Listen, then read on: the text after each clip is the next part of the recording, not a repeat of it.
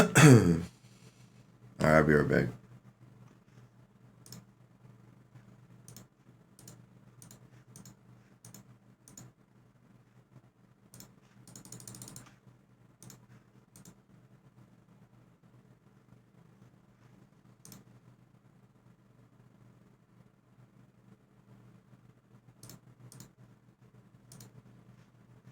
Post did not.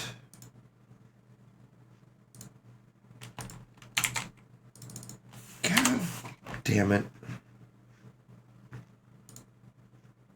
Stupid Facebook.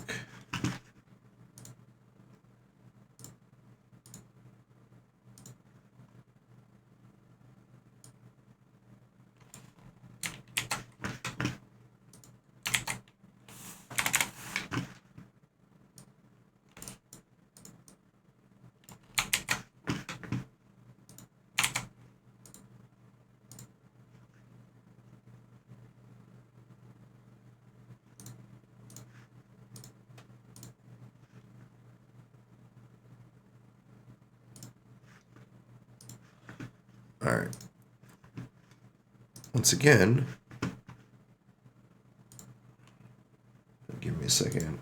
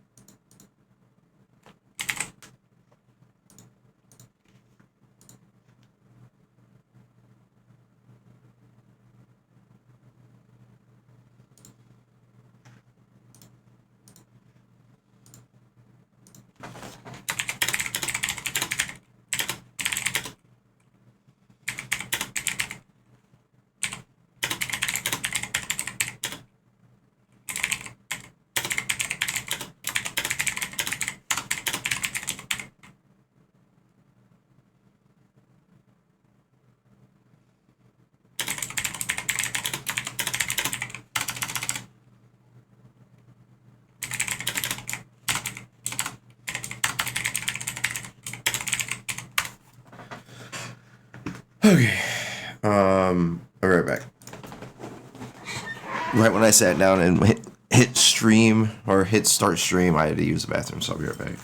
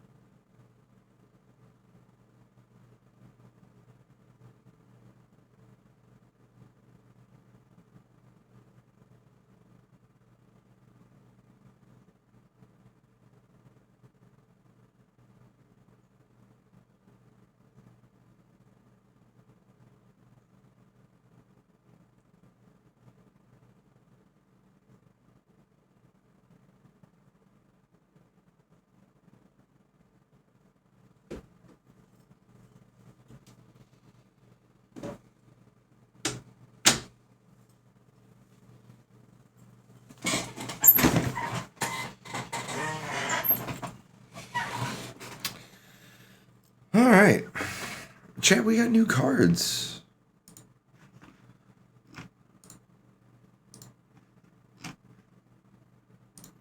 We got new cards.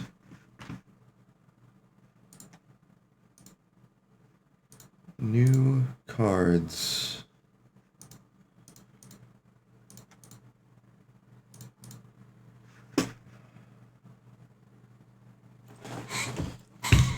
Also, I have the best Pop-Tart. It's the cherry. The best Pop-Tart ever. Cherry Pop-Tarts. And while I probably should toast it or put it in the microwave, I'm not going to.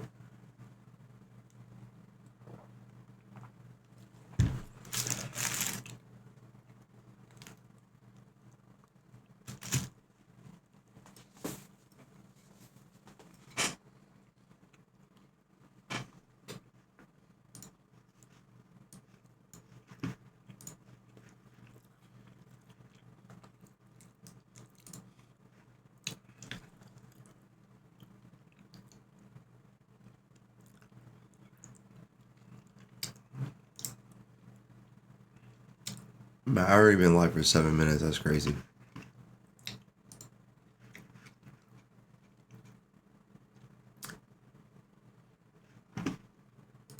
That's crazy talk.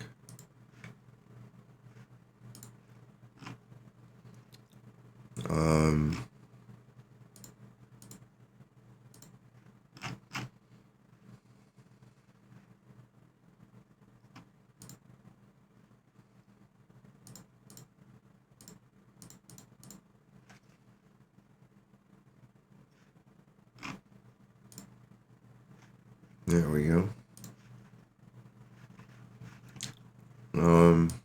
Yeah.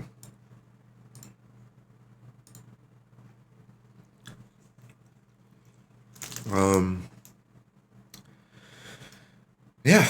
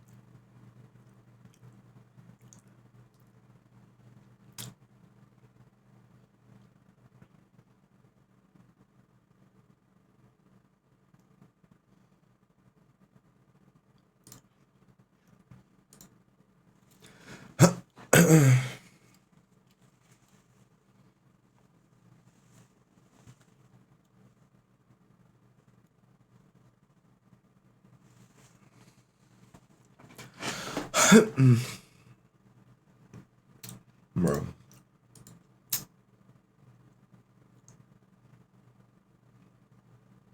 Comet's a hell of a card.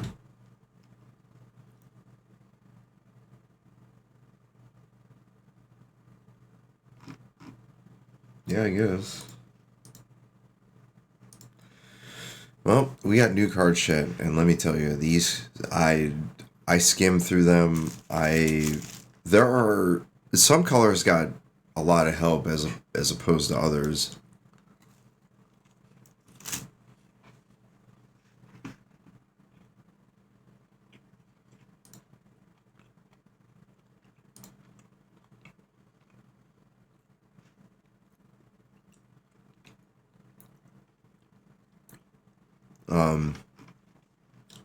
I think white got a lot. Other archetypes in standard, and a lot of this is going to hinge on what the ban and restricted announcement is.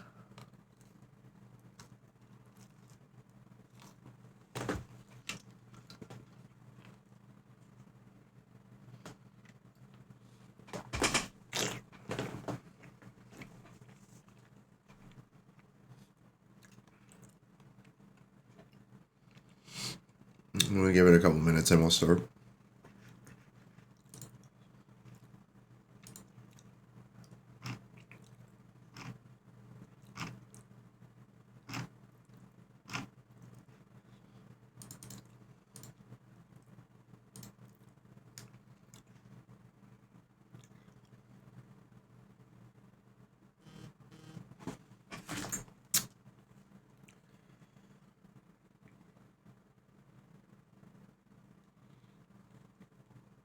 Wait, there's an NFL game going on right now?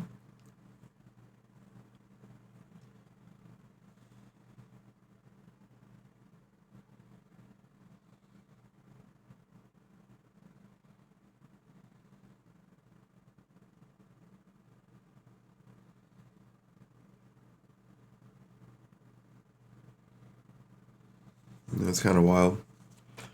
Alright, well.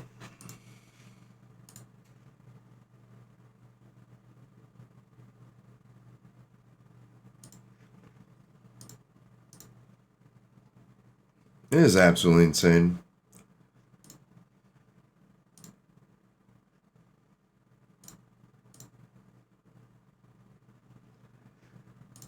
I'm not even, like, I won't say it live, but I'll tell it to their faces when I see them. It's absolutely insane. Like,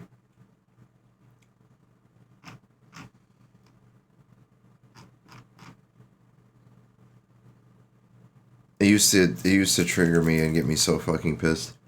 Now it's just like I feel sorry for them.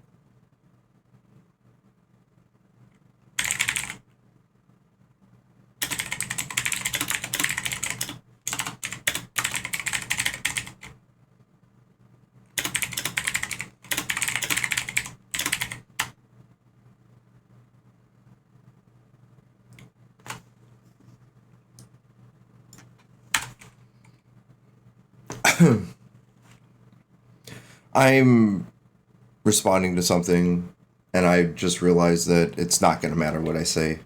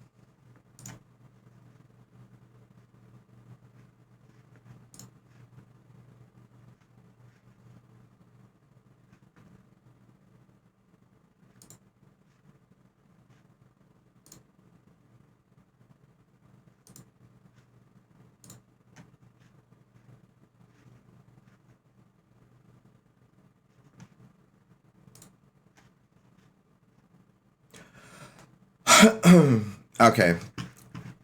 I'm not going to let that ruin what I have set out here. Well, that probably just ruined the fucking stream, but I don't care. Alright. I was responding to something that somebody said to me on Facebook, so... And each day, it just turns out that they're just less and less of a person, because they don't listen to anybody but themselves, so... Even when the truth is staring them right in the face. But either way, I don't really care what they think or feel after what I just said to them, so... Alright. I got shit to do, man.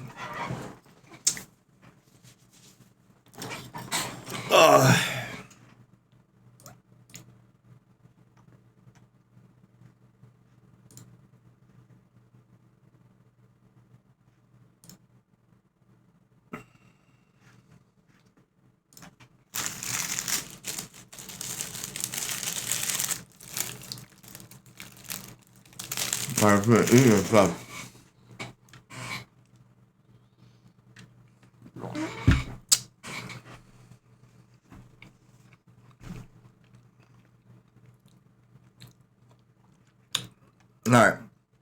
So we got new cards, chat.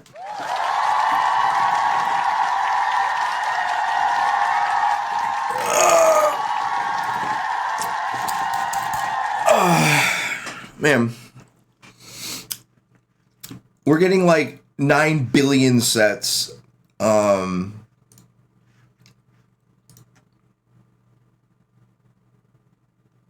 getting like 6 or 7 or 8 or 10 or 12 or 30 or fucking I don't know how many sets, but we're getting a crap ton of them, and they're all going to be standard legal, which doesn't make any sense. But man, oh man, but new cards mean new things, and new sets mean new beginnings, and whoo, man, it is a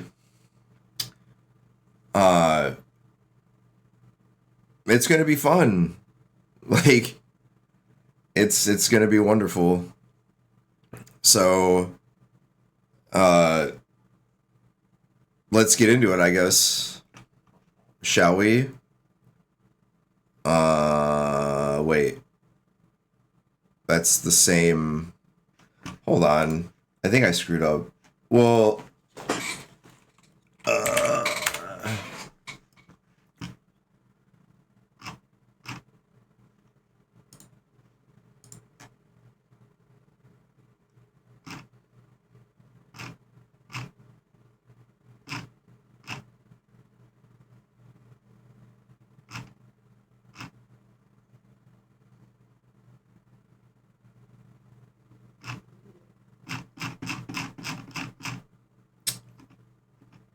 which flip is this? Yeah, Oceans. God, all these fucking ads, dude. I don't give a fuck about your fucking prescriptions. Okay.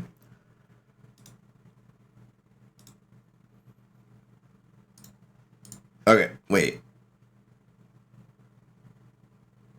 Well, then what the fuck is this card? Oh, it's that card? Bro, there's so many different... There's so many different,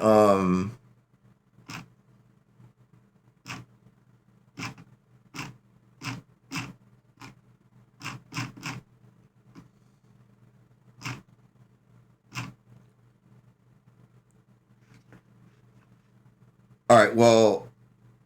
I hope this is the same card, because I don't fucking know, man. I really don't. Okay. Let's try this again. So there's like... There's so many different arts and changes and differences in the cards or whatever, so I have no idea, like... Yeah. So... Let's go ahead and... Still playing Nurse? That's fine. I appreciate you being here regardless. Okay. And here we go. Drum roll, please. Oh, I forgot. This is a multicolor... I'm starting with multicolor first. Actually, there's not that many multicolor cards. I'm going to change that. I thought there was more multicolor cards than I thought. So, that was the first thing I chose, but we're going to go in order this time because there's like the same amount. All right, so we're doing white first.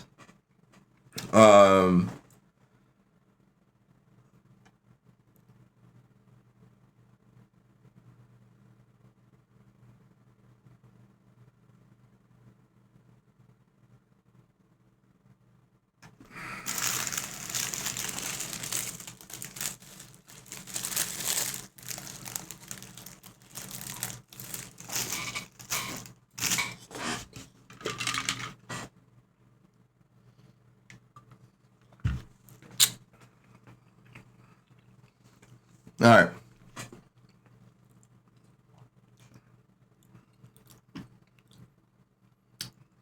White cards. Let's try again.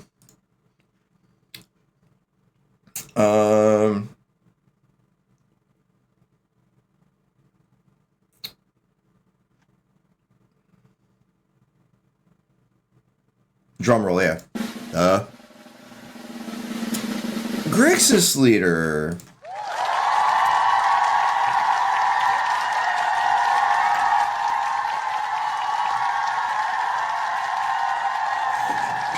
Alright, once again, this is a constructed set review. I'm not really caring too much about limited, although I may make some whatchamacallits.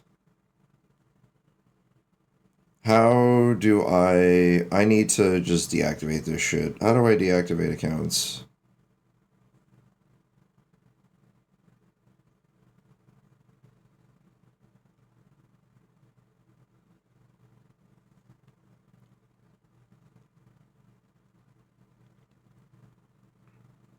What up, what up, what up?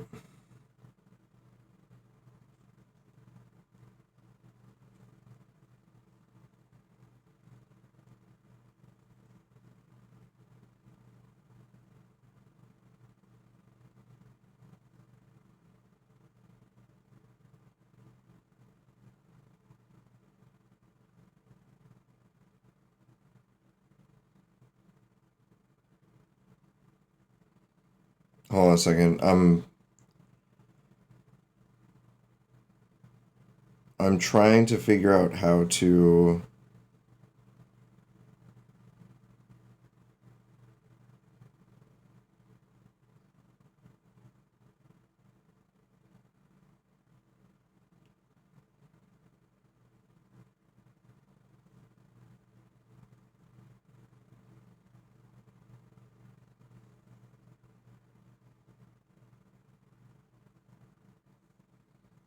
It is so difficult working. Oh, I appreciate it. Thanks anyway. Thanks for stopping in. Yeah, I don't know how.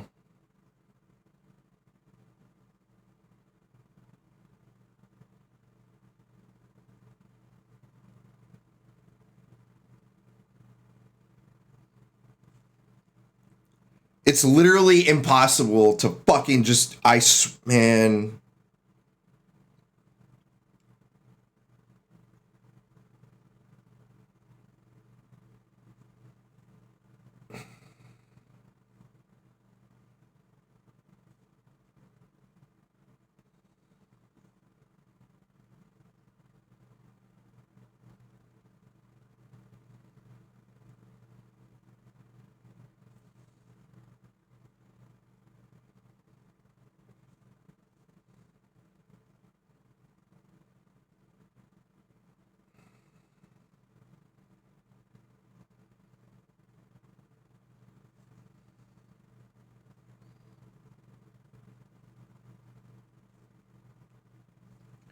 Whatever. Alright. It's literally 9 fucking steps to deactivate an account temporarily. It's insane. Like, I almost want to just delete my fucking Facebook account. I don't want any connections to anybody that is in my previous fucking past anymore, man. It's so insane. Alright. Aang's Iceberg. So, if you don't know, we're in Avatar: The Last Airbender stuff. So, everything is all based on... Look, man, I watched the live action movie, like the crappy one way back when.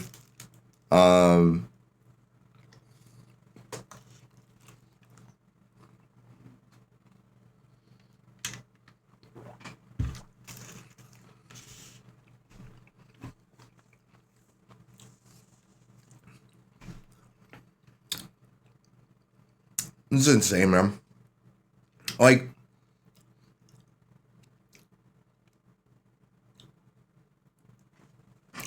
well, if I just... I'm just gonna do this.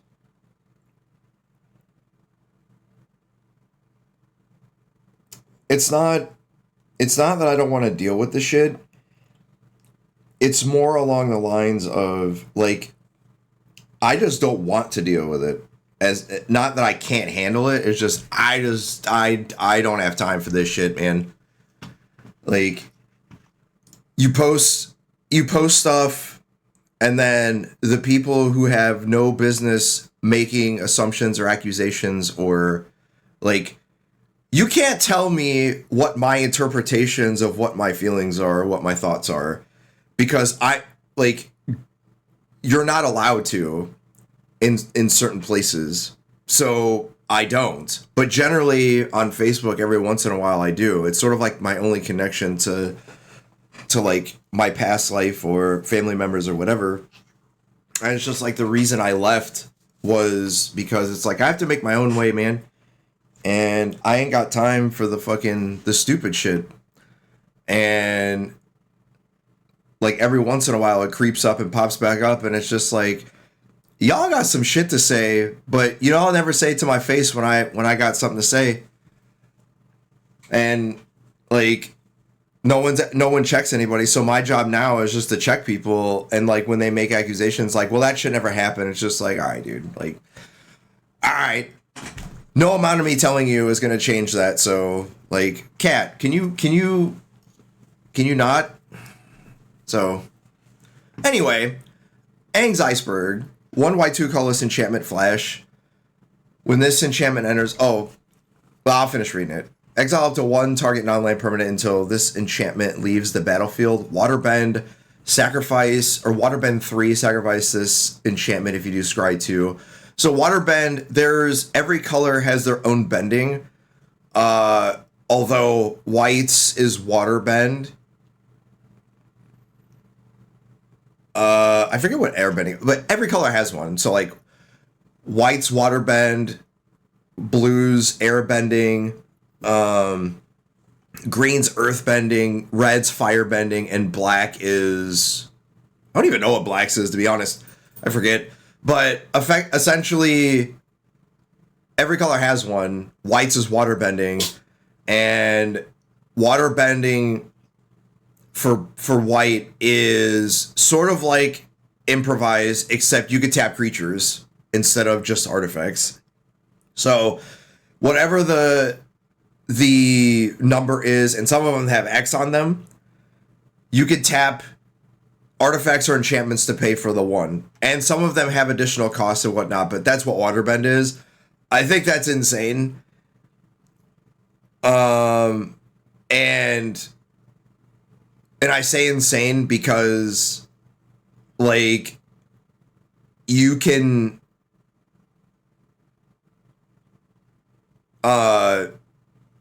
there's creatures that if you tap them, they do stuff. And this mechanic, I think, is better than people think it is. Even for the ones that say, you know, in additional cost, you got to pay airbend or waterbend like 5.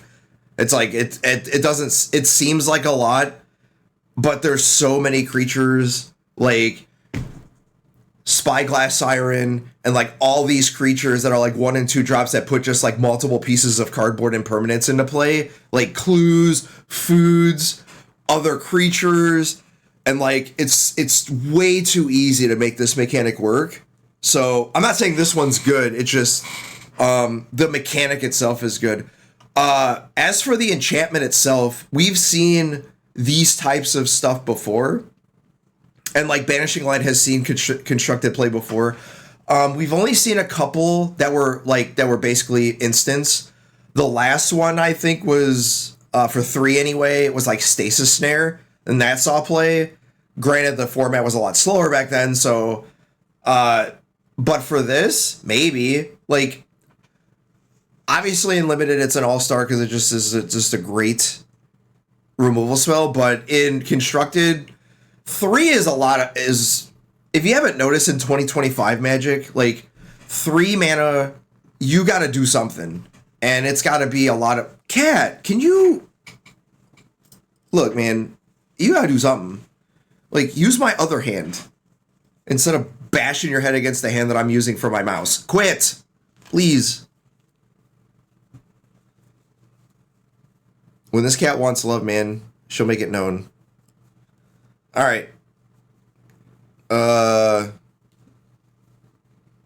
Yeah, so we've seen instants before.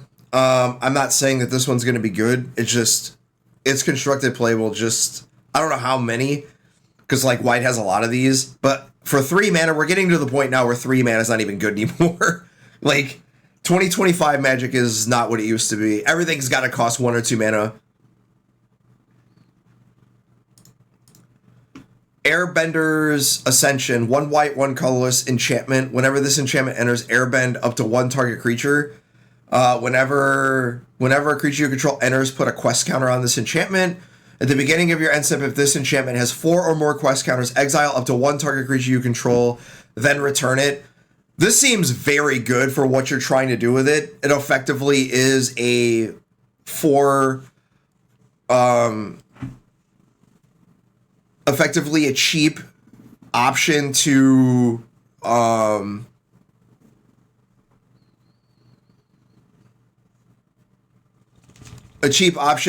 basically flicker your stuff, and it doesn't have the quest counter triggering like once a turn, that type of stuff.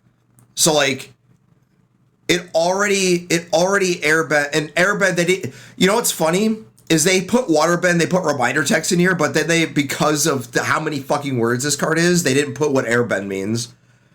I'm pretty sure airbending is like, Cat, are you okay? I think airbending is a flicker effect, but I might be wrong. But like, if you ever flicker like in reinforcements or the creature that basically brings another creature with it, you do that twice and you just keep bouncing it. Like, this card seems incredibly good. I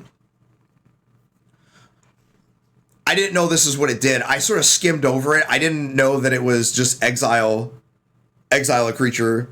So, and the best part is that the triggering, all of it is not like once a turn. So, and it automatically works like not during your upkeep, but at the end of the turn. So like if you draw this late game and you have a bunch of like creatures that enter or whatever, you could theoretically make this turn on the turn it enters the battlefield. So, sort of like you flicker one of the reinforcement creatures, bring in 2 creatures, and then you play another one, and now it has 4 counters, and then you flicker again. So, like, yeah, this card seems incredibly good.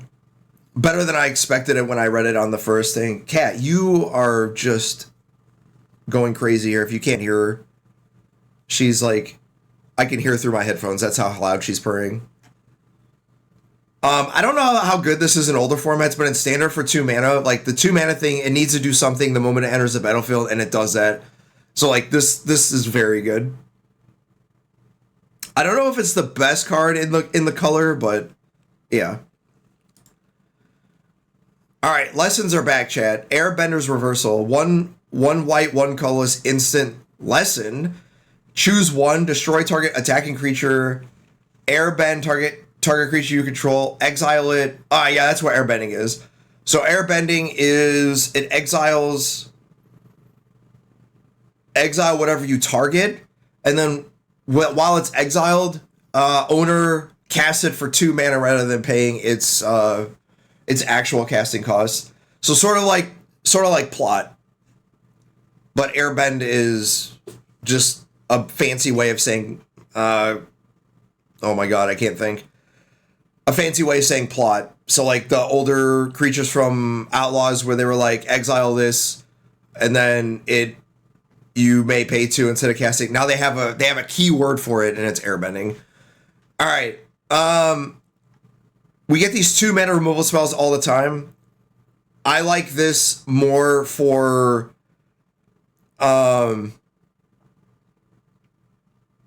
it's a little annoying that you can't airbend other stuff besides your own stuff, but destroy target attacking creature is good for 2 mana. So I don't know how good this will be like in constructed, but sideboard cards are a plenty, and if lessons matter, although they probably don't matter here because there's no cards in this set that learn. So they just added more lessons. It's more for, I think it's for the limited format because there's a lot of cards that care about lessons in the graveyard, and the majority of them, I don't think, skimming over them, I don't think there's one card that I looked at that was just like, yes, I want to play lessons and it gives me enough value to where it becomes a constructed deck. But in limited, yeah, these lessons are going to be an archetype. So, and this one's probably one of the better ones, because it's just straight out removal, or if you're playing against a deck that has no removal, you still have a bouncy effect for your enter the battlefield triggers for like drawing cards, discarding, whatever. And it's cheap. It's for 2 mana.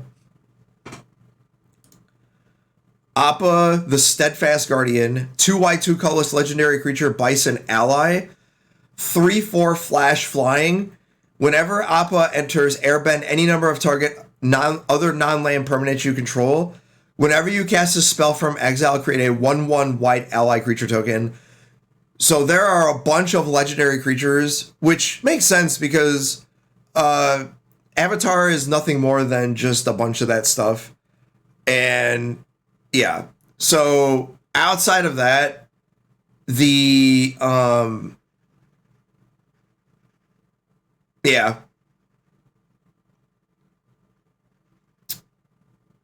if there's an ally deck, this is in it. And while 3/4 is sort of on rate,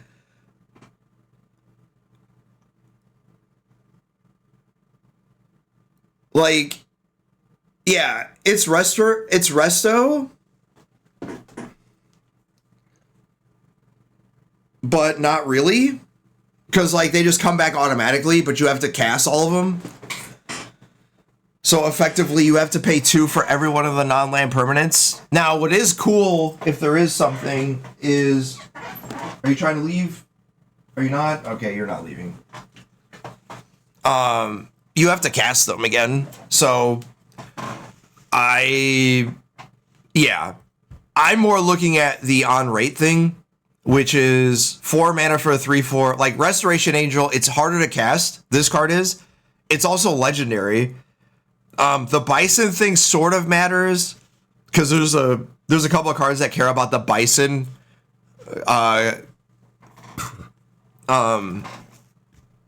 creature type, also ally. And I don't know how much the 1/1 token matters. Now, what does matter is the only thing this synergizes with if you don't exile anything is it synergizes with adventures, which we still have. And we also have, there's some other stuff that exile stuff from a bunch of the the 2 mana spells that exile top cards from your library and play them. I don't know what card you would call that. Like, I can't think of the fucking cards right now. So, but I'm not as impressed with this as other people might be, because we've seen cards like this before, Restoration Angel being one of them, and this is sort of like a side grade to Restoration Angel as opposed to being better or worse. It's sort of like a different take on it. I don't like that it costs double white, as Resto was much easier to cast. And while exiling my stuff is fine, I have to recast them. That's annoying. So it makes it a lot worse just to get a 1/1 creature token. Now, if there's synergy with the allies, then yeah, then this is like in it and the creatures matter and whatever, and that's fine. But like by itself, I doubt it. I think we even have a Resto type creature in the format already, and even before all of the busted strats, I didn't even see any play. So I'm skeptical. Standard only. I don't see this seeing any play anywhere else. Compassionate Healer, 1 white, 1 colorless, 2/2 human cleric ally. Whenever this creature becomes tapped, you gain a life and scry 1. I always try to find at least, one uncommon and 1 common, or a couple that seem to like push the envelope on, what could possibly be done, like how push can we make commons and uncommons, and this is one of them. It effectively states that I am a synergistic piece for airbending or waterbending, and it's not that bad on rate. A 2/2 for 2 is, just your run-of-the-mill. Even if it's for limited, it's still like one of those all-stars that just basically fillers the synergy of I tap this creature and I gain a life and I scry. You scry enough times, it's like drawing a card, and that's on a common. So like, if this had Vigilance, oh my goodness, this thing would be so good. But you put this in it's probably not good enough for constructed, but if it is like one of those cards that this is like the one you're like, I could see this seeing play in constructed just because it like does a lot on its own, and it's like, are you really gonna spend 1 or 2 mana removal spells on this when you should be doing it and it's already providing value? So yeah, as Jim Davis puts it, the bomb and common of this of the white cards, although I think there's like one other uncommon and common that I have in here, but yeah, I always do that deep dive of like, what did we miss in the spoilers, and is it possible that there are some not so talked about cards in there, and maybe this is one of them as a sleeper common that might actually see constructed play.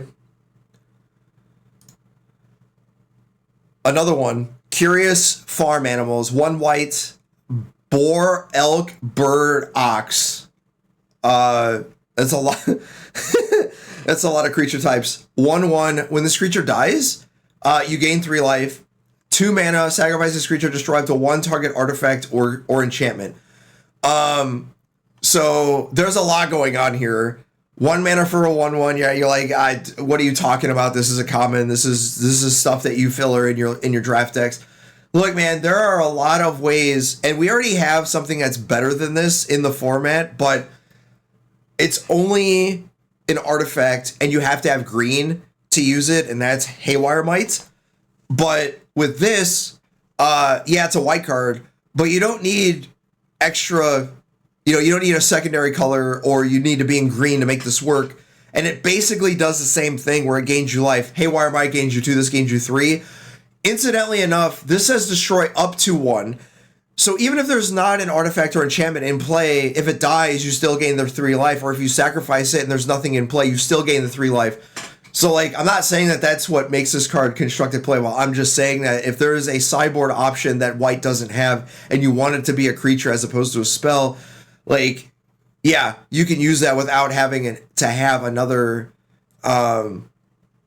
color, so to speak. And if there's a reason that you have, boars, elks, birds, or oxes, where it's like, give a bird +1/+1, or, something to that effect. Like, again, I'm not saying this is going to see constructed play. It's just like, if I'm looking deep diving for some sideboard cards for my constructed deck, I'm giving this one a second look just because of, how much text this has, and giving me 3 life might actually matter. Empty City Ruse. All right, so this is so there's a bonus sheet. Technically, like a crap ton of bonus sheets, but this is one of the bonus sheets of the scene cards, I think. I don't even know. But this is for historic, still constructed, or timeless. 1 white sorcery. Target opponent skips all combat phases of their next turn. We haven't really seen a lot of Turbo Fog decks as of late or recent, but we do have Orange Chant, and that's not banned in Historic. So while Orange Chant stops you from attacking, and if you kick it, they can't cast spells, this is basically like, your mom telling you, hey, I want to have Orange Chant, and they're like, Empty City Ruse is Orange Chant at home.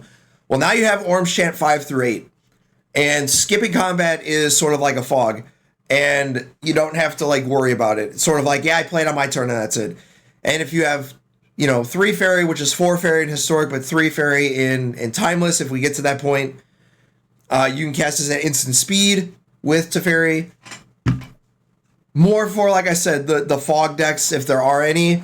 And you don't have to play the 3 mana one if you don't want to. You can just play this. And you're already playing Bant probably to begin with. So I'm not saying that deck's good, just here's a constructed card for y'all. There are not that many. After that bonus sheet is huge, but there's a lot of cards that's just not going to see historic play as someone who plays a lot of historic.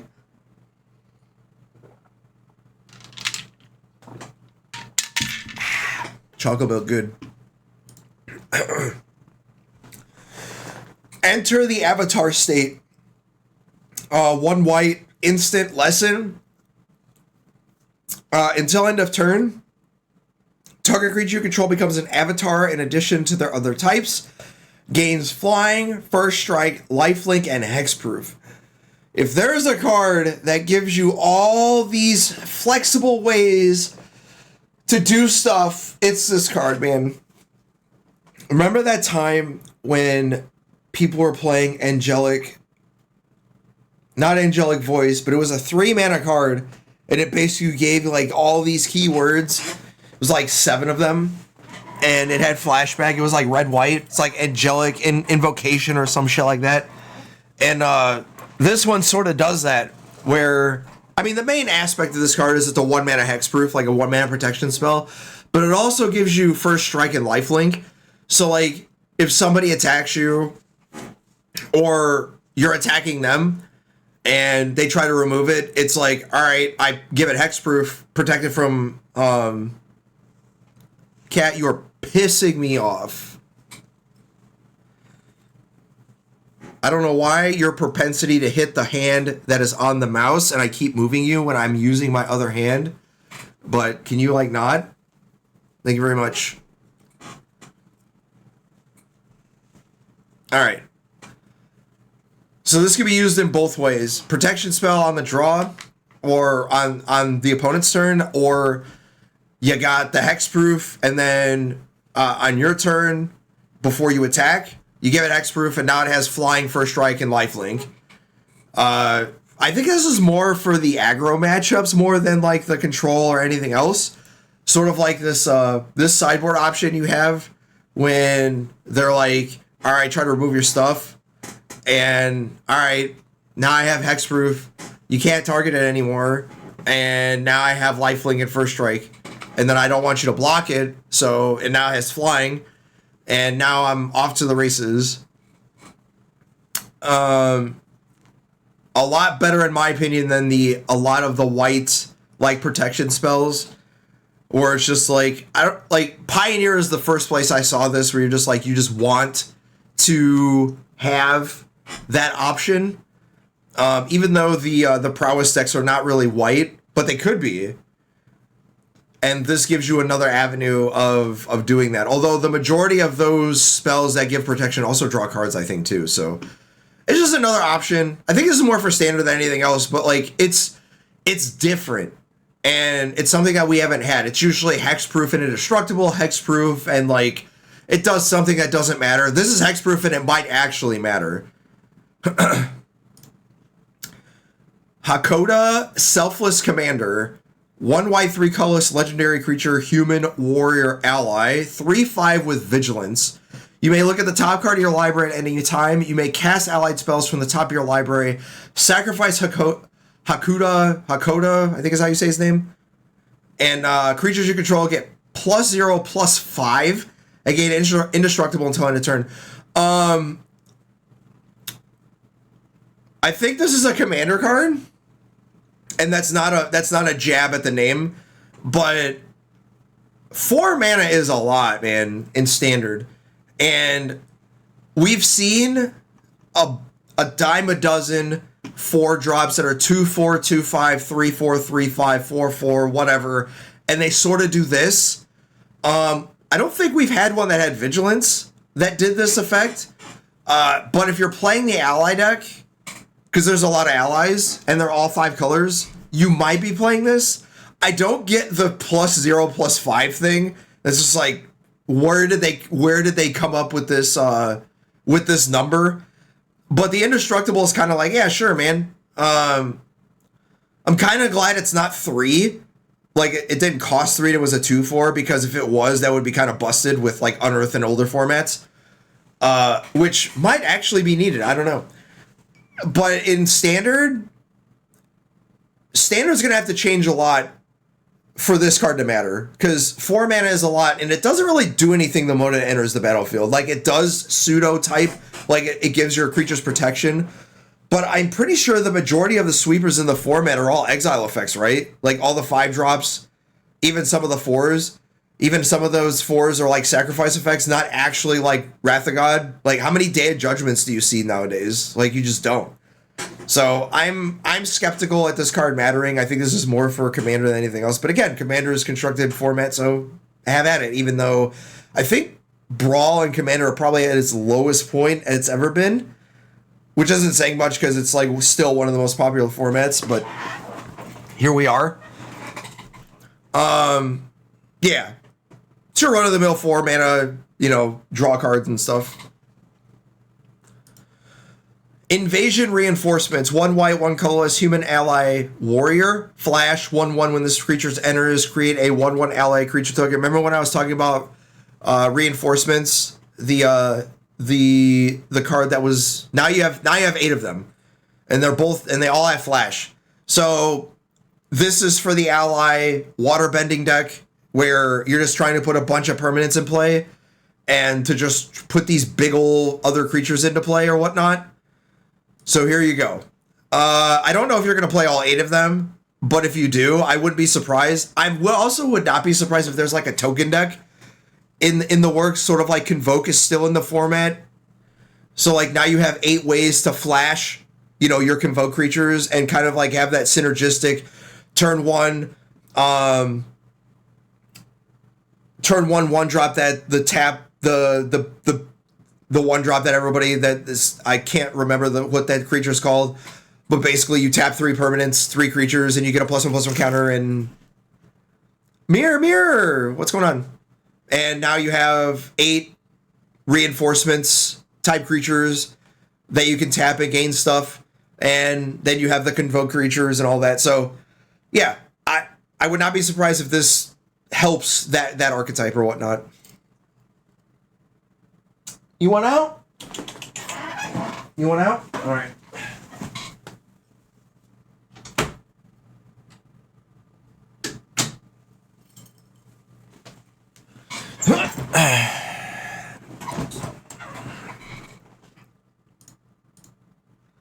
Momo, the Friendly Flyer.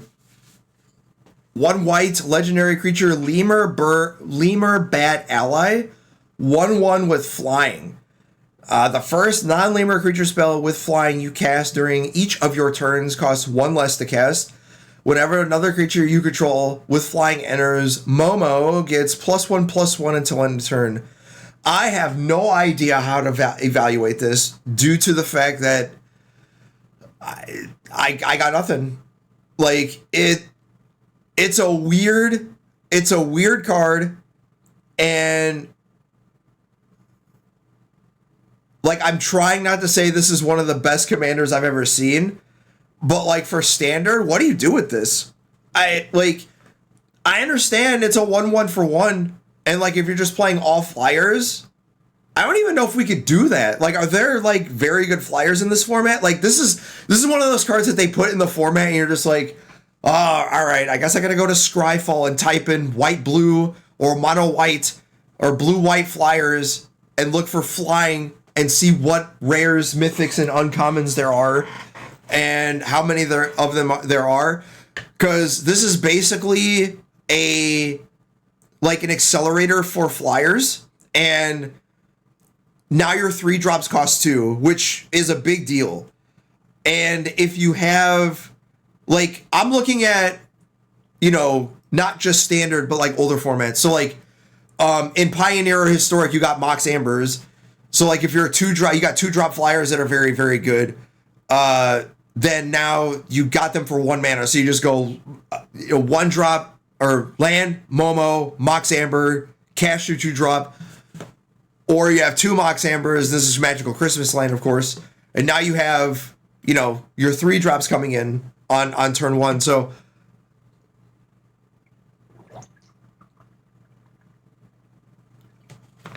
I don't know how good that is. In standard, I don't know.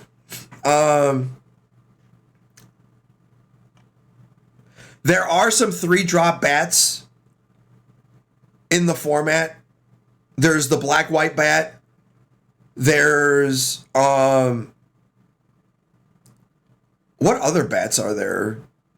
Like, I see this as a bat card, like black-white bats. Like that deck was that archetype was the thing, and then it kind of like went away because combo decks in the format just kind of pushed it out of the format. But now you could basically play the bat on 2 now. Right? You just go Momo, then that bat. And now you got a whole deck.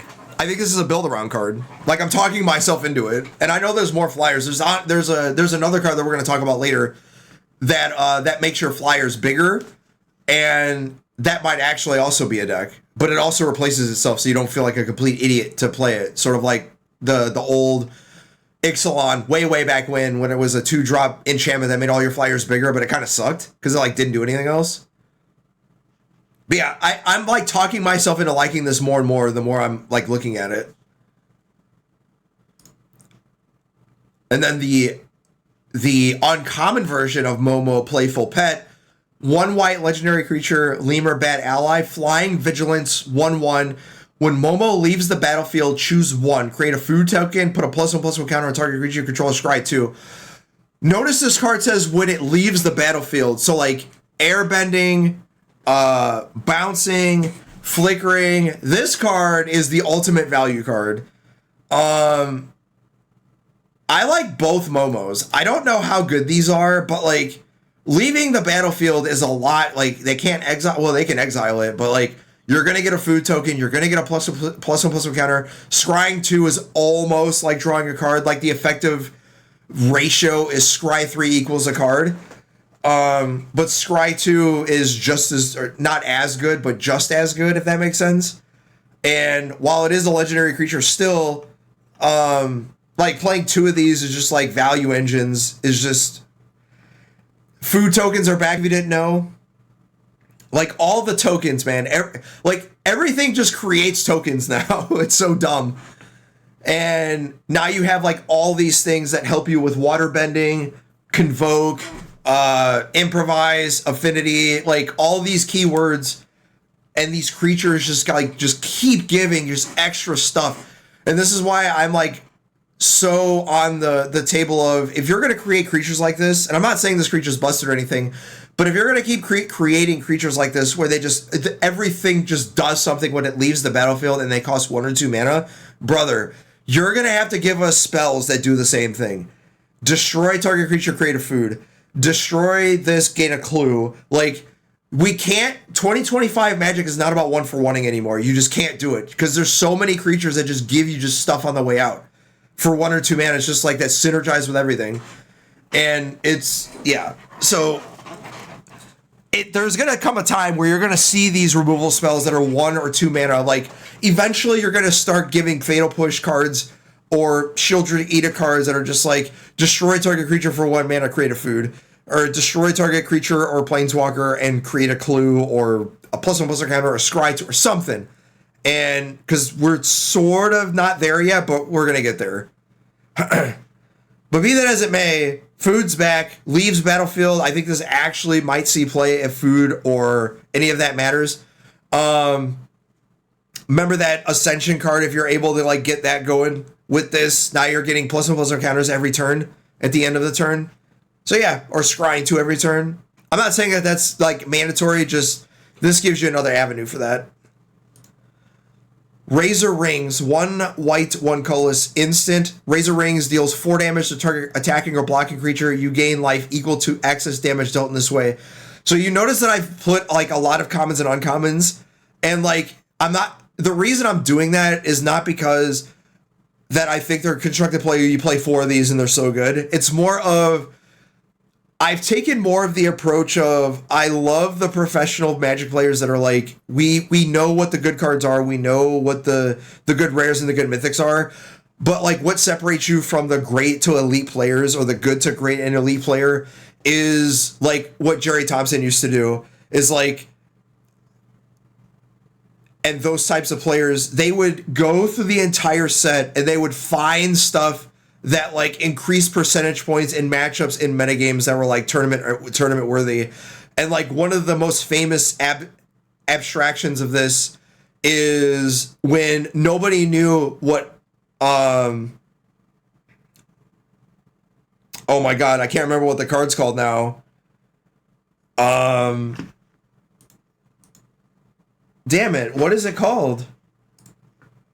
Not reinforcements, but it was a 3 mana card. It was sorcery, was in white.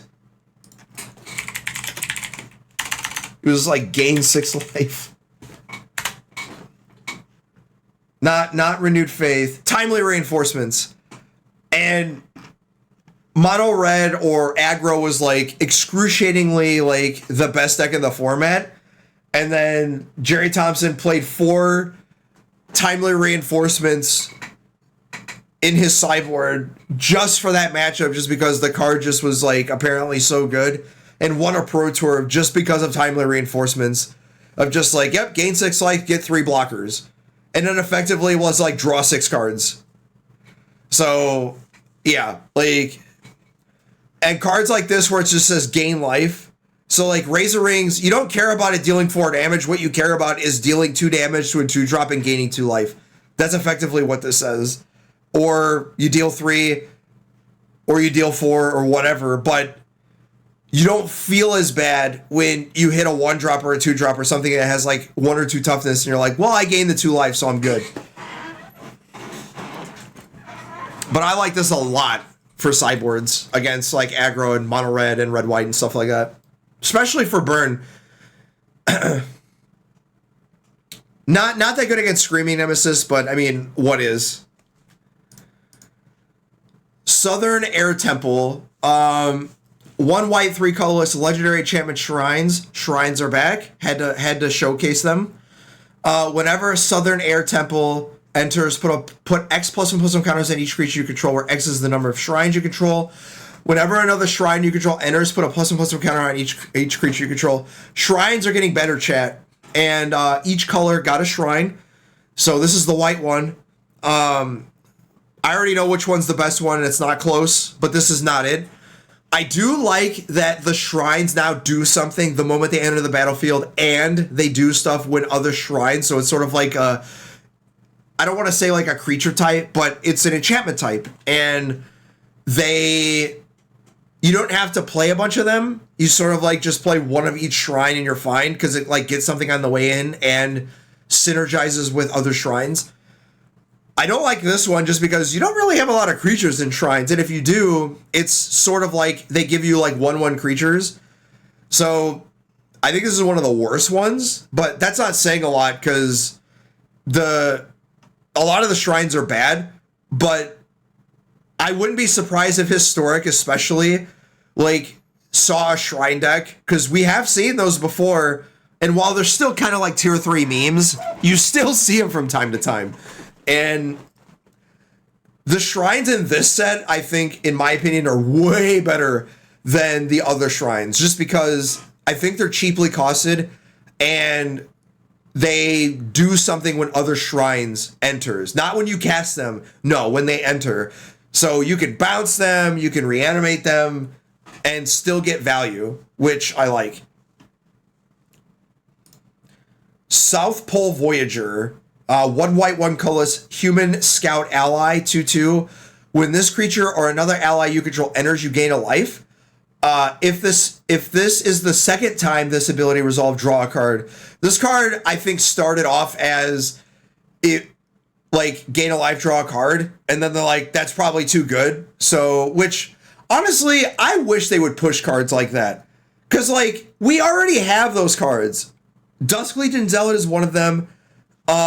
There's a couple others where it's like they literally draw cards the first creature that triggers, and they see like almost no play, man. They saw like little to some play like the first time they showed up for like the first month, and then like you don't see them again. So like I understand the gain life thing is it like you're always going to gain life, and that's good, but like the drawing the card is what matters. And I wish that I would draw a card the moment that, you know, you cast an ally. But obviously they wanted to have this, you know, only trigger once, like the drawing the card aspect, because you can't read it. You can't write it like, whenever this creature or another ally enters, gain a life and draw a card. This ability only triggers once. They wanted the life gain to happen always. So this is sort of like a way to make the draw a card only happen once. So I'm cool with that. I just don't think it's going to see that much play, man. Like, if you're playing the ally deck, of course. But again, like, I don't know, man. I should have some reservations, because the BNR announcement, Vivi is gone. Like, just automatically assume the Vivi Cauldron deck is gone. Does that change the landscape? And I think it does.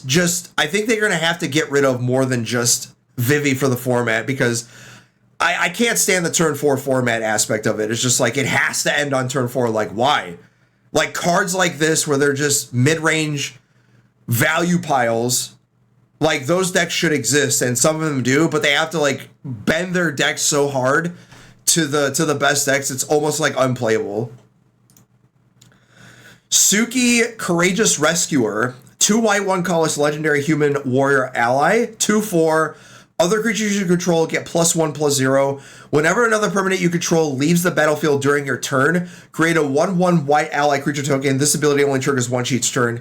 Chad, you have to understand something. This card, I think, is one of the best cards in the set, and I think it's one of the best white cards in the format right now. So it's not even about the Anthem effect. It's the sheer fact of what this means for the mobilized decks. It just, like, this card is so good with the 1 and 2 mana mobilizers, it's insane. Like, you're always getting the 1/1, and those 1/1s from mobilize are now 2/1s. That's absurd. So like your 1/1 goblin that has mobilized for 1, Voice of Victory, which is mobilized for 2, like, that's 4 damage, and then you're getting at least 1/1 white creature token, And then if you're playing a sacrificey deck, then now you have more sacrifice fodder. Like this thing synergizes with everything. So you're getting an Anthem effect for your tokens, and then you're getting stuff on the way out that just stays every turn. So like, yeah, this card's very good. It's a little hard to cast, and I think it had to be, because if this was like easy to cast, like 2 colorless, 1 white, I think this card would just be absurd. But still, like, you have so many ways to make this work, and it not dying to Torch the Tower is like huge. Yeah, I like this a lot. We will be running this with mobilized creatures and sacrificing strategies for sure. I don't know if this is good enough in older formats, but for standard, especially as an aggro card to like compete with the mono red decks, I'm about it. The Legend of Yangshen, 2 white, 3 colorless saga. 1, starting with you. Each player chooses up to 1 permanent with mana value 3 or greater from among permanents your opponents control. Exile those hold on. Starting with you, each player chooses up to 1 target permanent with mana value 3 or greater from among permanents your opponents control. Exile those permanents.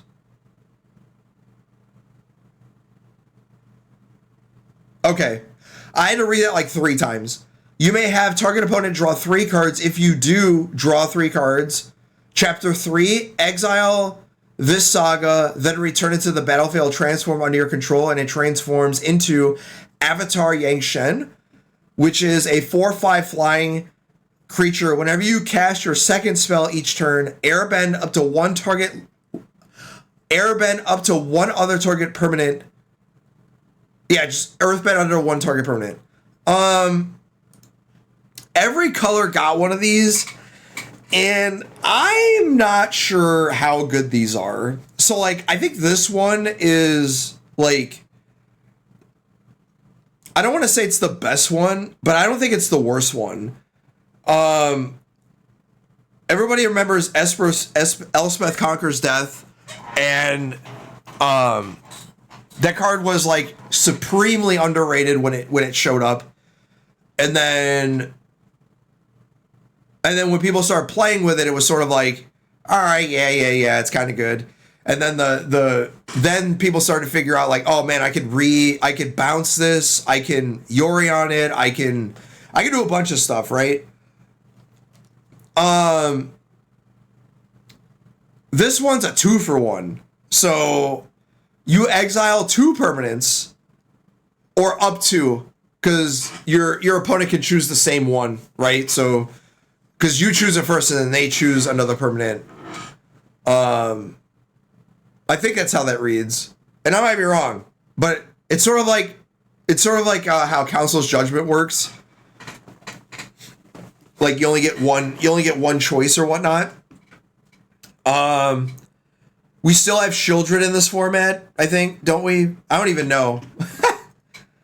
No, we don't have Children in this format anymore. So, what punishes the draw 3? I know there's at least 1 or 2 cards that punish draw besides Fairy Mastermind. Anyway, at least you get both of you get the draw 3, but you get to utilize it first. The flip, I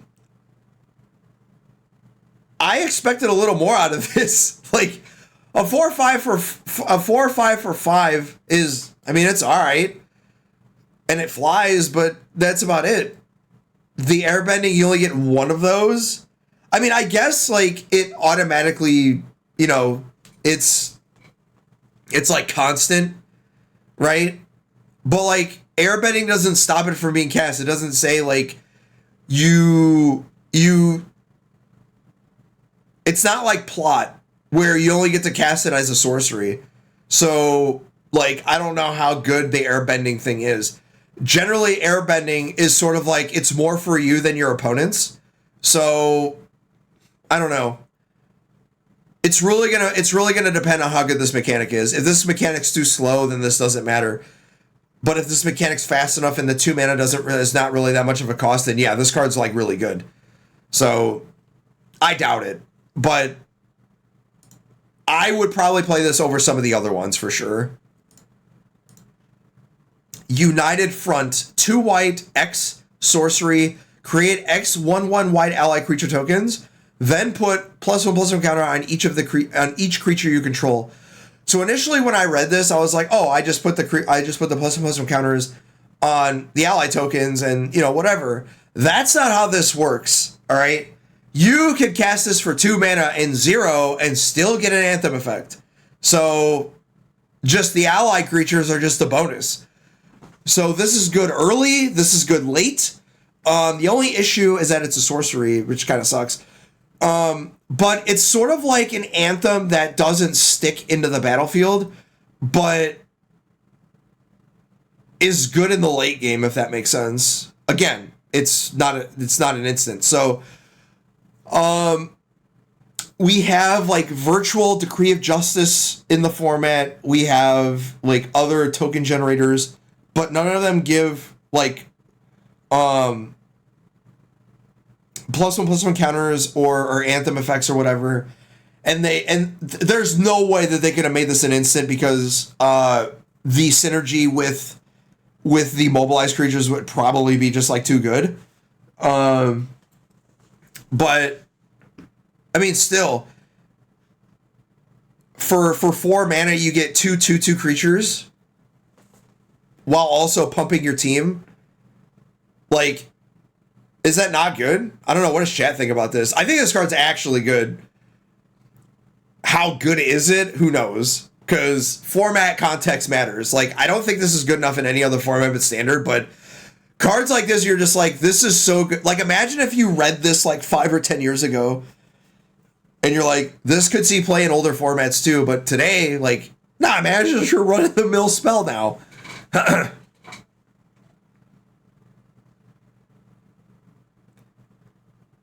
Yeah, I think this is like an aggro, like a mono white aggro card, just like an additional Thalia's Lieutenant type deal. That's how I read this. Man, this is good. Water Tribe Rallier, 1 white, 1 colorless human soldier ally, 2/2, Waterbend 5. Look at the top 4 cards of your library. You may reveal a creature card with power 3 or less from among them and put them into your hand. Put the rest in the bottom of your library in any order. While paying a Waterbend cost, you can tap your artifacts and creatures to help pay for the cost of pay up to 1. So, soldiers used to play a 1-drop that had pay 4 and look at the top 3 or 4, or maybe it's top 7. I don't know how many it was, but you know, you got to find a soldier basically. And this is effectively the same thing, except you could tap your soldiers or you tap your allies and tap your artifacts and find a, you know, creature card with power 3 or less from among the top cards of your library and effectively draw a card. Yeah, the cost is a little steep, and I don't know how many vigilance creatures we have, but there are a lot of there's that green-white creature that has vigilance. You tap it, you gain 2 life, draw a card. There's a couple of like, you tap this creature, get a +1/+, or get a 1/1 ally. So there's like a bunch of these water-bending creatures that are like have vigilance, or you need to tap them. And you also have like a lot of these Azorius decks or green-white decks that are just like all creature counters, that type of stuff. And this like finds all the creatures. And also can pay for itself. So like effectively this is like Waterbend 4 because you're kind of like tapping this on its own. The only thing that sucks is you have to do it with your creatures. So like, are you attacking? Are you drawing? Like, what are you doing? And I like that decision-making process, or like that mechanic, so to speak. And if not, you don't have to pay with creatures or artifacts, you could just effectively tap 5 and draw a card. So yeah, I like this a lot. And this is one of those 2-drops that are like, yeah, it's an uncommon, but it's not really gonna see that much play. This is one of those Jerry Thompson cards that are just like, yeah, the water bend doesn't matter when you're playing like a bunch of 1-drops that give you, Novice Inspector, Spyglass Siren, and you play this and it's like, all right, I'm drawing a card every turn. So yeah. I don't know how good that is in this format, especially after, Vivi goes away. But again, like, I dug deep on a lot of these that are very unassuming, and those are the cards I like. Because everybody can find a good rare or rare mythic, but finding a common or uncommon that has like a synergistic piece that is just like a 4 of is hard to find. And I'm not saying this is one of them, just saying that that's how you have to look at them. You look at 1s and 2s, how much value you can extract, and is it worth it? And generally, cards like this, it's a little crappy that they don't, like, it's just kind of like a mopey 2/2, but that doesn't have, like, any other effect. Like, it's not, like, it doesn't have lifelink, it doesn't have vigilance, that type of stuff. And I wish some of those creatures did have vigilance. So, like, you're like, incentivized. It's sort of like the old, those creatures that sort of, like, tell you to use it that way. So like Brazen Borrower was like, can't block creatures, can only block creatures with flying, or can't block, and like has flying. It's just like, I'm a 3/1, my job is to attack, and that's it. And there's a bunch of those. Well, this, if it had like vigilance, it's like, I'm just forced to attack every turn. And that's it. That's all the white cards that I think are constructed playable. Not as many as I thought, but if you think that white didn't have enough, like, trust me, some of the other colors, man, I think green had like the worst. They had like 5 cards, dude. It's bad. Wooburg, so blue is next. I think blue had the most, but it was because of how many cards they have for like older formats.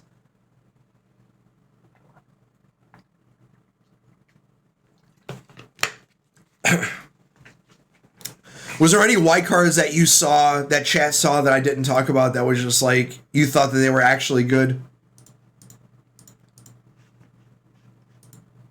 That I may have missed. And that counts for older formats too.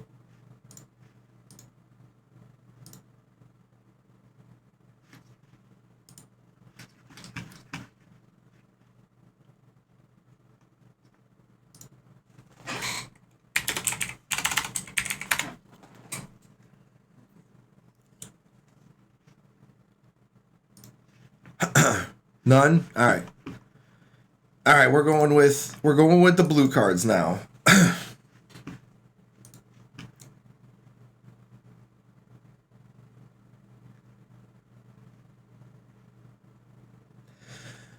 All right, here we go. Blue cards. And here we go. And we're starting off with a banger.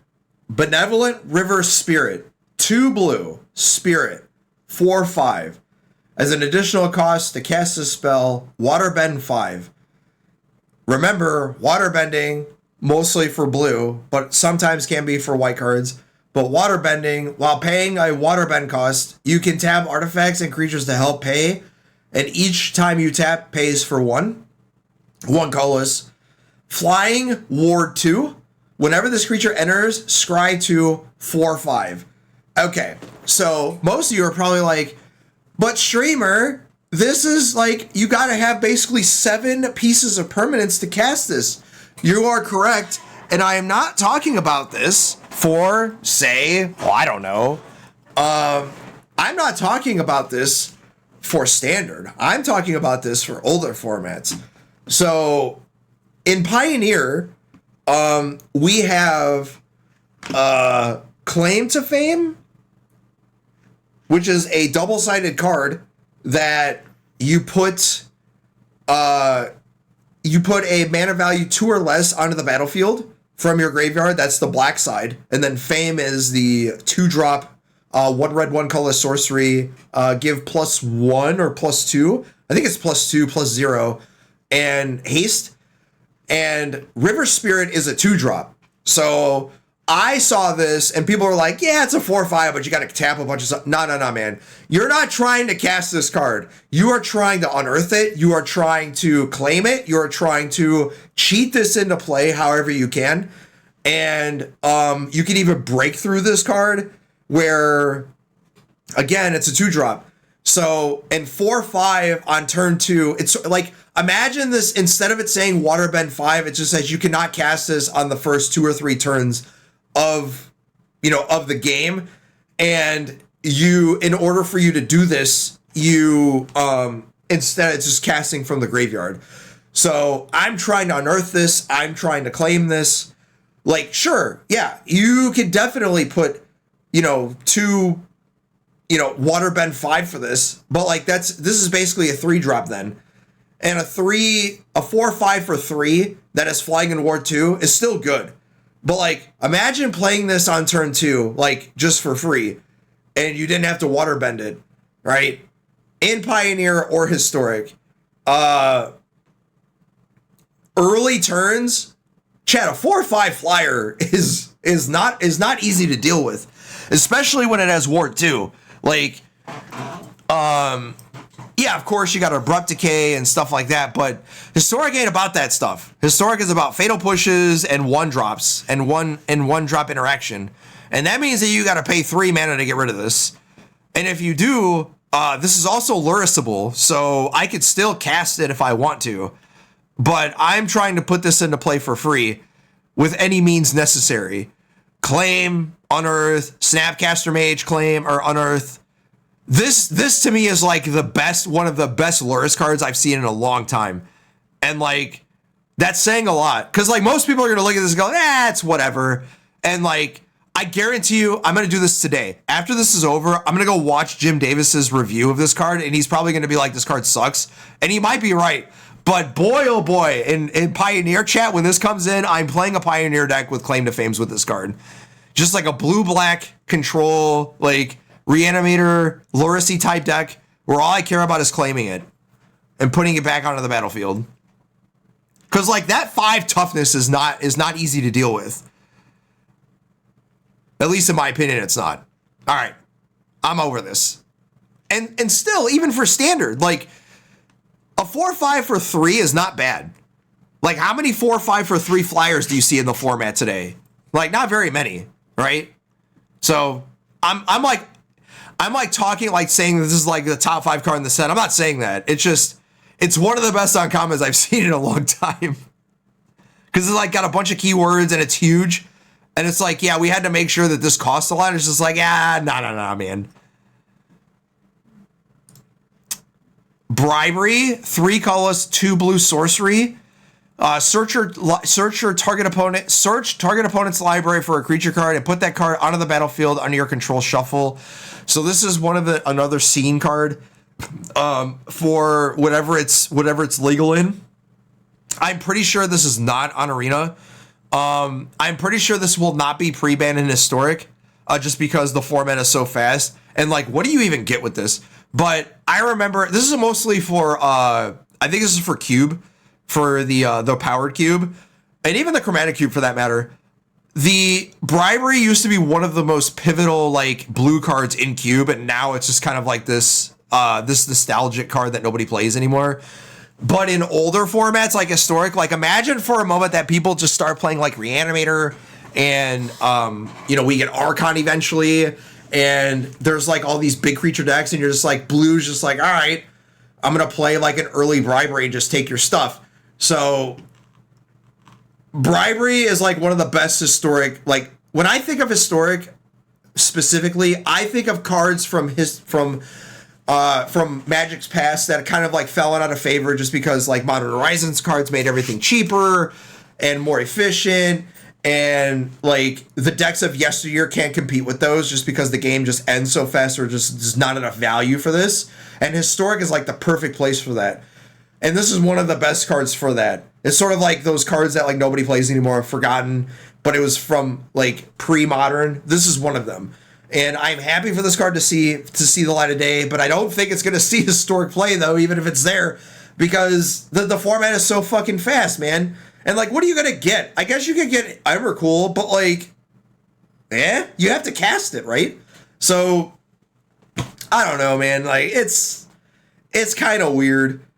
I guess you get like Pyroglyphs with it, but like you're never gonna be able to cast it when they're casting Thoughtseize and Inquisition, like Thoughtseize every turn with like Jar Seals and stuff. So Cube is like the most pivotal part, I think, for this card. But for Historic, like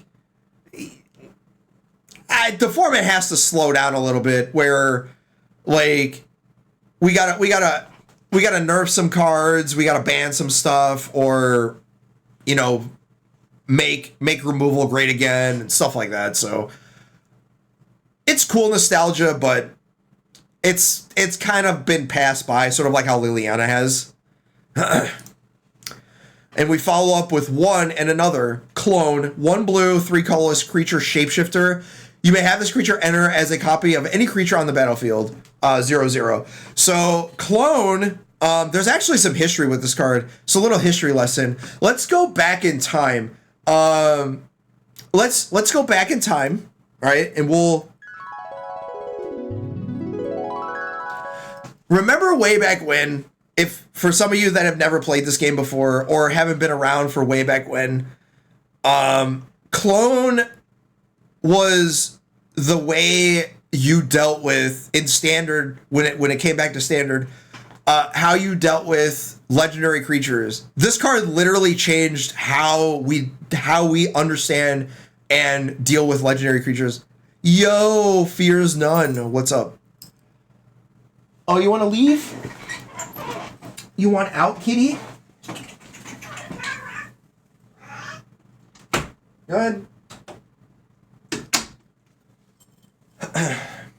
So clone is how we used to deal with legendary creatures, and the way the legendary rule was way back when, yeah, that's what she said, she'll be back, is there can only be, the original rule was there can only be one, as in the Highlander. So whichever one was first, basically first come, first serve, any other, on any battlefield, didn't matter if it was your opponent's, didn't matter. You only had one legendary creature.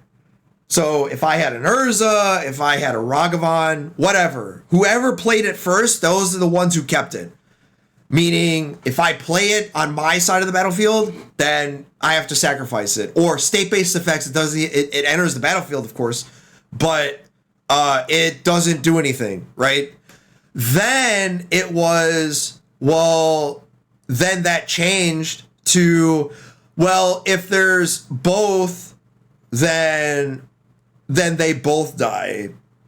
Or rather, whoever gets the next one, then they both die effectively.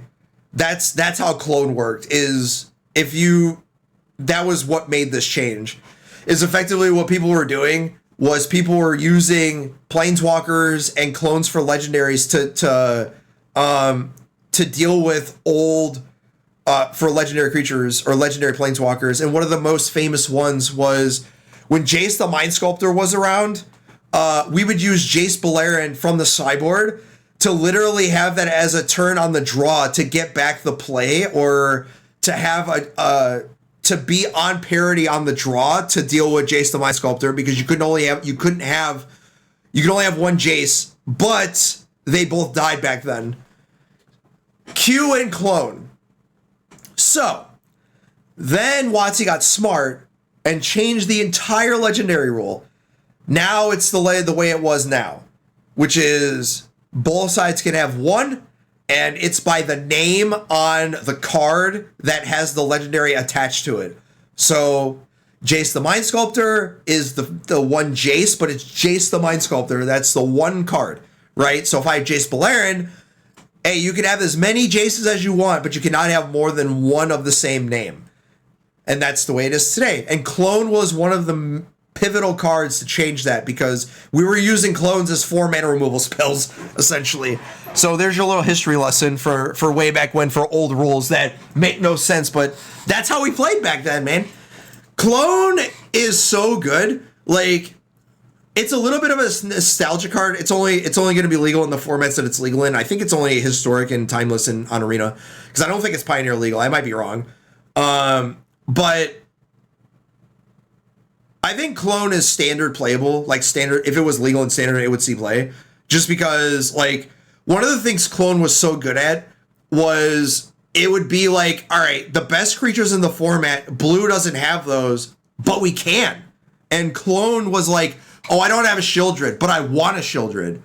Or it's like the best card against me. So, but it's also the best card against my opponent. So I play with Clones. And Clone was like, hey man, Clone was basically like, hey, it's they have like protection from blue or hexproof from instants or something that was like a huge creature that you couldn't deal with. So you play with Clone to kind of like block. That's how we use Clone. And it's still one of the coolest designs, effectively cool costed, efficient cost, and it could be any creature. It could even be a boat. You know how much we wanted one of those. Yeah, brings back a lot of memories, man. I'm so glad that we're able to play this in Historic. I don't know if it'll see play there, but it used to. Like, it used to be one of the most, like, constructed playable cards ever. And now it's kind of like, we're past that point now. And we follow that up with one of the better reprints not reprints for Arena, but reprints in general, and that is nope, I'm one off. Sorry, you're gonna have to wait a turn. So, hey, it's me. Welcome to the stream. All right. Crashing Wave. 2 blue as an additional cost to cast this spell, Waterbend X. Tap up to X target creatures, then distribute 3 stun counters among tapped creatures your opponents control. So again, if there's a mono blue deck, like, this has got to be in it. And there is a mono blue deck right now. I don't know how good it is, but it has posted some 5-0s. And I've seen it on Arena in Standard a little bit. Again, I don't know how good it is, but this is very, very good. It's a little annoying that it's sorcery, but the stun counter thing I think is really cool because basically it's a time walk. So you tap it's basically like just one side of Cryptic Command where you tap your opponent's entire team and then you stun them. So you time walk them because they can't attack or block. And then you basically get another turn. And then and this also kind of works with Snapcaster Mage and older formats too, where you kind of like, you stun their creatures, and then the next turn you flash it back with Snapcaster, tap Snapcaster, stun them again, and then I don't know what you're doing with all those turns, just it's effectively another way to time walk your opponent.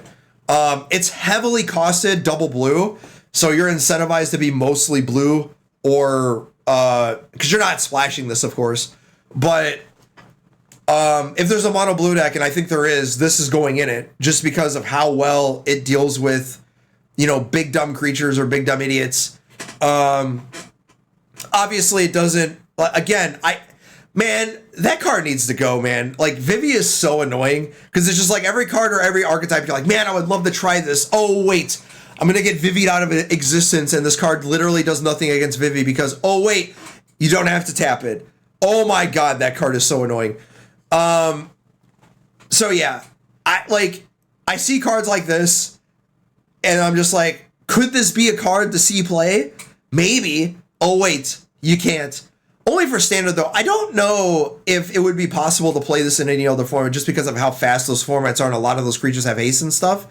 But in Standard, yeah, man, I would love for cards like this to see play because, yeah, stunning a lot of creatures, tapping them, time walking your opponent is just something I like to do. It's so cool. All right, the card that I was going to talk about before I got ahead of myself, Force of Negation, probably pre-banned in Historic, but be that as it may, 2 blue, 1 colorless instant. If it's not your turn, you may exile a blue card from your hand rather than pay the spell's mana cost. Counter a target non-creature spell. If that spell is countered this way, exile it instead of putting it into your owner's graveyard. So this is a Modern Horizons card. I'm pretty sure this is from Modern Horizons 1. All the Force cards are. That's right, because the Modern Horizons 1 was Force of Negation, Force of Vigor, and then Modern Horizons 2 was the Pitch Elementals. So we already have free spells in Timeless, and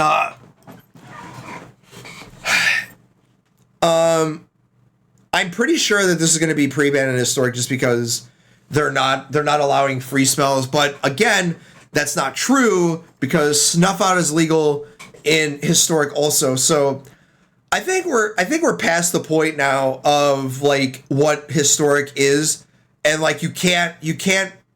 I mean, you can, but the format's just going to be skewed because Force of Negation is effectively like your protection when, you know, everybody else is getting like 2, 3, 4 cards of value, and you're tapping like all your lands and countering spells and interacting with your opponent, and then your opponent just does something that just recoups all the value, and you have like no protection. And Force of Negation is sort of like your protection against that. The interesting thing about Force of Negation, it does come up, not like a lot, but it does happen, where your opponent does a lot of stuff on your turn because they know that you can't cast Force of Negation on your turn for free. So like a lot of stuff goes on the end of your turn, and you can't use the free cost because it's not their turn. So I think this is fine for Historic, just because, like, yeah, I understand that Eldrazi gets this, but like the majority of their stuff is not blue. The only blue card that they run effectively is Ugin's Binding, and not all Eldrazi decks run it. So, and the only other blue card they run is like Consigned to Memory, and that's like not even in their main deck. So Null Drifter is not even blue, it's colorless. So like I don't even know if Eldrazi could even run this card in Historic, and if they could, they would have to skew their whole deck, which might slow it down. And I think control decks actually need this effect in today's Magic because of, like, in older formats, just because of how much value all the permanents get, and like you can't 1-for-1 them anymore, man. It's just too hard.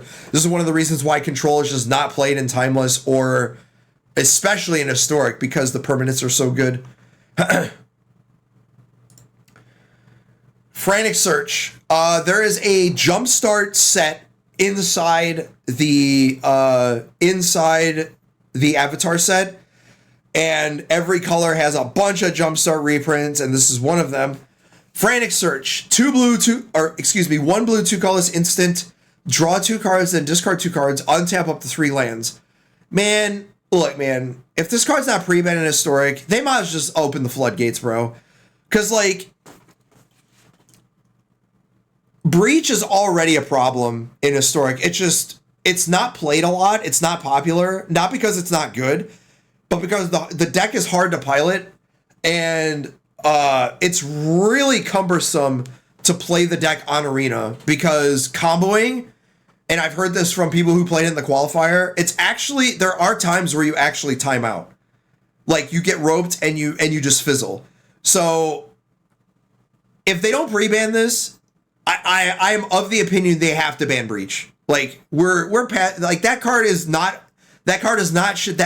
not be allowed to exist anymore. Cause like every format that it's been in, it's gone. It's gone from Legacy, I think. It's gone from Modern. It's gone from Pioneer. I'm like 100% sure, or I'm like 95% sure it's gone from Vintage. You know what? I'm gonna look that up right now. Underworld Breach. Banned in Pioneer, banned in Modern, banned in Legacy. Interestingly, legal in Vintage. That's kind of cool. Legal in Historic and legal in Timeless. Like, that's so weird it's legal in Timeless, because like there's so many good. That's so odd. I guess because Show and Tell is like a turn 1 deck, I guess. But whatever. But yeah, Banned in Pioneer, banned in Modern, banned in Legacy. I'm surprised that it's not already banned in Historic, but I think it's because it's just like there's not the cards to make it work, even though we're already at that point right now where I think like it's very easily dealt with.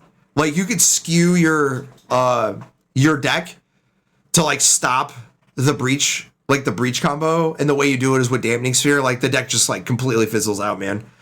Because it's a Lotus Field deck. But eventually you're going to have to deal with this card. Like, you can't be afraid to put cards like Frantic Search and like these combo cards, which I think should exist. But like Breach is so good that it's the best Yogg-Will card ever printed. That isn't Yogg-Will. And even Yogg-Will costs 3. So like Breach only costing 2, and it's very easy to cast. And the cost of 3 exile cards is like, yeah, dude. Like nobody cares. It's very, very easy to get to that. Because Frantic Search is just like this it's a whatever card. And Breach is like it's eventually gonna be banned in every format when it gets there. So I hope it's not pre-ban in Historic, but if it is, hey man, whatever.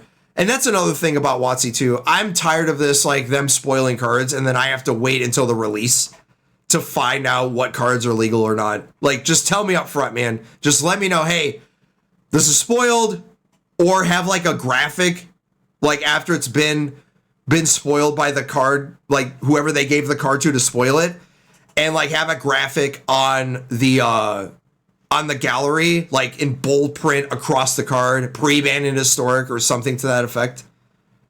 Please. All right. Katara, Waterbending Master. 1 blue, 1 colorless, legendary creature, human, warrior, ally. Jumpstart card, by the way, not standard legal. 1/3. Whenever you cast a spell during your opponent's turn, you get an experience counter. Whenever Katara attacks, you may draw a card for each experience counter you have. If you do, discard a card. So I think this card goes really, really well with like Tamiyo and the control decks. The problem is, if there is one, is we don't have any free spells. So it's going to be really hard to make this card work if you don't have like Force of Negation and stuff like that. But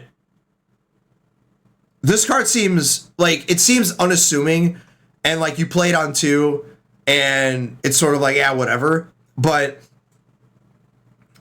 there's a lot of good interaction for 1 and 2 mana in Historic right now. And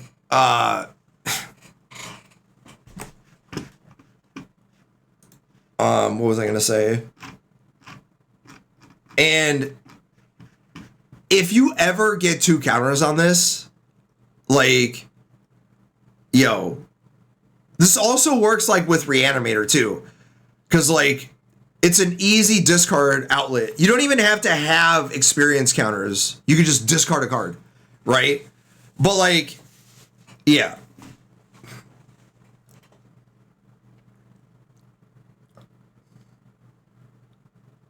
But if you ever get like 1 or 2, like if you ever get more than like 2 or more experience counters on this, like, yeah,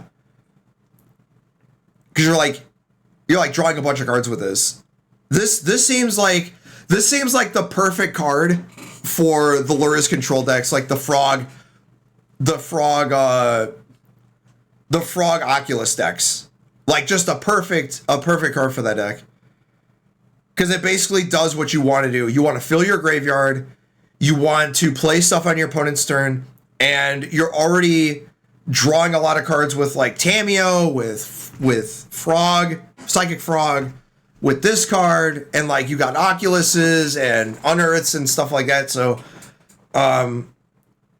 obviously you're not playing like 4 of these, you're playing like just starting with 2 because it's a legend. So, but yeah, like, that's the only card the only archetype I saw with this deck is that. But also it could be, you know, with a blue-black Reanimator strat too. Knowledge Seeker. 1 blue, 1 colorless, Fox, Spirit, 2/1 with Vigilance. Whenever you draw your second card each turn, put a +1/+1 counter on this creature. Whenever this creature dies, create a clue token. There are a lot of ways to draw. It's sad that this is not prowess, and it's only a +1/+1 counter on the second draw. This works really well with, say, Prof's Eidetic Memory and stuff like that in Standard. What I don't know is if this is good enough or not. Because, like, 2/1 is whatever. But what I do like about these blue creatures, if there is like they attack and they block well. Like Duelist of the Mind is flying vigilance. Knowledge Seeker is 2/1 with vigilance. Doesn't fly, but still gets bigger. And then when it dies, you get a rebuy out of it, which is just, it's so good, man. Like, I don't think people understand how dumb that is.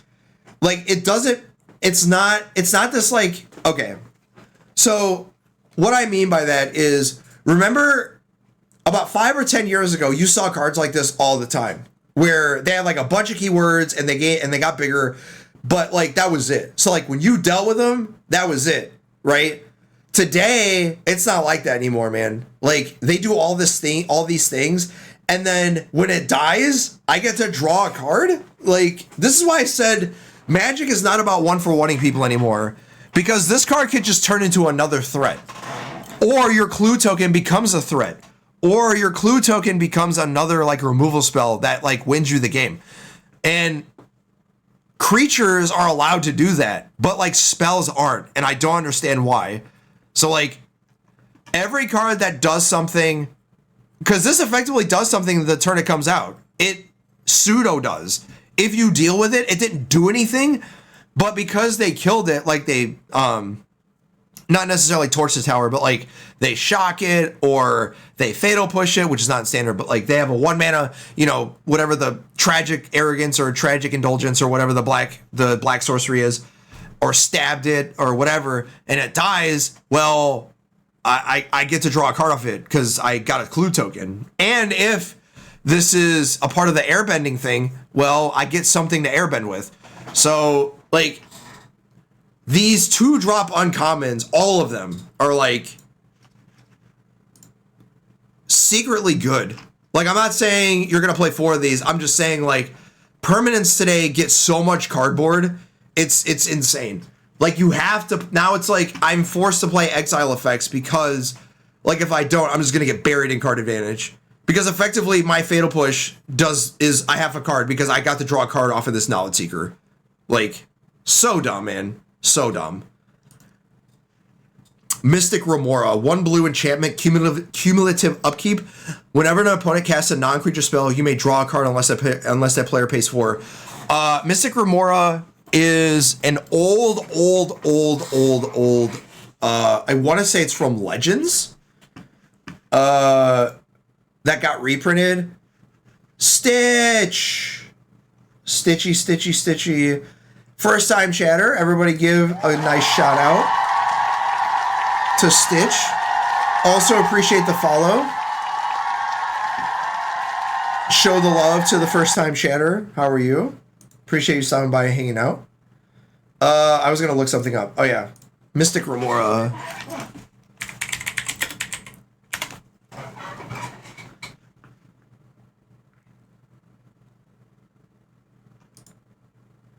Mystic Remora was from Ice Age. That was the original print. You followed me 16 hours ago. So technically, yes, the other day, but the other day was yesterday. It was an old Ice Age card, and didn't really see much play. It only started to see, I think Twitch has been twitching again. Close enough. It didn't really see much play until basically Commander, EDH. That's when it really started seeing play. And then Legacy, it took off there too as a sideboard card against like blue decks. I thought I followed you in Mama's stream a few days ago. Maybe, I don't know.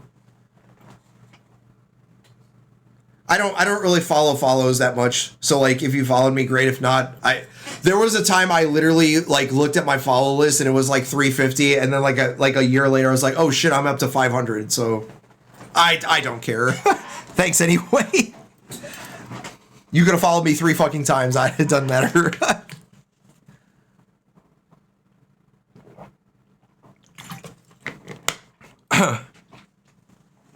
But appreciate it nonetheless. But cumulative upkeep is every upkeep, it adds a cumulative cost. So the cumulative cost is 1. So the first upkeep, it costs 1. Then the next upkeep, it costs 2, 3, 4, and so on. And then it's not cumulative in the fact of it's not perpetual. So like when you cast it again, it starts at 1 again. So like if you use it with Luris or whatever. But effectively, this is just a sideboard card. It's a sideboard card against blue decks. And how that works is you play it on like 2 or 3, and then if they ever counter a spell, you draw a card, because there's no way that they're ever paying 4. And that's how this card works. I am like 100% sure this is not pre-banned in Historic, because, well, 1, control decks are not a thing there. And 2, even if they were, this is your sideboard card against them. So have at it. Because, and also, this also works for like very, very spell heavy decks like Jund and not necessarily Affinity, but like any deck that goes really, really ham on the non-creature spells. And then they just have to wait for this to go away to get like the value out of it. So, but yeah, I like this as a sideboard piece, but still constructed playable in all those formats. Secret of Bloodbending, quad blue. Yeah, I know, gag at the cost. Sorcery Lesson.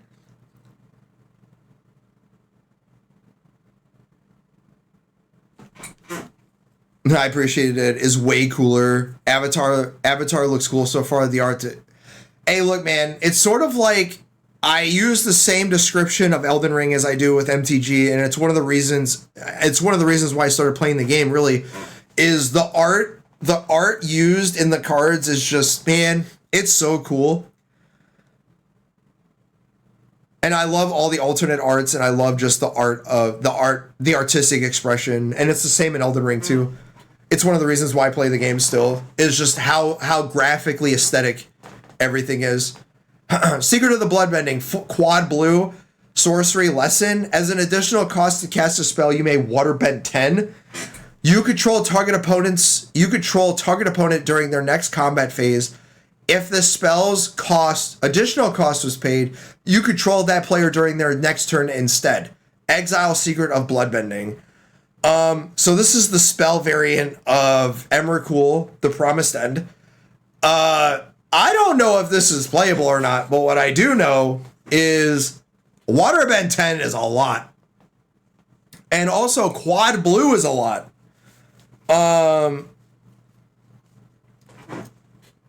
Yeah. Just note, if you cascade, you have to pay the additional cost to get the full effect. I don't know how playable this is in standard, but I got nothing, man. This card just makes my head hurt. It makes my brain hurt. Because quad blue is an impossible casting cost for blue decks. And Waterbend 10 is just like, yo, how are you ever going to have 10 permanents in play that are not lands? Like, they made sure that this was going to be cost a lot, because controlling opponent's turn is already a problem. So, yeah. Yeah, I have no idea how you cheat this, and I don't think you can. But Commander is the... Yeah, 4 blue plus 10. All right. Like, when you see the card and you try to cast it, it's like... Bruh. Like, I got nothing.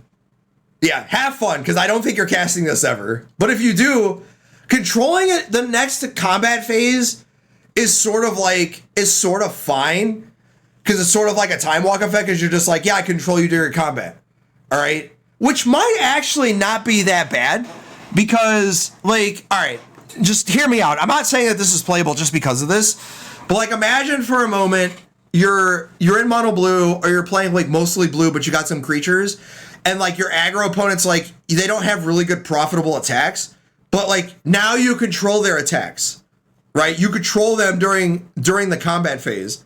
So like you basically use that as like you during combat, all right? Now it's only during combat. So like the opponent has to like play all their stuff before combat happens, and then combat happens, and then you take control of their turn. And then like it just gives this weird counter sub game of like, when do I play my stuff? Do I want to do this all before my opponent gets control of my turn? Like, how do you navigate that? And that's like an impossible task, right? And then if they have no profitable attacks, you're like, all right, well, guess what? You're just attacking me into my big stuff. So I like that it does that, but just you're never casting this for 14 fucking mana. Although I will say, like, for Affinity, like in older formats, is it possible to have like 10 permanents in play? Like with like Pinnacle Emissary and stuff like that? Maybe. Soka's Haiku. 2 blue, 3 colorless, instant lesson. Counter target spell, draw a card, then mill 3 cards, untap target land. I put this in here not necessarily for how good the card is, but the fact that WotC made a card that says haiku, and it's literally a haiku. This is the best flavor card of the set, because it's literally the syllables of a haiku and the amount of words and conjugations of a haiku. And in the name, it's literally haiku. So, WotC, you win. The spell's not that bad, actually. But it's a lot worse than cards that we have in older formats. So, and I don't think this is good enough in standard, but this is the best flavor, one of the best flavor cards in the set. Haiku, that's literally a haiku in the text. Good job. Spirit Water Revival, 2 blue, 1 colorless sorcery. As an additional cost to cast a spell, you may waterbend 6. Draw 2 cards. If this spell's additional cost was paid, instead shuffle your graveyard into your library, then draw 7 cards. You have no maximum hand size for the rest of the game. Exile Spirit Water Revival. Waterbend 6 is a lot. But draw 7 is not a lot. Draw 7 is a crap ton. Now notice Exile Spirit Water Revival, you exile it regardless. So if you play this as a literal not compulsion, not inspiration. I forget what the 3-drop was, but basically if you play it as that, you still exile it. So you want to get the full effect of waterbending 6 and then drawing 7. Also note, it's only you. So if you're playing a creature deck that is just literally all water. So like the biggest problem with like the white blue Convoke deck that was just like all Novice Inspectors, and like, yeah, your 1-drops are good and like your clue tokens are good, but my god, man, like the thing that's annoying is sometimes drawing 1 card is not enough. And this card is like draw fucking 7. And yeah, like being able to refill your hand and it doesn't affect your opponent is so good. I actually think this is better than people think it is. Like specifically for those decks that are just like, yeah, you're probably not playing 4 of these just because like, inspiration is not very good. Or the 3-drop draw 2, that was a sorcery way back when. But like if you're ever like in a spot where you have like 3 1-drops in your hand, which is like, Novice Inspector, Spyglass Siren, and like what the hell is it? The stupid Ixalan card. Oh my god, I can't think of the stupid card's name, but I'm gonna go look it up because I'm gonna talk slow and hopefully get there. Maybe, just maybe, I'll find it. Maybe not.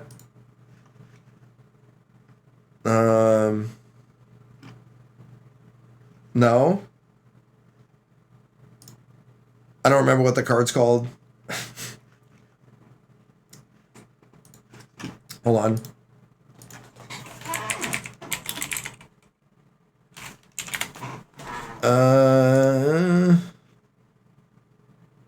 Warden of the Inner Sky. So you have like you have Warden, Thraben Inspector or Novice Inspector, and like all that stuff. And then you have Water Spirit Revival or Spirit Water Revival. And you draw a bunch of cards. Because again, it only costs 3. So it's like, this is as close to Time Twister as we're going to get. Which I actually like. Alright. Next. Standstill. Old card. 1 blue, 1 colorless enchantment. Whenever a player casts a spell, sacrifices the enchantment. If you do, each of that player's opponents draws 3 cards. So, Legacy and Vintage, way back when Magic wasn't ran by hooligans, Standstill was a deck, and usually it was in a deck archetype called Fish. And basically what the deck was basically what Delver decks are today, is a tempo deck that played a lot of lands that were attacky, and then you played stuff that was for free, and you controlled the game before you played Standstill. And then how you played Standstill was you like just kept attacking your opponent with lands, and then they were under Standstill because they didn't want to play, any spell, because it's creature, it doesn't matter, it's just spell. So like counter spells, removal, whatever, and it would get to a point where somebody would have to break the Standstill, and whoever broke it usually lost, because it's like, I just gave my opponent 3 extra cards.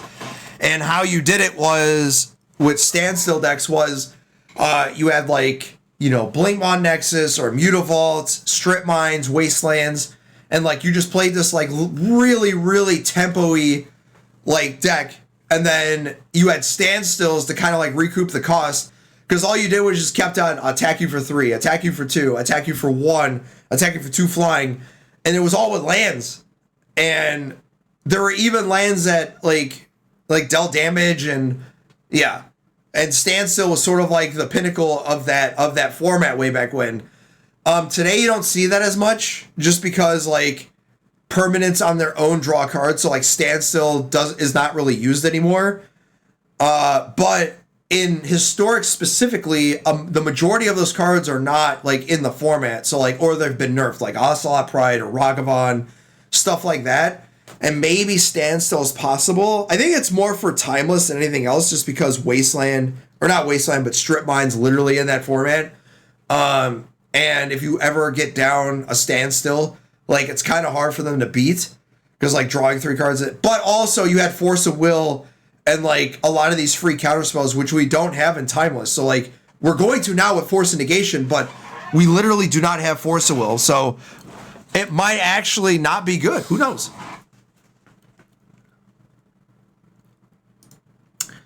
The Legend of Karuk. 2 blue, 2 colorless, scry 2, or the first 2 chapters are scry 2, draw a card. And then on chapter 3, you exile and then transform it flipped under your control, which flips into Avatar Karuk. Legendary creature 4/3. When you cast a spell, create a 1/1 colorless spirit creature token.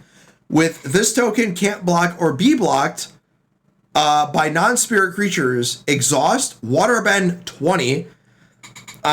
Take an extra turn after this one. The beginning of this card is very slow. 4 mana to draw a card is not 2025 Magic, chat. It is not 2025 Magic for it to sit in for a turn and do the exact same thing for free. So effectively, for 4 mana, you scry 4 and draw 2. I know of formats where you got that on the way in for 4 mana regardless. See other cards in older formats for details. Today, getting that on a permanent that's an enchantment that can't even be used for waterbending is not where I want to be. And flipping this into a 4/3, man, it is so infuriating that my creature on turn 6 is a 4/3 because, man, dying to torch the tower is just such a fucking letdown, man.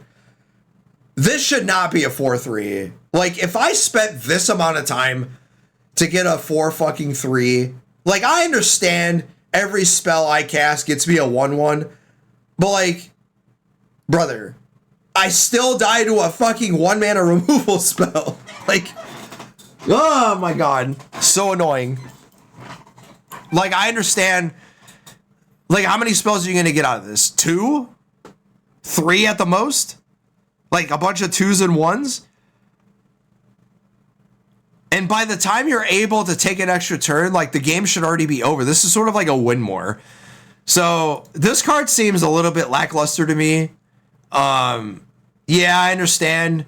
It's a mythic. It's a 4 mana card, but again, like, this is not what Magic 2025 is about anymore. Like, either of these sides, like, at all. So Blue got hosed on their legendary saga, which is not a legendary, by the way. It just says the legend of. The Mechanist, is that it? Yeah, because it's not Machinist, because Machinist is spelled with an A. The Mechanist, Aerial Artisan. 1 blue, 2 colorless, legendary creature, human, artificer, ally. 1/3. Whenever you cast a non-creature spell, create a clue token. Tap. Target artifact token you control becomes a 3/1 construct artifact creature with flying. Man, I thought... Okay, so, full send, I thought this was a 1/4, but maybe I just read another card. This is sort of like a callback to Psy Master Thopterist, which made like 1/1 Thopter tokens if you cast an artifact spell.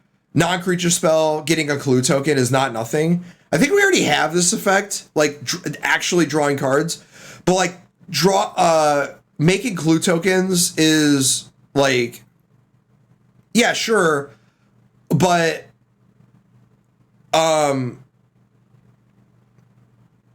it's not good enough that my 3-drop is a 1/3.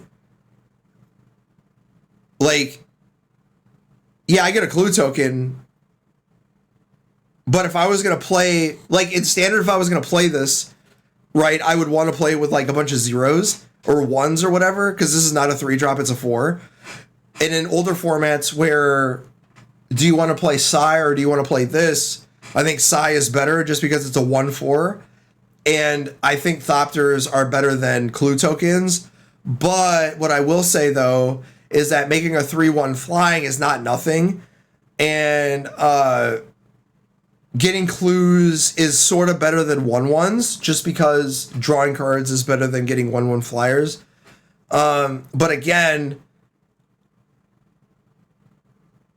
is that worth it with Mox Ambers? I don't know. I want to try this in older formats, but I gotta imagine it's not good, right? Just because of being a 1/3 as opposed to 1/4. I mean, still dies the Fatal Push the same, so. The Unagi, the Kyoshi Island. 2 blue, 3 colorless, legendary creature Serpent. 5/5 flash with ward, waterbend 4. Whenever your opponent draws their second card each turn, you draw 2 cards. This is sort of like a callback to Consecrated Sphinx. But, man, chat, listen. This is probably, like...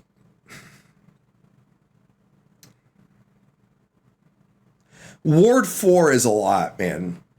Like, it's a lot. This creature having flash is not nothing. It's a 5/5 for 5 has flash and effectively hexproof. I mean, like ward, but you get what I'm saying. And then the way you play this is sort of like how you play Fairy Mastermind. is you play Fairy Mastermind to draw their second. If they draw their second card, you draw a card. Well, the same can be said for Unagi, the Kyoshi Island. Is they draw their second card, you play this. They can't really interact with it because it's, you know, if you could Fatal Push this 1 mana removal spell, you got to pay 5. All right. I think this is better than people think it is or will think it is, just because like 5/5 for 5 is kind of unassuming, because most times they're looking at it and they're just like, oh, 5 mana is a lot. No one's really casting this. It doesn't really do anything. But the fact that you could theoretically like draw a bunch of cards off of this, and it's a finisher. Yeah, it doesn't fly, but it's really going to depend on how fast the format is. If they ban Vivi and other cards, and like the format slows down like basically a whole turn, where yeah, if you don't interact with your opponents like at all, then it's a turn 4 format. But if you actually like do interact with the opponent, the games actually go a little bit longer than usual. This card then gets really good, because it's hard to interact with. It's not that easy to get rid of. You got to have permanence. You got to pay 4. And that means you got to tap creatures, you got to tap permanents, you got to pay, almost 5 mana. Like, that's a lot. Yeah, I like this a lot. Mostly for standard, though. Tiger Seal, 1 blue, Cat Seal, 3/3 with Vigilance. At the beginning of your upkeep, tap this creature. Whenever you draw your second card each turn, untap this creature. We've seen 3/3s with huge enter the battlefield disadvantages. Most notably with the fairy, the one drop 3/3 fairy that had 2 stun counters on it, or 2 chill counters, or whatever they're called. And that almost sees no play, and it literally has an untap clause in it. With this one, I think the fact that you don't have to pay mana to untap this, I think is a huge deal. Because the card literally says attack with me, or, be square. And it's really, really easy to draw multiple cards in blue, just because you have Consider, you got all these other things that are like draw cards, you got clue tokens, you got a bunch of stuff, man. And it's not that hard to do, right? And yeah, it sucks that you have to tap this creature, but it does have Vigilance. So like you could attack with it and then use water bending with it, and then you don't have to suffer the cost. And yeah, I like this better than the fairy, because a 3/3 for 1 is not nothing, man. And if you ever have a card that says draw 2 cards at the end of your turn to block, like that's a pinch, that's a niche pinch type deal. But again, like a 3/3 still is good. And every 3/3 1 drop, they ensured that it was severely hindered by what it does. If you don't believe me, look at the fairy, look at this card, look at the bestie, the beast for green for Delirium, the one that mills. That's a 3/3 that has a severe deck building restriction cost for being a 1 drop. So yeah, I like these cards. I think this is one of the better ones, because it's actually like synergistic, where it doesn't block very well, but like it doesn't tap until my upkeep. So I get it as a blocker on my opponent's turn, and then I can use it for any effect I need if I do, during my upkeep, or like I'm going to draw a second card. I don't really care, right? So yeah, I like this a lot. Ty Lee Chi Blocker, 1 blue, 2 colorless, legendary creature, human, performer, ally, 2/1 flash prowess. When Lee enters, tap up to 1 target creature. It does not untap during its controller untap step for as long as you control Ty Lee. This card is, man, it's so different. I'm a little annoyed that it's a 2/1. I wish it was bigger, like a 2/2, because it is 3, but it never untaps.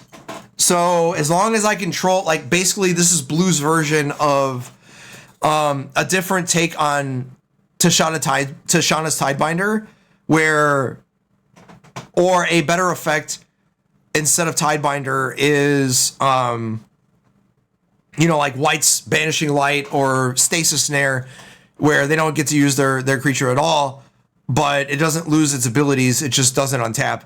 So they still, like, if it was Shieldred, they still get the draw triggers and all that stuff. So I like that it has flash, but like 2-1 with prowess is eh. Like, I think Tashana's Tidebinder is better than this. So there's got to be a niche for this. Yeah, it has flash, but so does Tashana's Tidebinder. So again, I think Tidebinder is better just because it just turns the creature off. And it's just a reasonable or legitimate businessman. But this one, if you don't want their creature to untap, then here you go. Visions of Beyond. 1 blue, instant, draw card. Ayo, words are hard. Very. Visions of Beyond. 1 blue, instant, draw card. If a graveyard has 20 or more cards in it, draw 3 cards instead. Hey, look, chat, you finally got your mill card. It's finally here. It's been in Modern forever. It's been in Standard for, you know, way back when. Now you got your Ancestral Recall for mill. And I don't think this puts mill on the map in Historic, but if you're playing mill, like one of the major reasons why mill wasn't a deck is, one, the draw spells were kind of crap. And number 2, the mill cards kind of sucked. So we got most of the mill cards. I think the ones that we don't have are the ones that make the deck good, which are Fraying Sanity, and there's a couple others from like Modern Horizons 2 and 3 where like they cycle and like do a bunch of stuff. But we got like the majority of the other mill cards. We got Glimpse, the Unthinkable, we got Visions now coming. So, and we even got Mesmeric Orb. So we got all the mill stuff. We got the pieces, just it's got to come together. All right, here we go. This fucking card. Wan Shitong, Librarian. 2 blue, X, legendary creature, Bird Spirit. 1/1, flying, flash, vigilance. Say that again 5 times fast. When Tong enters, put X +1/+1 counters on him. Then draw half X cards rounded down. Whenever an opponent searches their library, put a +1/+1 counter on Tong and draw a card. I hate this card, man. So now I want to be clear. This is not good on Arena. Like, it's not a standard card. It's not a Pioneer card. This card is a Modern card if I've ever seen one. And I don't even know if this card's even good. Because, like, there's a lot of hype in this card. Just because, hey, look, man, you could stop. I mean, you don't even stop the fetching. Like, all it is just they fetch. And then before they resolve the search for the land, you play this for 1. Or, I'm sorry, you play this for 2. And then you basically get a 2/2 draw card. I don't even know if that's good enough. But it is a blue card that you can pitch to, like, Force. You can pitch this to blue cards in Force and Legacy, which there's a lot of search effects there. There's not that many search effects in Pioneer, and there's definitely not a lot of search effects in Standard. This is, like, for older formats, for Modern, Legacy, and Vintage. And I don't even know if that card's even good enough there. But what I will say, though, in Standard, like, we haven't had, like, a... Actually, I take that back. We actually have had a lot of, like, you know, Hydroid Krasis type cards, where literal Hydroid Krasis, which was very, very good. Although, yeah, this was draw half and round down also. But it didn't have flash. And the last one we had was the Mother Goose from Wilds of Eldraine, which is still in Standard, by the way, but does not have flash and basically does the same thing. This one's way better than that just because it has flash. And it also flies. Oh, and by the way, it does also have vigilance, so it does block very well, and it does attack very well. like a lot of people are going to put this in like their top 5 in the set, and while it probably might be, like, I'm skeptical not for what it does, but like the standard or the context of the format. This is not that good in standard. Like it's just a giant creature that draws a bunch of cards.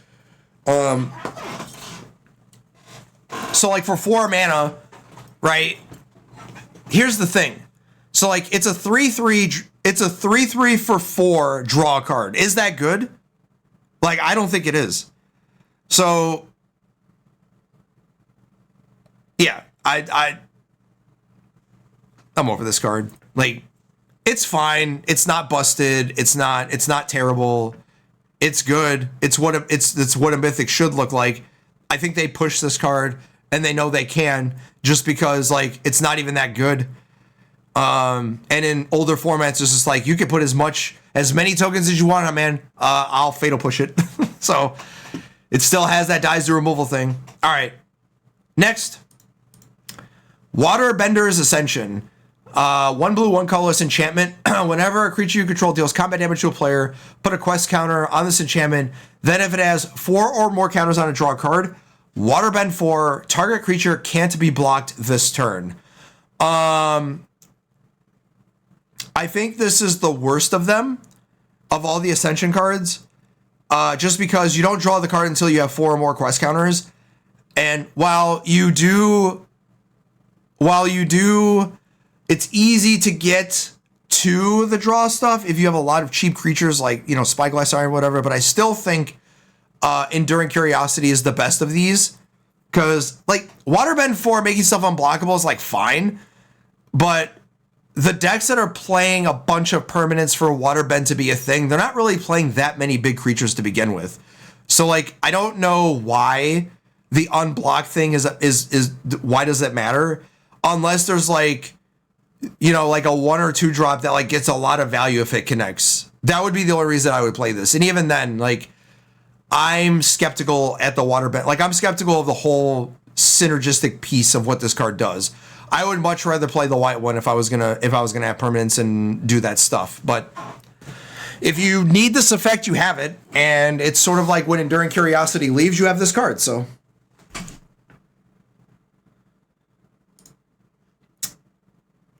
Yue the Moon Spirit, 1 blue, 3 colorless legendary spirit ally, 3/3 flying vigilance, Waterbend 5. You may cast a non-creature spell from your hand without paying its mana cost. So blue gets their Kona, basically. They had to make this a 3/3 because if it wasn't, I think this card would actually be good. But be that as it may, like every blue creature now just has like flying vigilance on it, which is kind of annoying. But Waterbend 5 is a lot.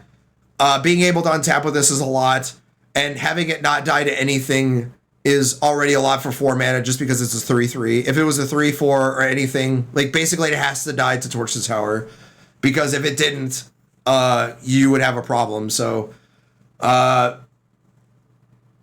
yeah, that's really it with this. I don't think this is any better in any other format, just in standard. And even then, like, Kona's the best version of this. And really the only thing you're going to try to put into play is literally Omniscience. And we already do that without having this card in play. So I really hope they get rid of Omniscience. They're not going to, but if they did, cool. All right, and that's all the blue cards. That took longer than expected. All right, black. I'm going to try to go faster this time, but black has a lot of good cards in it, so.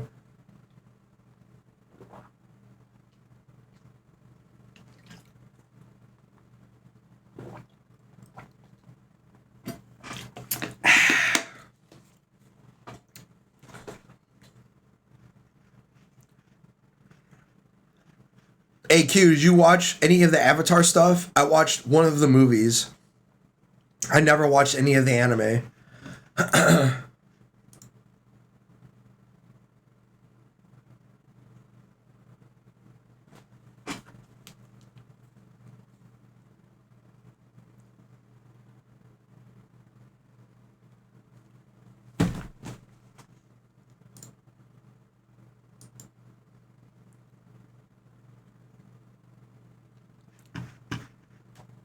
I watched the old one, like the really, really old, like live action from like 2002. It was kind of crap. What is happening right now? What do you mean?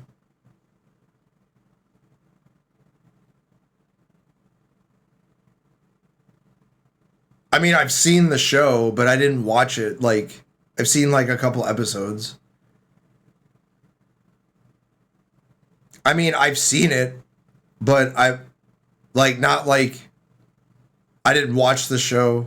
I've seen like episodes. Nah, fuck that.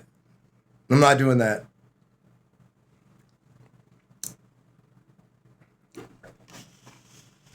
No, I don't have homework because I'm not trying to pose.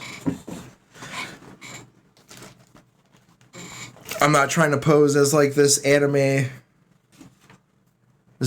watcher. No, I heard the show's like legit and the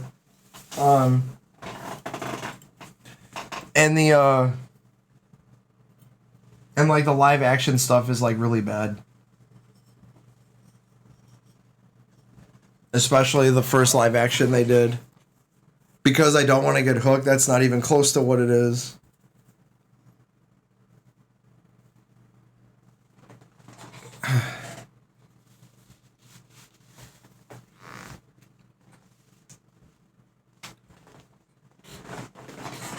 One Punch Man. I've seen like 1 or 2 episodes of that show too. I've seen like a bunch of episodes for a lot of shows, but I've never actually like. I've only watched like 2 or 3, like 3 or 4 animes, like more than like a couple episodes.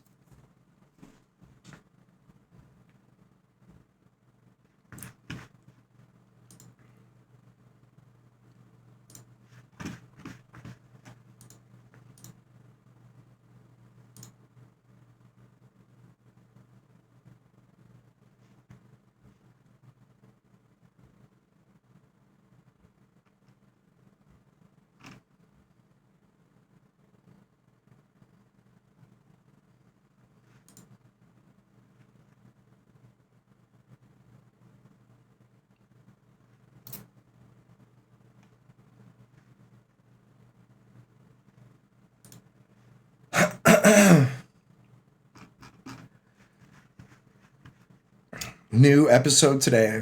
All right. It's kind of warm in here. All right, black cards, ready, set, go.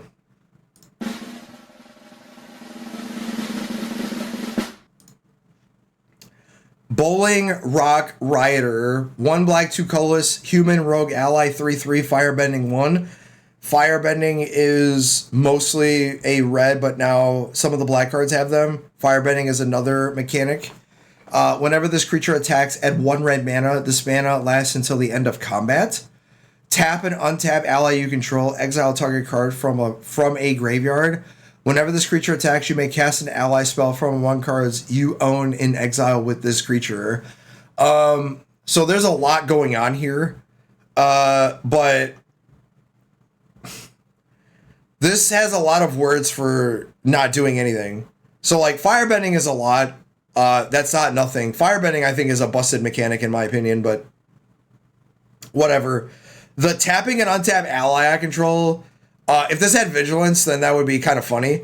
But having other allies to tap to exile stuff is already good. Like it's not bad. Just the thing is like, are you trying to affect the graveyard, or are you trying to attack? And this is like standards version of Emperor Bones. Or Emperor of Bones in like Modern, from like Modern Horizons 3. And it's like a really cumbersome way of doing it, because you have to have another creature to get the creature, or to get the card out of the graveyard. And then you have to attack with it, and then you don't even get it for free. You have to pay the mana. So like you gotta cast, and it has to be an ally. So but what I do like is it doesn't make a token of it when you exile it. So like effectively, if it's an ally, you can exile it from your graveyard, and then you cast it, and there's like no finality counter. I mean, it shouldn't based off of how much you have to go right with this. So I'm not saying it's bad. It's just you have to have a lot of allies, and it's sort of like you're doing the tapping and exiling when they don't have haste or whatever. So yeah, cool. But how many allies are you going to have, and how many allies are you going to use to make this happen? Because there's like a lot of stuff you have to do. So this is one of those things where you're like, I'm only playing like a 2 or 3 color ally deck. Although I will say, the allied decks have a lot of. There's even a allied land also in the set. So like, you have a lot of wishy-washy lands that give you all colors, especially for allies and whatever. I think there's like 12 of them that are creature type centric or whatever. All right. Day of the Black Sun.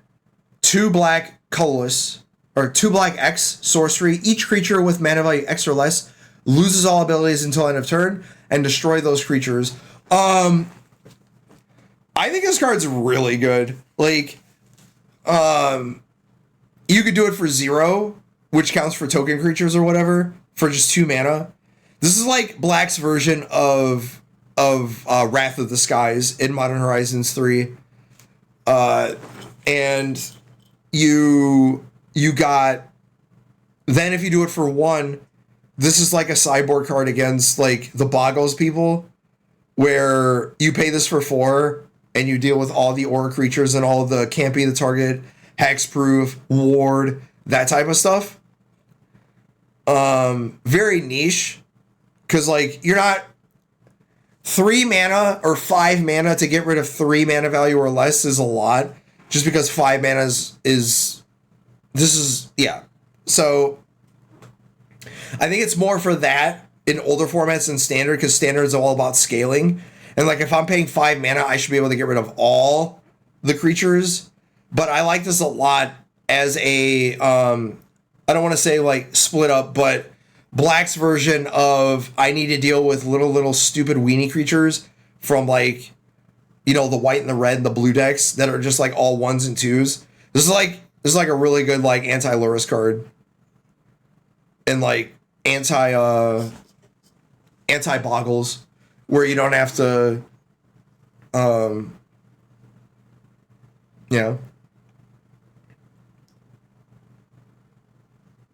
cool. Desperate Plea. 1 black, 1 colorless sorcery lesson. As an additional cost to cast a spell, sacrifice a creature. Choose one or both. Return target creature card from your graveyard to the battlefield for its power. If its power is less than or equal to the sacrifices creature's power, destroy target creature.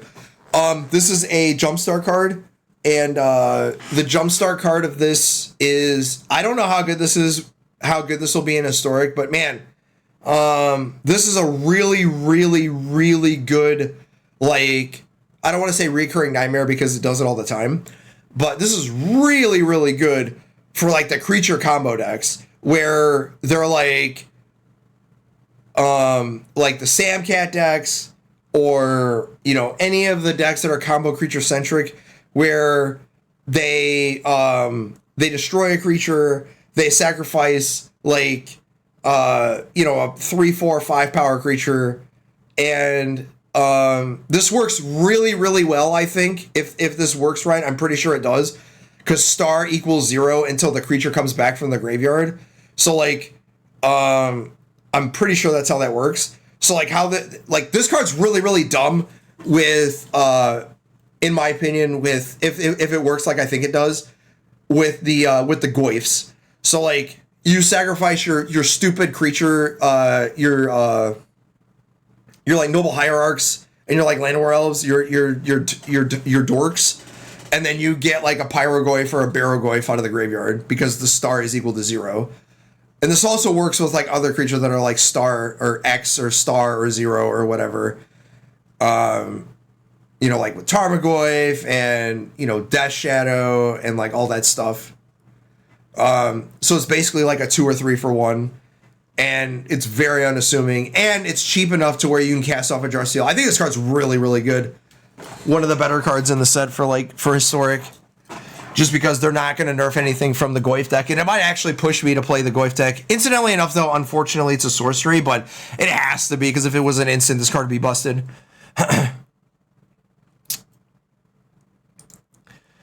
Epic Downfall. It's a reprint, 1 black, 1 color sorcery. Exile target creature card with mana value 3. Mana value 3 or greater. This saw a little play. I forget what standard it was in. But like there was a lot of mid-range soup back then, and a lot of the creatures were 3 power or more. And as the creatures get bigger and bigger for cheaper and cheaper costs, this card gets better and better. So like for example, a lot of the Spider-Man cards, a lot of the 2-drops, a lot of the 3s and 4s and 5s and stuff are all like these big like 3 power or more stuff. And while the 2-drops don't matter because it said mana value, not power, still like a lot of the problem cards, if there is any, are a lot of the 3-drops or more. Now, there are a lot of 2s, so this is like a sideboard card, but there were times where this saw like as a singleton, as like, because it exiled, and it's not that hard to find a target for this, especially in every deck. It gets rid of Vivi in a pinch, it gets rid of all of Green Black's 3s because there's a crap ton of them. And yeah, all the big dumb idiots in green are all like 3 or 4. Like the Chocobos and stuff like that. So this does have its place. I don't know if this is like better than like, you know, Deathmark or any other like sideboardy type cards, but having the option of exile is still worth it as opposed to like, you know, having, you know, other type of removal spells or whatever. Foggy Swamp Visions. 2 black, 1 color sorcery as an additional cost to cast the spell. Waterbend X. Exile X target creature cards from graveyards. For each creature card exiled this way, create a copy. For each creature exiled this way, create a token that's a copy of it at the beginning of your next end step. Sacrifice those tokens. So this is like I want to say the better version of Gone Wrong, I think is the card, or Back from Wrong, or Gone from the Day, something. The 3-drop from, I think it's from Duskmourn, where destroy target creature and you return it from the graveyard to your battlefield, but you had to sacrifice it at the end of the next end step. This, you get a bunch of creatures. So it's at sorcery speed. I just don't know what you're doing with this. You know what I mean? Like yeah, you get the creatures, but the majority of them are not going to have haste. So like, what are we doing with this? And then you already have to have creatures in play or permanents in play that matter, creatures or artifacts, where you're paying the X cost because you got to pay the X. So I don't know what you're supposed to do with this, but it's basically like a side grade to that 3-drop, that 3 spell, or that 3 cost spell that does basically the same thing. But it's also like a graveyardy, you know, graveyard deck or whatever. But you have to have permanents in play, so it's not like it doesn't do it by itself, you know? So I don't know. This card's very weird. Heartless Act is back, folks. And for those who don't know, this was a reprint. This is a reprint originally from Ikoria, the first Ikoria. And choose 1, destroy target creature with no counters on it, and remove up to 3 counters from target creature. So when this was in Ikoria, it was sort of like a hit and miss because there was a lot of counters, like just lifelink, death touch, like there was a lot of counters. So like if it only had 1 counter, it was like annoying because Heartless Act didn't deal with it. So you had to get rid of 3 counters, up to 3 counters, and it was only creatures. So like, generally speaking, this is just destroy target creature. But there are times where this doesn't like destroy the creature because it gets a +1/+1 counter, it gets a flying counter, it gets a lifelink counter, and that happens. In this format, you have a lot of counters. Proselytic Memory gives counters. or a Boroid gives counters. There's like every color gets a +1/+1 counter of some sort. So like Heartless Act, while a good removal spell on its own, it's format contextual. So if there's not a lot of counters being had, this card gets really good. If there's not a lot of counters, this card gets really good. If there's a lot of counters to be had, this card gets a lot worse, because playing this and not destroying a creature, really, really bad. Ko, the Face Stealer, as opposed to Two-Face or Face Off. 2 black, 4 colorless legendary creature shapeshifter spirit, 6/6. When Ko enters exile up to 1 other target creature, whenever another non-token creature dies, you may exile it. Pay 1, choose a creature card exile with Ko. Ko has all activated and triggered abilities of the last chosen card. I have no idea what you're supposed to do with this, because yeah, it's a big dumb idiot, like 6/6 for 6, but like it doesn't have any keywords, and triggered and activated abilities aren't that good. Like I understand it could just get like a big dumb good creature, like, you know, Atraxa or something like that, but triggered abilities like incentivizes you to cast them or put them into play, and you don't kind of get those from Enter the Battlefields when they're already on the battlefield, and you can't really flicker them. And once they're already on the battlefield, you can't activate them to get the triggered ability after the creature's already resolved. So like the activated abilities is really the only ones you're going to get, and we don't have a lot of like attacky big dumb idiot, you know, creatures to do that with, and this seems like a creature that needs more support than it's worth. So like this is a commander card is what I'm saying. I don't think this is good in standard. I don't think this is good in, you know, constructed, except in Brawl or Commander and any of those other like really, really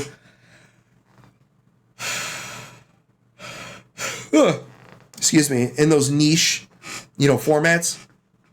And then obviously limited to bomb.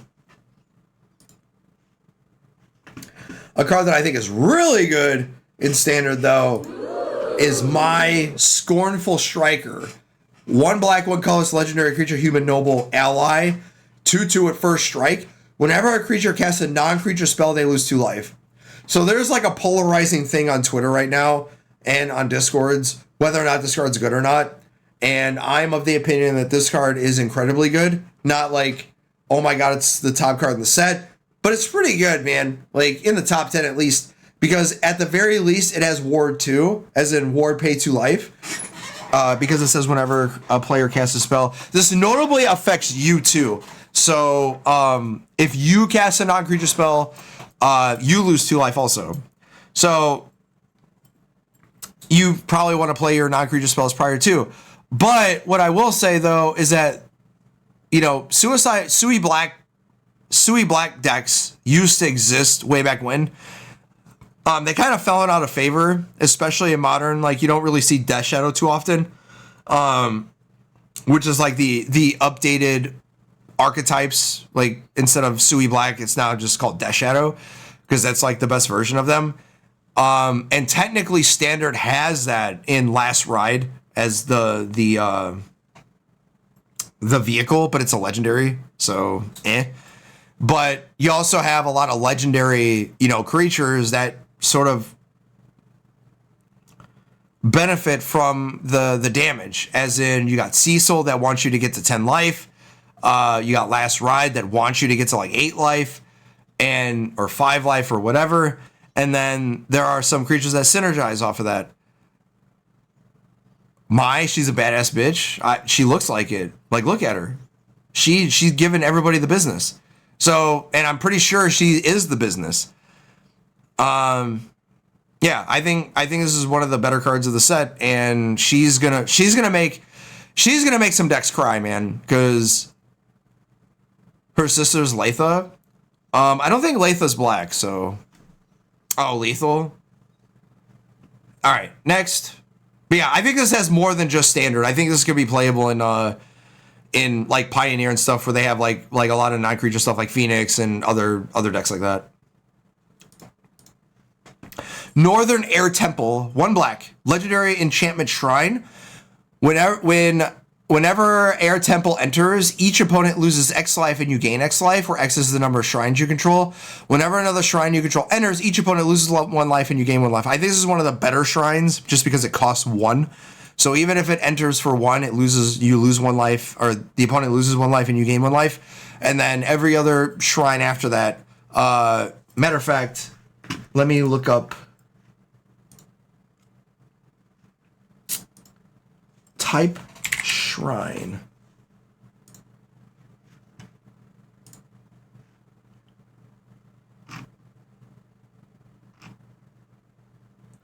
So the only other 1-drop shrine is Sanctum of Tranquil Light, which just taps creatures. So now you have 2 1-drops for the shrines. And then Sanctum of Stone Fangs effectively does the same thing as Northern Air Temple. So I honestly think that there might be a shrine deck in Historic. We're going to try it, though. Maybe not all 5 colors. Like, we'll try the meme first, and we'll build it on stream. But I really want to see if this is a deck. Although K-Command gets rid of permanents, which is kind of a letdown, but hey, man. Yeah. I like this. I like this a lot. Notice also, these are ETB shrines. So like the shrines of old were like at the beginning of your upkeep, at the beginning of your pre-combat main phase, at the beginning of this. These new shrines are not that. They are ETB triggers. So just let's get that out of the way. Obsessive Pursuit, 1 black, 1 colorless enchantment. When this enchantment enters and when this enchantment enters and at the beginning of your upkeep, you lose 1 life and create a clue token. Whenever you attack, put X +1/+1 counters on target attacking creature, where X is the number of permanents you've sacrificed this turn. If 3 or more, or if X is 3 or greater, that creature gains lifelink until end of turn. So when I read this, I thought it was you had to be at the beginning of Gigantify an emote. Words are hard.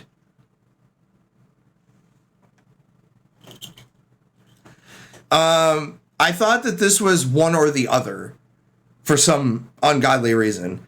Getting a clue token every turn is kind of good. The only thing that annoys me is, why does black get this when they're not waterbending? So I will say though that you get to bounce this with like the bouncy stuff. So like oh my god, whatever the bounce creature is, like Noble Pixie and all the pixie stuff, and the mare, the horse that does the same thing. And then there's some flicker stuff. So like you could get your clue tokens up, and then the only problem is how are you going to get the 3 sacrifice when it's really difficult to sacrifice clues and sacrifice food tokens, and when normally your sacrificey stuff is happening with the mobilized creatures, and that's after combat. So it's really difficult to get that. I don't know how you're going to get it. And it may be difficult to get the lifelink, but I like this as a lose 1 life, draw a card. It's sort of like your side grade to Phyrexian Arena, but it costs 1 less, which is a huge deal. This may even have older format implications too. Appreciate the bits though. I thought those were channel points, but they weren't. Phoenix Fleet Airship. 2 black, 2 colorless artifact vehicle. Vehicles have returned. 4/4 flying. At the beginning of your end step, if you sacrifice a permanent this turn, create a token that's a copy of this vehicle. As long as you control 8 or more permanents named Phoenix Airship, this vehicle is an artifact creature. Crew 1. Okay, chat, listen.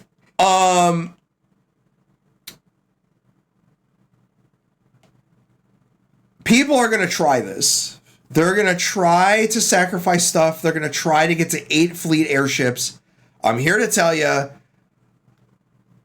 I don't see it, man. Because you need to, so it starts with 2, then goes to 4, then goes to 8. And then you have to hope your opponent doesn't interact with you, right? But they are crew 1. So, like, it's not that hard to get a bunch of 1/1s. So you can play this in allies. You can play this with the Pinnacle Emissary and have like a bunch of 1/1s. You can play with the Karuk card that gets a bunch of 1/1s. So like it's not that hard. The issue is if there is one, is it costs 4 and you need 3 turns.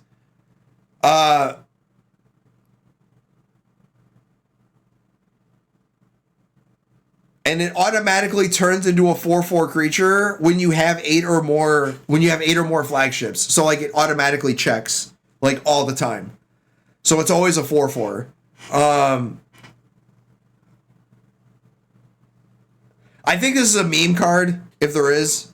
Cause like I think the flavor text of the 8 permanents named a fleet ship are like it's sort of like an I win more.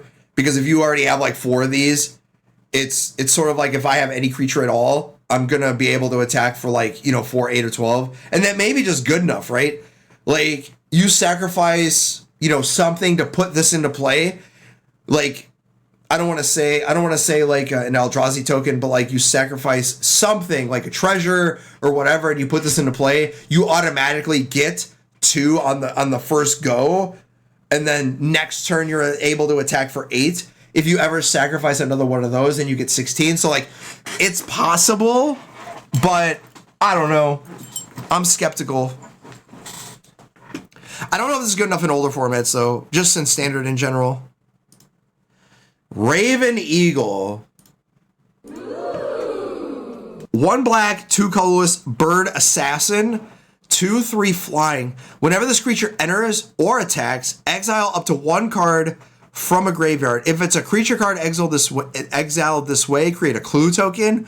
Whenever you draw your second card each turn, each opponent loses 1 life and you gain a life. All right. So remember that time that we used to have, these good creatures that were green that interacted with the graveyard and you got a bunch of stuff? Well, look out, chat. Black is the new green. Black gets all the good creatures. Black gets the best of them. And Raven Eagle is so close to Graveyard Trespasser. Imagine if Trespasser had flying. Now, I'm not saying this is better than Trespasser. I'm not even saying this is Trespasser. This is just a different take on Graveyard Trespasser. And having flying is a lot better than, like in most instances, than just being a 3/3. Now the ward makes Graveyard Trespasser annoying. It's a lot worse now just because there's a lot of ways to get around ward with like, Shield's Edict and uncounterable effects and stuff like that. But man, getting the effect of a clue token the moment this enters play as opposed to more damage like what Graveyard Trespasser was doing, I think is much better on the card as a whole than just being just outright aggressive. Not to say that being aggressive is not bad, just like doing 4 damage over, 2 turns and having the option or the upside to doing 5 or 6 damage in 1 turn just for having it flip and being big. Still, 1 card I think is way better than that. And you still are able to deal 3 damage while also gaining a life. But again, this also flies. And you get the clue token pretty much like all the time. Not every time, but a lot of the time. So really you have to ask yourself, like, is this good enough? Do you really want another Graveyard Trespasser card? And I'm all for it, man. Like, being able to play this early in green-black, where you're just like, 1, Elanor Elf, turn 2, Raven Eagle, get your card, or anything of the sort, is just really good. And even if it's a 3-drop, man, like, this 3-drop is good. Like, you could effectively get rid of Mosswood Dread Knights and stuff like that with this. So, yeah, this is like one of my favorite cards of the set, even if it's not the best. because this is like my type of card. I am a huge mid-range soup, attack, block, give me value, give me all the value, let me dirtle, and all that type of stuff. And yeah, this even works. This might not work on other people's turns, but all right. But yeah, I love this for standard. Swamp Snare Trap. 1 black, 2 colorless, enchantment aura. The spell costs 1 less to cast if it targets a creature with flying. Enchanted creature gets -5, -3. I don't know what creature there is in this format where Snap Snare Trap deals, or where it's like specifically for it, because even the creature in the picture is the Bison ally, and the Bison ally is a 3/4 and -5, -3. It doesn't even destroy that. So it doesn't even deal with the creature that it's in the picture. So like, I don't know what creature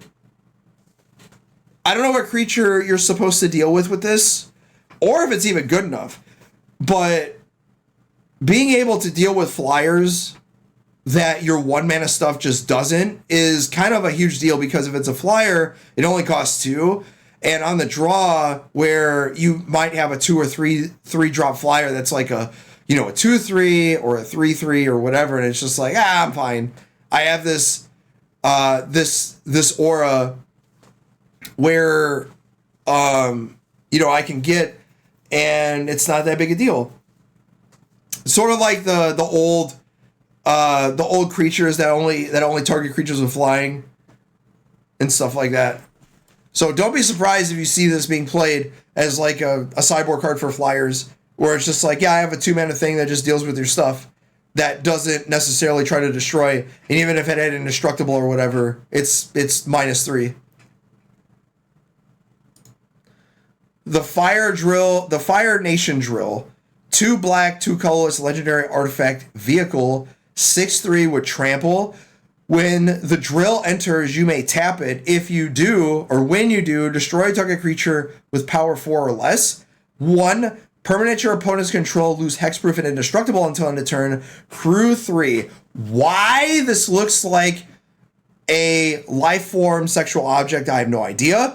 But because it literally gives a new whole true meaning to getting fucked. And when power 4 or less is kind of annoying, because how many creatures are 4 or less with power? I know it's only a 4-drop. Why I have to tap it,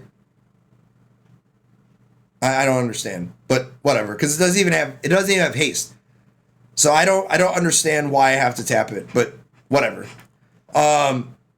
This is like a callback to Ravenous Chupacabra, where it was a 4-drop, dealt with a creature. This one has a little bit less restriction, but it is kind of bigger.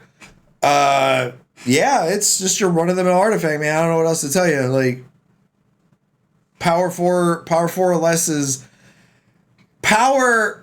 Stuff that deals with power is like 4 or less is a lot better than 3 or greater type stuff.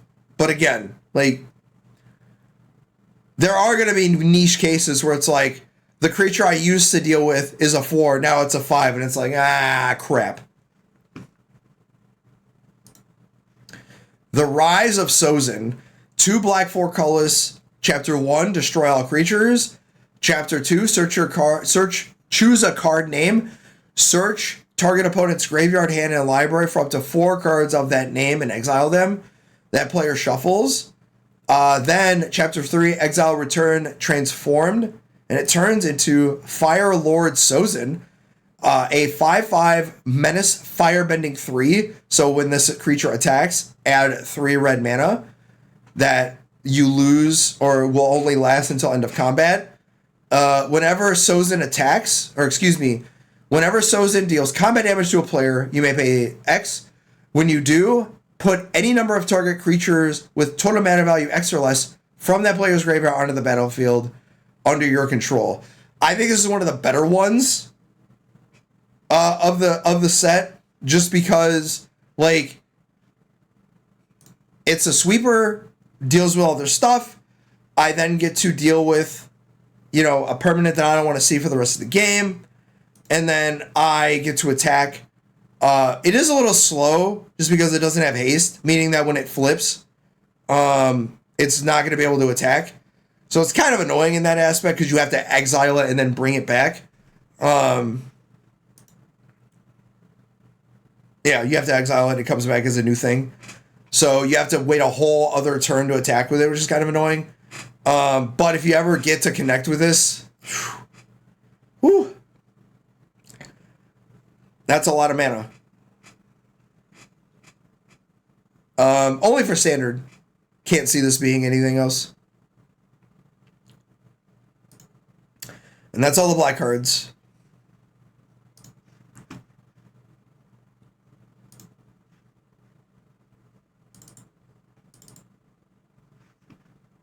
Red cards. All right, I'm gonna break here for a second, grab some more water, and use the bathroom. I'll be right back.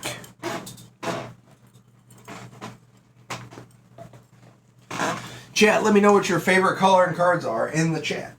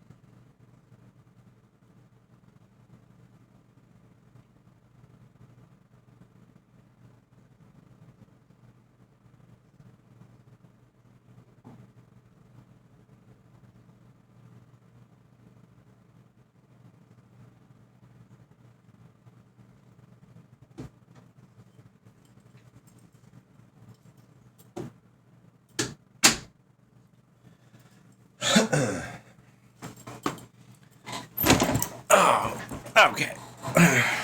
Freeze warning issued because it's supposed to be like 27 degrees tonight.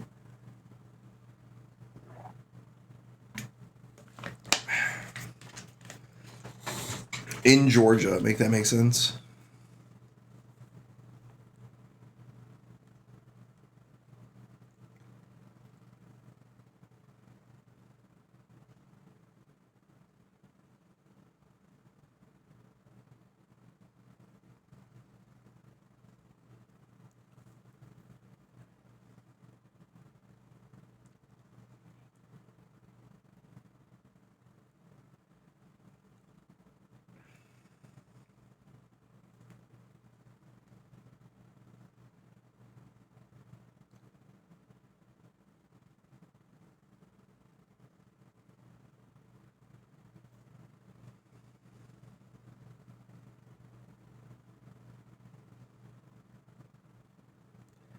Monday to Tuesday. Because tonight, yeah, Monday night it's supposed to be like a low of 28. No, Monday, Tuesday, like it's so weird. Monday is like the highest 47. And then like it doesn't do that for the rest of the time. It's just like Monday, Tuesday is 47 and then 50. And then the low is 28, then 35. Yeah, it's so weird.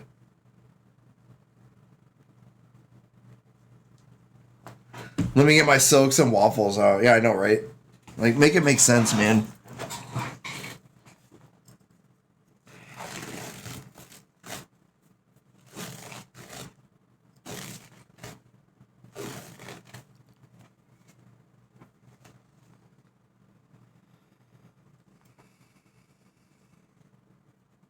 I mean, for me, it's like...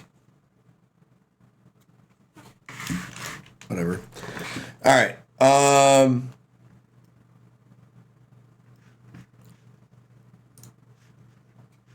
Oh, shit. Red cards. All right, here we go.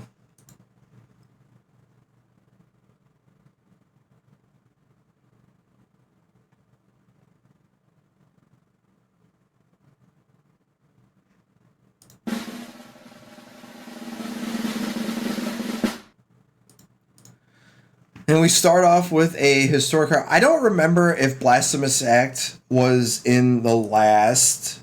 And I guess I probably should have checked, but I'm pretty sure Blasphemous Act wasn't.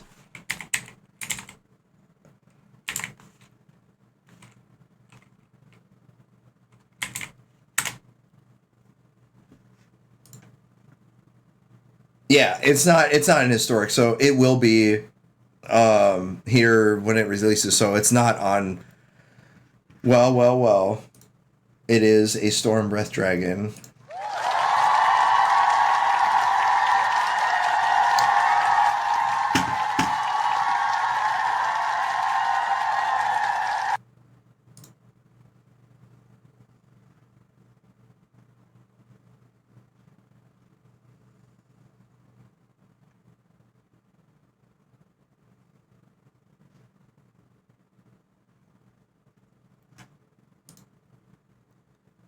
Perfect timing with the red cards. Yes, very much so. All right. Yeah, so Blasphemous Act. Don't recall what... actually, I can just look at the thing because I didn't close out of it. The first printing of it was in... I want to say it was from the original Innistrad set. No. This is from... oh, yeah, I was right. Original Innistrad. I don't remember it ever seeing play there very much. It was like a sideboard card, to say the least. But, so... basically, it's 1 red, 8 colorless sorcery. This spell costs 1 less to cast for each creature on the battlefield. Blasphemous Act deals 13 damage to each creature.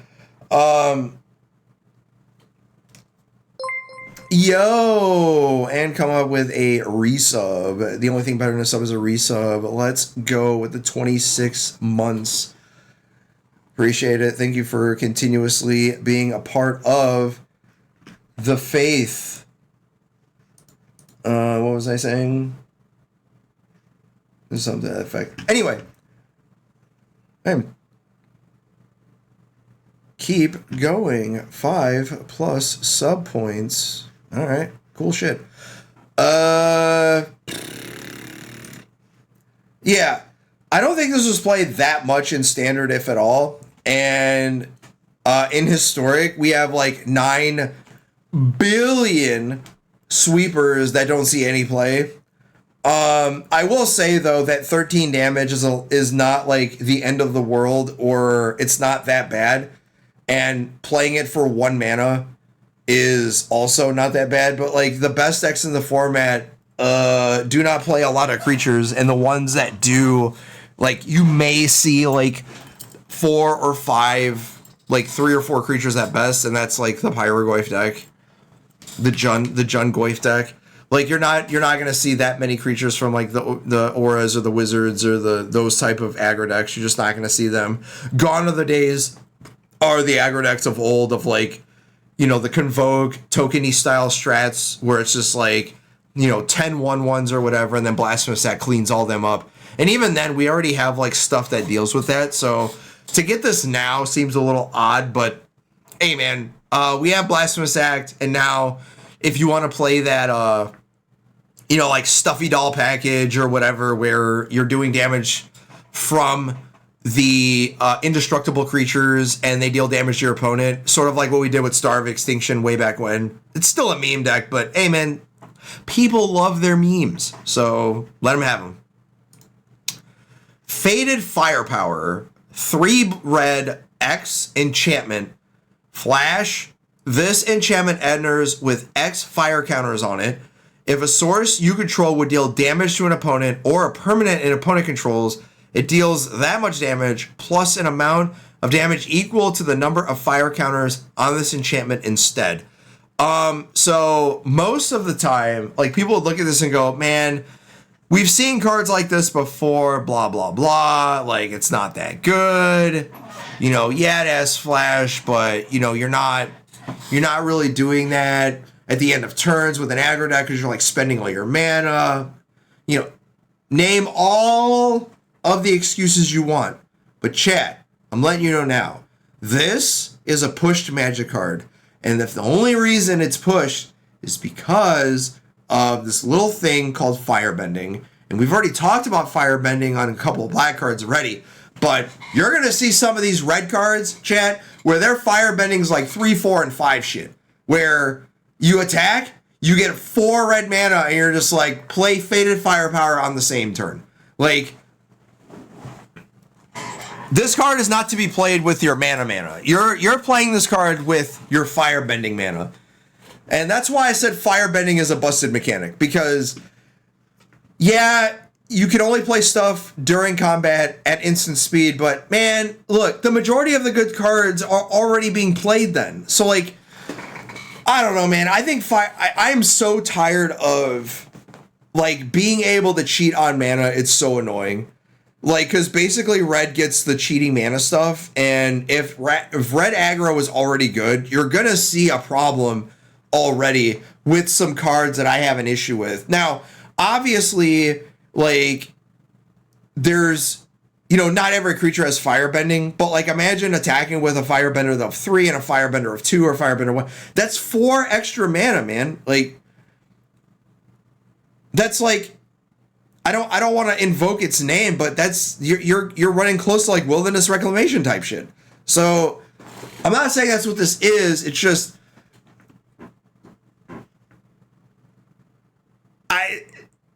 anytime that you give free mana to permanents, you can't tell me that it's always been good and like the format's been fine. This spell is, like, on its own, it's not great, but, like, it's the best of all of them that we've seen because the format context is you get firebending for free. So, like, it would not be uncommon for you to get firebending of 5 and then, you know, cast this with 2. It's got 2 extra stuff. Now everything deals 2+ to everything. So, like, your 1/1s now deal 3 damage. It's sort of like, you know, Torbrand, but it's an enchantment instead of a creature. So I'm not happy about this, but hey, man, if mono red aggro is good, then yeah, so be it. Whatever. Firebending Ascension. 1 red, 1 colorless. Whenever this enchantment enters, you create a 2/2 red soldier creature token with Firebending 1. See what I mean? Whenever a creature you control attacks, causes a triggered ability of that creature to trigger, put a quest counter on this enchantment. If this enchantment has 4 or more quest counters on it, you may copy that ability. You may choose new targets for the copy. This one is one of the better ones of the Ascensions that we've seen. And while, Yeah.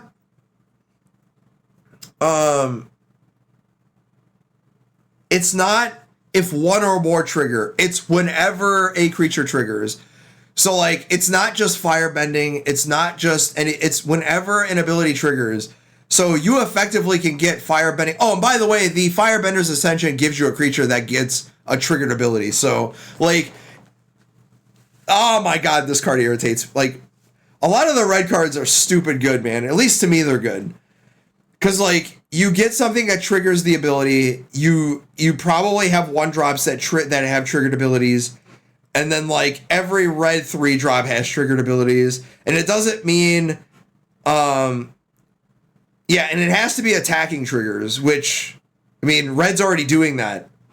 And red isn't the only one that has attacking triggered abilities. Hell, man, the Flying Bird Assassin has a triggered attacking ability. So, like, if this didn't give a creature token, this card probably be unplayable. But because it gives a creature, it gives something to make it happen. They push this card. So this card's gonna see play.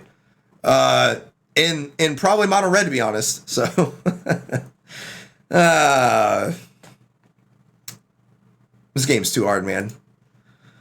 And remember when I said that red's gonna be good? Firebending Student, 1 red, 1 colorless, human monk, 1/2 with prowess. Firebending X, where X is this creature's power. Man. All I'm going to say is, aren't you glad Monstrous Rage is banned? This card is silly, man. Like, this card is absolutely silly. Like I said, I'm just happy Monstrous Rage is banned. Because, just, if you ever untap with this, and like you Monstrous Rage this thing, like, tap, attack, this has 6 power. I get 6 red mana on my combat. That's never been bad, right? Yeah. Oh, man. I do remember when Slick Shot Show Off was spoiled and everybody thought, like, Mono Red was going to be the best deck in the format, and it wasn't even close. And it's just like, yeah, Slick Shot Show Off like has all this stuff and it's insane. It's got plot. It dodges removal. It dodges discard. And it turns out it's just fine. So while Firebending Student doesn't have flying, it doesn't have trample, it doesn't have any of that stuff. And good thing it doesn't, because if we had Monstrous Rage, that would pair way too well. And that's probably why they banned Monstrous Rage, is because the cards they're making are just like making it so dumb. But again, like, if you ever get this card to like 3, 4, 5 power, and this is one of the cards I was talking about where it's not uncommon for you to get 2 or 3 extra mana from this, because you don't have to play like removal. You can just play spells that draw you cards. And like, you just keep like chaining stuff together. So like, that's what makes Firebending so good. Not the fact that you're just using it to spend, even though like, you know, during combat, getting extra mana that doesn't end until the end of combat, like, that's busted. In my opinion, that's busted, because that mana stays. If I pay mana during combat, I only get it for that specific phase. Firebending, you get it the entire combat step, man. That's so dumb. Because it's not like, you don't use it for just like, it doesn't say, well, you can only use Firebending for like instant and sorceries or not creature spells or whatever. No, man, you use it for everything. That's why I'm a little scared of Firebending, because anytime you can cheat on mana, it's always busted. Always busted. I'm not saying this creature's busted. I'm just saying that these 2 cards are fucking pushed. All right, I'm done bitching. Next, a lot less powerful. Fist of Flame, 1 red, 1 colorless, instant, draw a card until end of turn. Target creature gets trample and gets +1/+1 or +1/+0 for each card you've drawn this turn. Very, very useful. Oh, but I'm sorry. This is also a jumpstart card. I put all the cards together because I did want to make like multiple videos and multiple streams for this shit. So this is a jumpstart card, meaning it's only used or only viable or legal, excuse me, in Historic and Timeless. Historic is probably the only place you're going to see this, and I don't even think it's good there. It's probably better than Teachings, which Teachings got nerfed to the fucking ground. But Trample is not that's why Teachings was so good, is because it gave Trample and Haste. This one, Teachings gives one or the other, and this is basically worse than Teachings, because basically you draw the card anyway, but you only get Trample or Haste, and it's the next creature you get. This one, you just play it. Still decent, in my opinion, to because you draw the card first, and then you get +1/+0 for each card you've drawn. So you've drawn the card for the turn, then you play Fist of Flame. No, these are jumpstart cards. Like the fan kite symbol is jumpstart. So they're not standard legal. Just limited. Hello again, Grixis.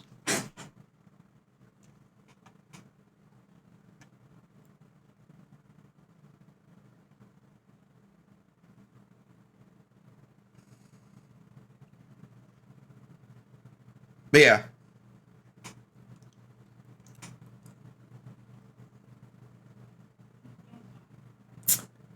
Yeah, so you draw two, or you draw one from this. You get +2/+0 because you've drawn two cards. And then if you ever, like with Chorus, this can get really dumb. But Teachings also gave you Prowess, so it's sort of like the same thing.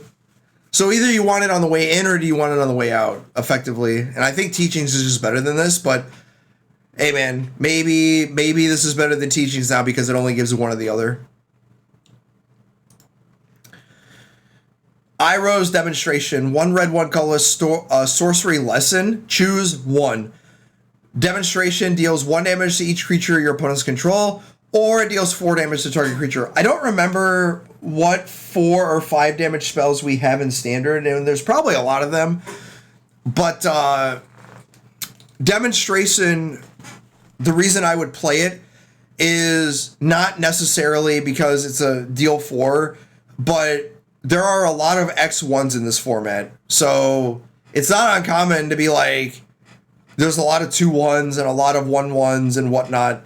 And you're just like, yeah, I'll clean that up for 2 mana. Now, obviously, we have Pyroclasm and like sweepers already in red, but this is like your, do I want to destroy or do I want to deal 4 damage to a big creature, or do I want to sweep the board? And modal spells like this always get a second look in Constructed, just because the more options you get, the better they get. Now, obviously, the cost, the reason why I'm putting this on here is because the cost is really, really cheap. Generally, spells like this, you get at 3 mana, not 2. So the fact it's 2 mana, I deal 4 damage to a creature. 4 damage is like the rate for 2 mana. But now I get an option of dealing 1 damage to everything, and that's my opponent's control, not everybody. So this is good on its own. How good remains to be seen, but like cards like this always like find a way to see play, even if they're singletons and like an extra in the sideboard or whatever. And again, Pixie's not in the format, not as much anymore, but again, if you're playing Pixie, you got a lot of X1s there. So maybe when Vivi gets the axe and told to get out of here, then maybe this card might actually show up because the format will slow down a bit. Lightning Strike is back, chat. So when it rotates, it will not rotate. Yeah, it hurts aristocrats. I mean, maybe.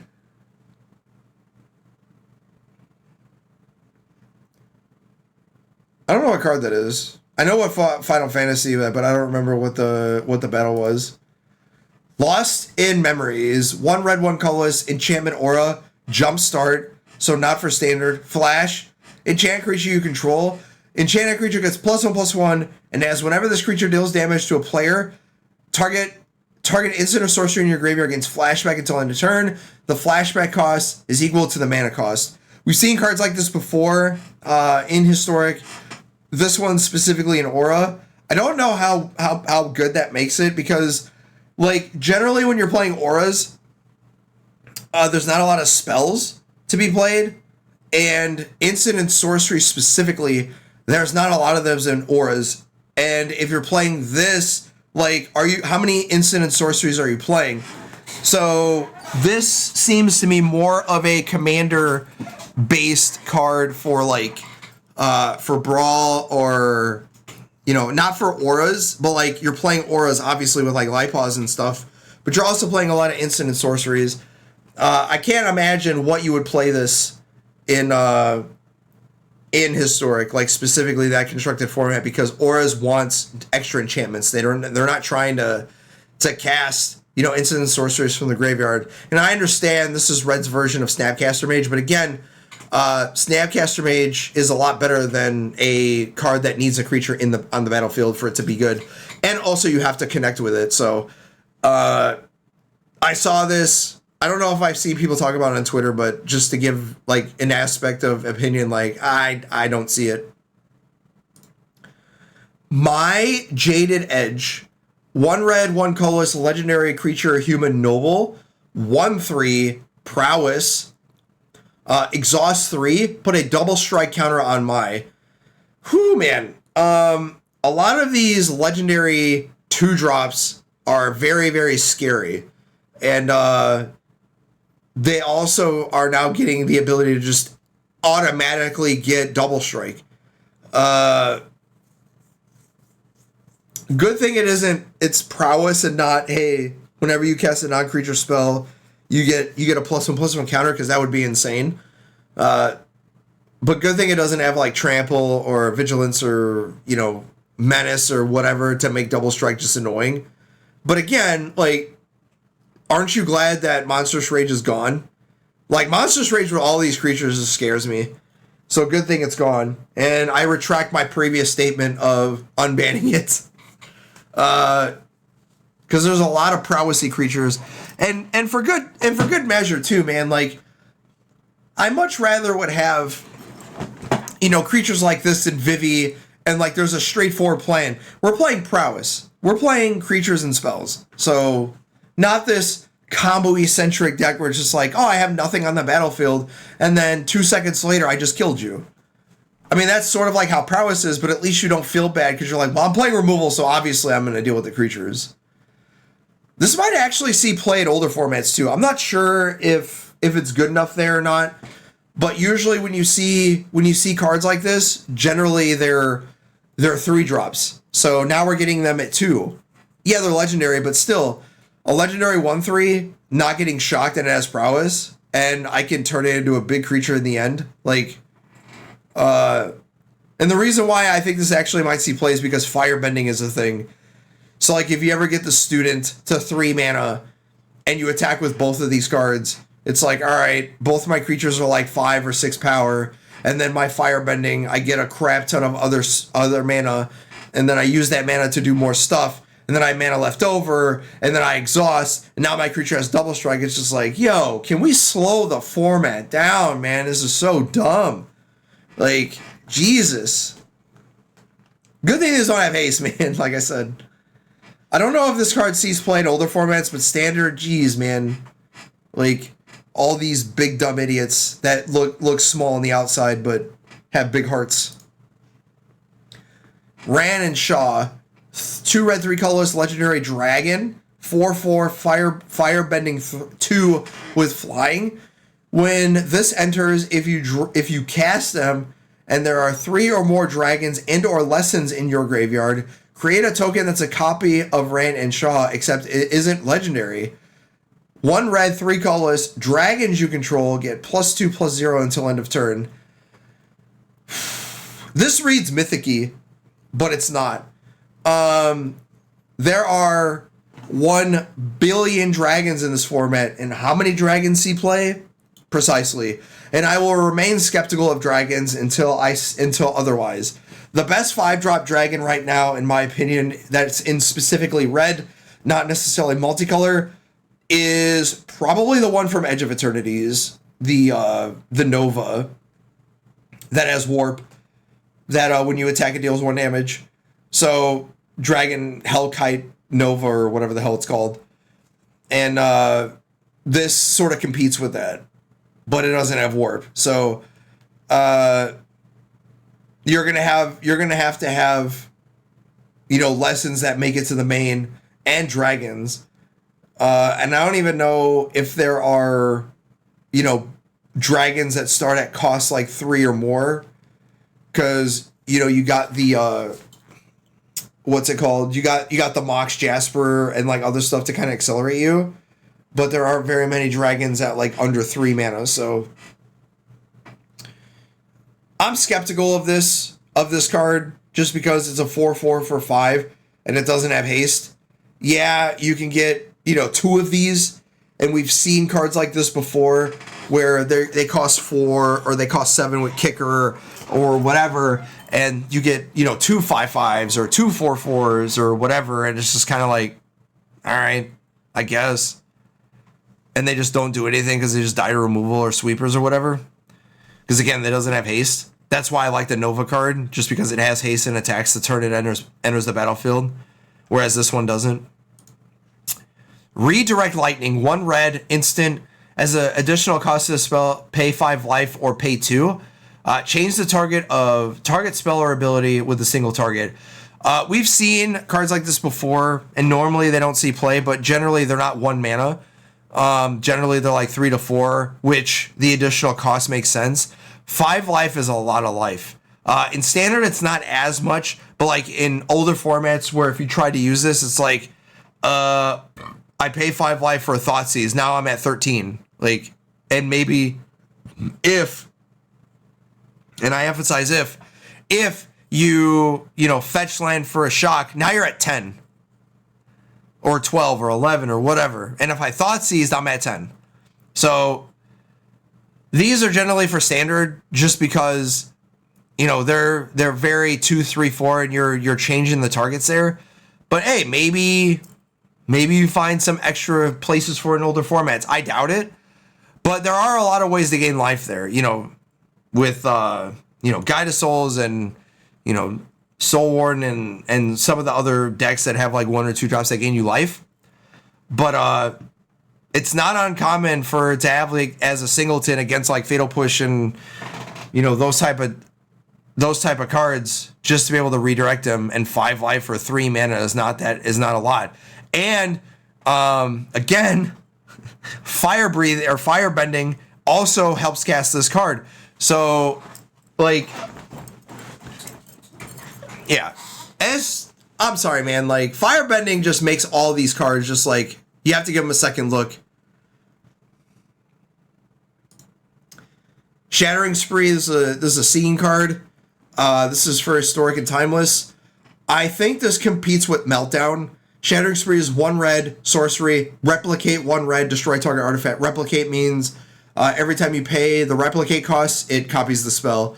So I think this is on par with Meltdown. Meltdown is a lot better against Affinity in the sense of like the tokens, but I think Shattering Spree is a lot better against the targeted, like the good stuff. So like, yeah, Meltdown gets the lands, yeah, it gets a bunch of the like clue tokens and like stuff like that, but being able to hit stuff that's, you know, big while also hitting their lands, yeah, you have to spend the same amount of mana, but I get to actually hit the big stuff, as opposed to like, I'm only going to hit the small stuff with Meltdown, because it's really, really uncommon to get Meltdown to like X equals 6. So like Shattering Spree, if I have 6 mana or I have 5 mana, I can use Shattering Spree and hit, you know, Kappa Cannoneer, which you have more of a chance at 5 mana than you did with Meltdown at 5 mana, which you're only getting X equals 4.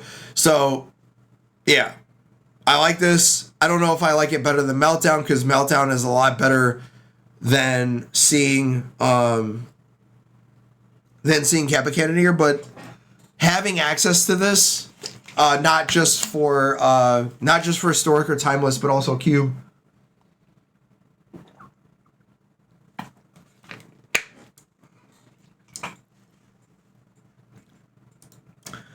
Sozin's comment.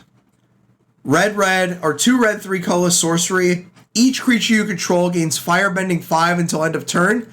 Foretell, 1 red, 2 colorless. Foretell returns.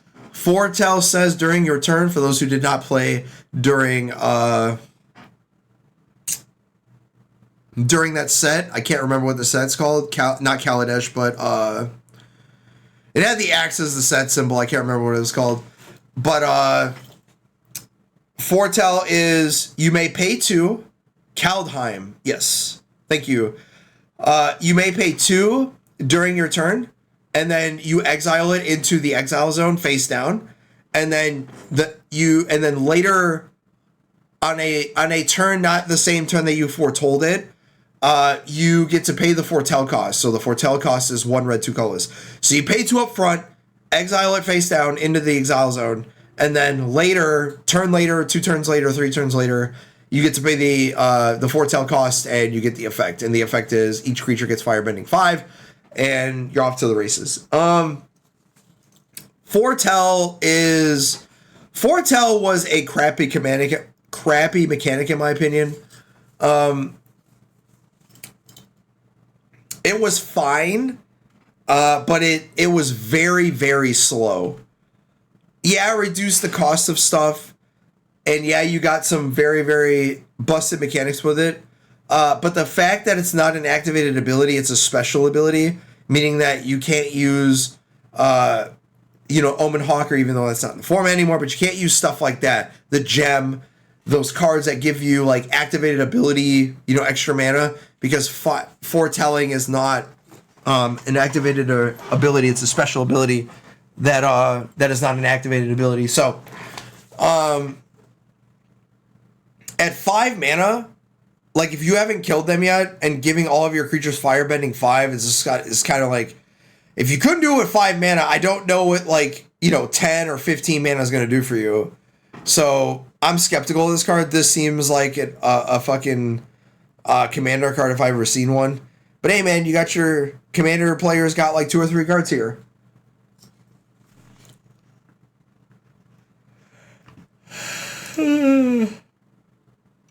Excuse me. The last Agni Kai. 1 red, 1 colorless instant. Target creature you control fights target creature an opponent controls. If the creature the opponent controls dealt excess damage this way if the creature the opponent controls is dealt excess damage this way, add that much red. Until end of turn, you don't lose unspent red mana as steps and phases end.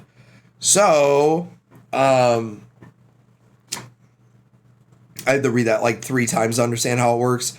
So effectively how it works is you choose one of your creatures, you choose another one of their creatures, they fight, and by fight they deal combat damage to themselves, and when however much damage it is, so like if my creature is a 4/2 and yours is a 2/1, then I get 3 red mana. That doesn't, I can use it whenever I want. I can use it during combat, my pre-combat main phase, my post-combat, hell, even before the cleanup step. So I don't know if this is good enough because of, like, yeah, I know firebending is busted, like, as a mechanic, like in a vacuum, but format contextual stuff is what matters here. And I don't know if there's going to be a lot of creatures to fight and vice versa, because reasons. So even the art is kind of, it reminds me of Counterbalance, which is not what this card does at all. Yeah.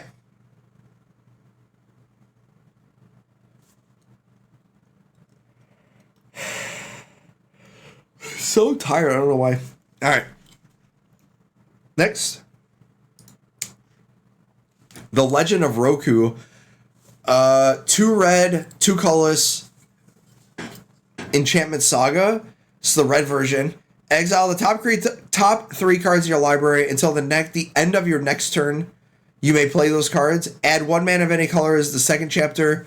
And then you flip on chapter 3 into Avatar Roku, a firebending of 4 as a 4/4, 8 mana, create a red dragon creature token with flying and firebending 4. I think this is one of the better ones of the set. I don't know if this is better than the white one or not, but firebending is already good. On turn 6, maybe not, but like drawing 3 for 4 at sorcery speed, albeit. But if you already have firebending, like, see, this is what I mean. Like, you draw the cards and you don't have to play them until whenever. And if for some reason, like, they're not sorceries, or I'm sorry, if they're not instants or have flash, then like the firebending doesn't matter. But like if they do, then a lot of that mana could be used. And this is why I said firebending just is so much added value. Like, firebending, you have Reckoner Bankbuster, draw a card. You got instant speed equip cost, use firebending. You got instant speed spells that draw cards, firebending. You got flash enchantments or flash anything, use them, firebending. So like,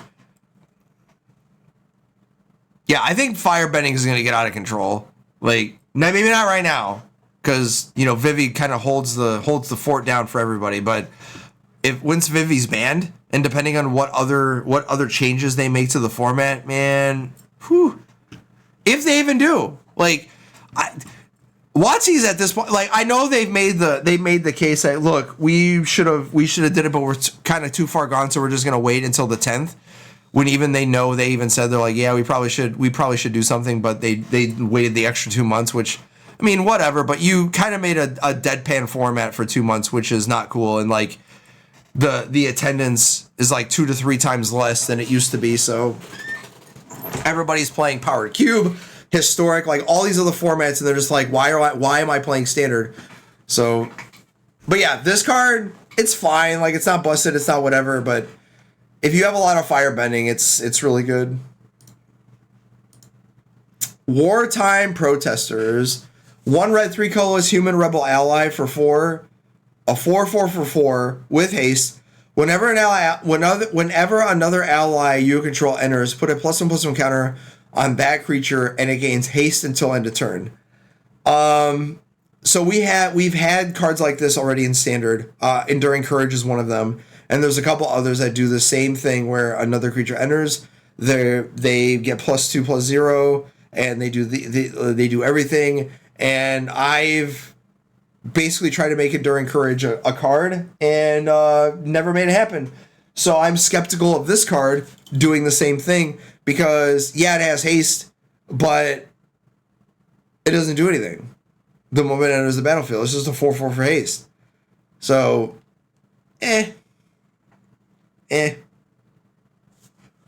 Next. Ah, man. Zao, the Moonslayer. 1 red, 1 colorless. Legendary creature, human soldier. 2/2 with menace. Non-basic lands enter tapped. 7. Put a Conqueror counter on Zao. As long as Zao has a Conqueror counter on him, non-basic lands are mountains. Why do we do this? Why?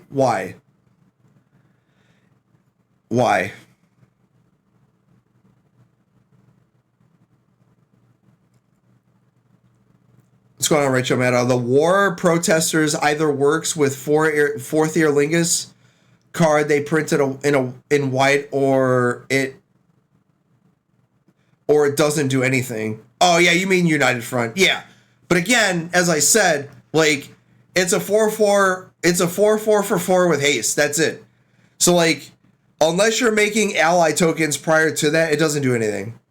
So you'd have to have something that's already, like, it doesn't do anything on its own, which is why I think the 4 drops that don't do shit, like, are just that. They're just 4/4 for haste. Like, it's just not good enough. This card, though, man, this is why I said firebending is just a busted mechanic. Because 7 on this card, like, people are going to look at it and go, how the hell did they get 7 out of this? And it's like, because it's not uncommon for you to have firebending of like 4, 5, or 6 mana, and it's like on turn 3, 4, or 5, it's not uncommon to have a Conqueror counter on him. And if you're just straight mono red with a bunch of firebending stuff, then yeah, then it's not uncommon for your opponents to have mountains for non-basics. So I really wish that red cards or red creatures, just not every one of them had menace, where they disincentivize blocking and attacking and combat in general. And like, you just want us to play spells, which don't even help because a lot of these cards are like, give additional cardboard for them for existing. And it's just all around annoying, man. I saw some people on Twitter bitching about how this card is so punishing and just a bad design and doesn't enable great gameplay or whatever. I honestly think, and I'm not kidding, I honestly think that this card might actually see play in older formats too, because non-basic counts fetches too. So like, historic, if you can ever get this out on the play, like against, Eldrazi, it just turns all of their stuff, if they don't have like the Eldrazi temples or whatever on turn 1, then it turns all that stuff into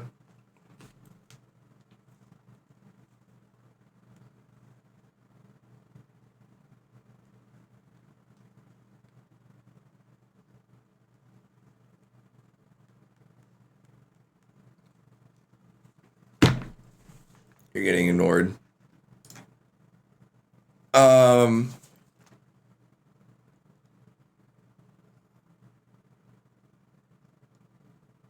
What was I gonna say?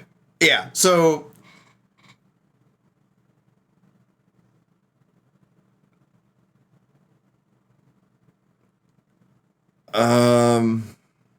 wait me a second. Yeah, so I don't know if this is bad. I don't know if it's good. It's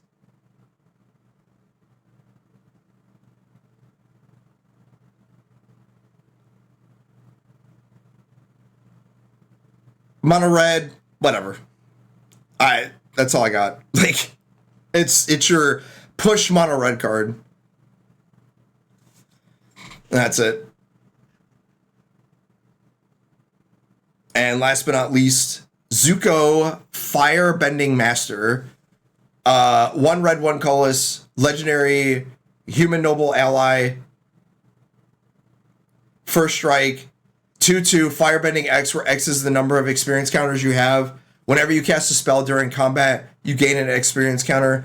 There are a lot of... This is a Jumpstart card, by the way, so only for older formats like Historic and Timeless. There are a lot of these Firebending cards. I don't know specifically if there are a lot of...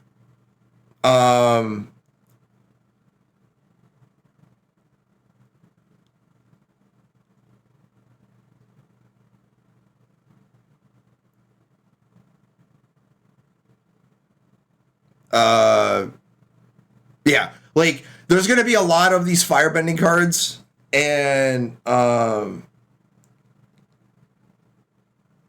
right, I will. Like,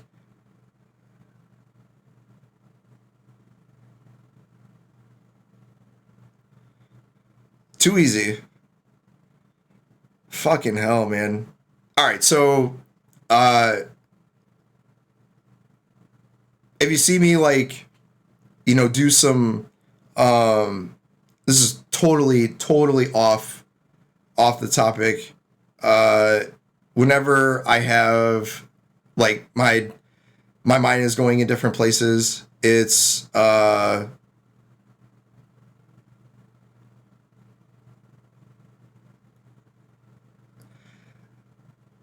like, and maybe I'll do it in like a Discord where it's not live, to like not to trauma dump or do any of that stuff, or like mental health or whatever, because I do have a channel specifically for that, for like, I don't want to say safe spaces, even though it's in the tags or whatever, but like normally when stuff happens like that, I kind of just like my brain goes in like different spots and try to like disassociate it, and all that, and family drama and whatever gets on there. But I do that's basically what just happened, like in the last like before I came live, and then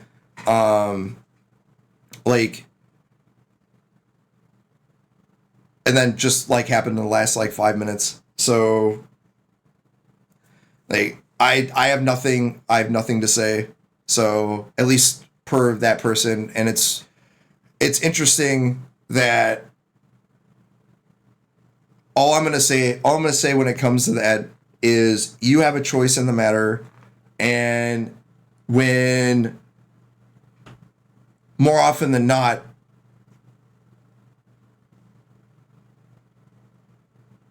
when people do stuff to you, it's generally people that you know, and it's always like it's never them. Like they never take accountability for the shit they do. None of that stuff. I've done the accountability thing already. I've already said my piece to all of this. And like I'm not gonna say it like live on stream or whatever, but that's what I'm dealing with right now. So like I'm trying to do this and not deal with that at the same time. But as I tell troops the same stuff. So like when you keep getting like text messages and whatever, like of the same shit, and like I just want to just delete my fucking Facebook and all that just so I don't have to deal with it anymore. Like, because like if any of you are on my Facebook, you can go find it, like the post that I did for the thought of the day, and somebody put in there, you know, what they thought, and I basically just responded like, you know, this has like been like years in the making, and like I've never actually said that stuff in public. I just said it behind closed doors, and this time I'm just like, nah, man, I'm gonna say this in public because like I almost started doing it. So I'm gonna get like take a drink here, and then all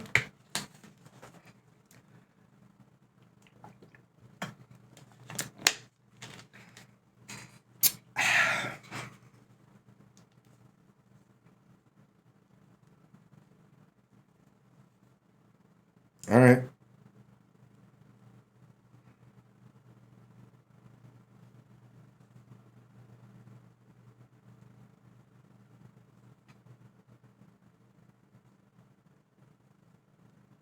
Give me a second.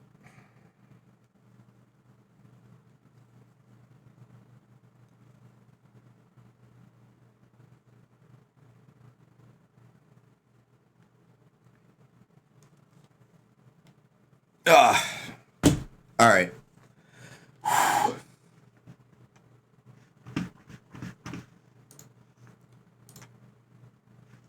Yeah, I just don't care, man. Like you don't get to tell me how I feel, man. You don't get to tell me what I've experienced and what it means to me or what I think or what happens, because they don't. The thing is they don't know. Like I haven't told family members the majority of the stuff, and it's one of the reasons I think they don't associate with me anymore, which is fine, because like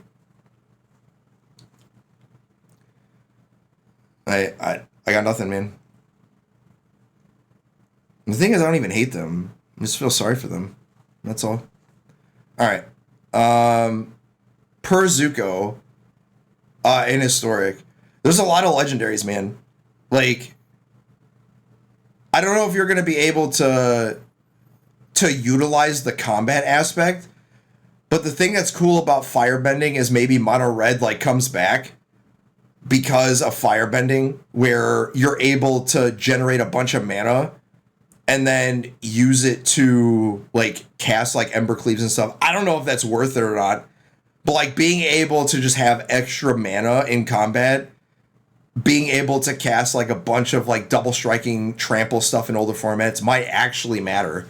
So I don't know if Ember Cleave's the way to go, but having like ways to just pump your team like seems like what you want to do with these firebending cards. Just to give you more mana to draw cards off of. So like yeah.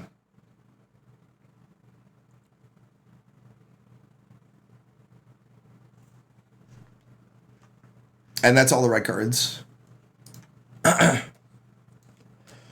Whew.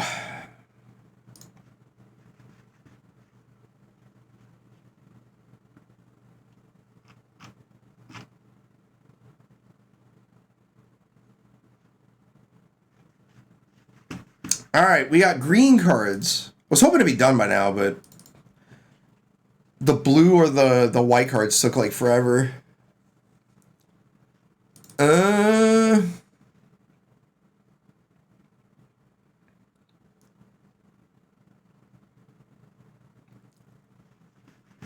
And here we go.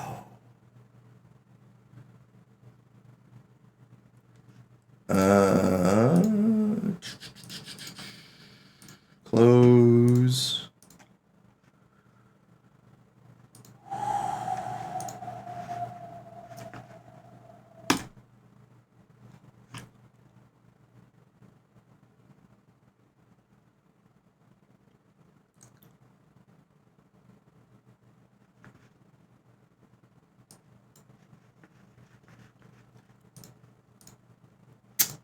All right.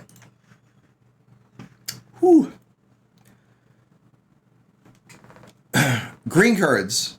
There's not a lot of them because green sucks, and green's on notice until then. I know that there's a mono green aggro deck, and I don't even know if it's tier 1 in standard, but let's just look at standard right now. We got.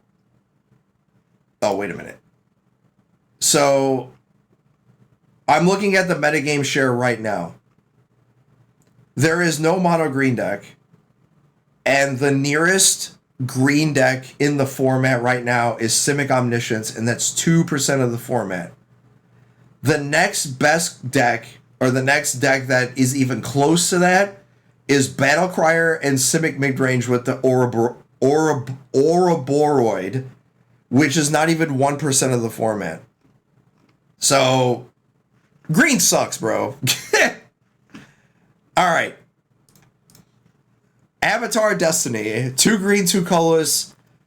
Enchantment Aura. Enchant creature you control. Enchant creature gets +1/+1 for each creature in your graveyard, and is an avatar in addition to its other types. Whenever enchanted creature dies, mill cards equal to its power.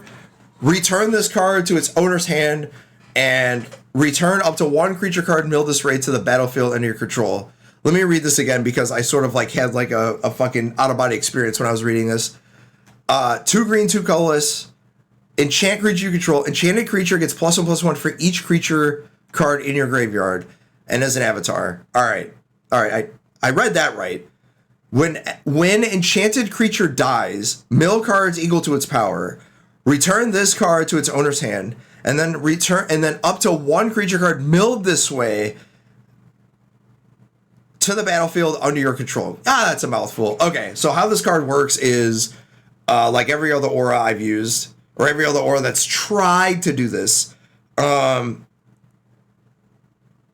where it gets bigger, obviously, but you can't get the creature that died. So what are you putting on this? And it has, so what they tried to do prior to like auras like this, yeah.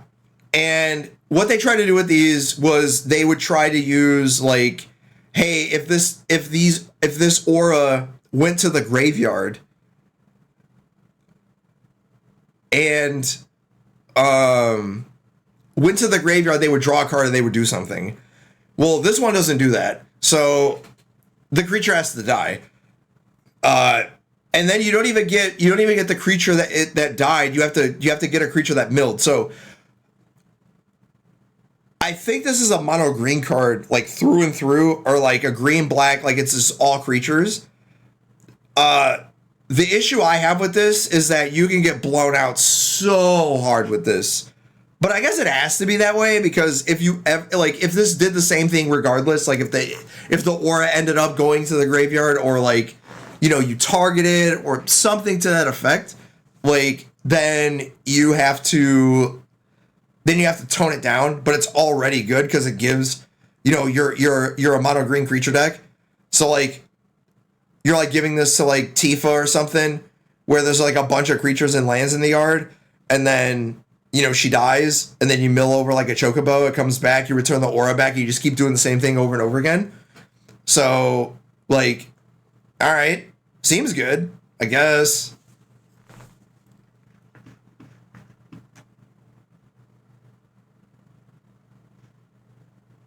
I think it's only for standard though. I can't imagine that this is for anything else because of how much it costs. Like, I don't even think auras would play this just because you couldn't play Luris, and it just doesn't, because you have to get the milled cards, not like any creature card in the yard. Badger Mole Cub, 1 green, 1 colorless, Badger Mole, 2/2. When this creature enters Earthbend 1, so green's mechanic is Earthbending, and Earthbending is target land you control becomes a 0/0 creature with haste. I didn't know that. I read this card, but didn't know that. That's still a land. Put a +1/+1 counter on it. When it dies or exiled, return it to the battlefield tapped.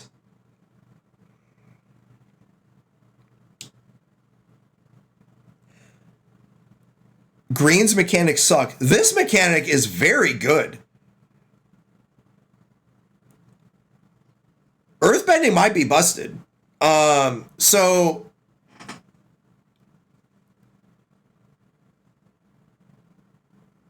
you get +1/+1 counters equal to the number that Earthbends. Then, even if it gets exiled, doesn't matter. I still get my land tapped. That's, bro. Hold on. This is the reason why I'm saying this is good is because you're already playing landfall stuff. So like, if you have the land and like you sacrifice the land, it comes back like instantly. Right, so you get another landfall trigger. I don't know. I think this is actually legit. I don't know if it makes it good. Like, I don't think it makes green good, but this creature is kind of good. Yeah, it coming back no matter what is already good, and then it has haste. So like, whenever you tap a creature for mana, add an additional green. Huh. This has a lot going for it, and I don't know how to feel about this.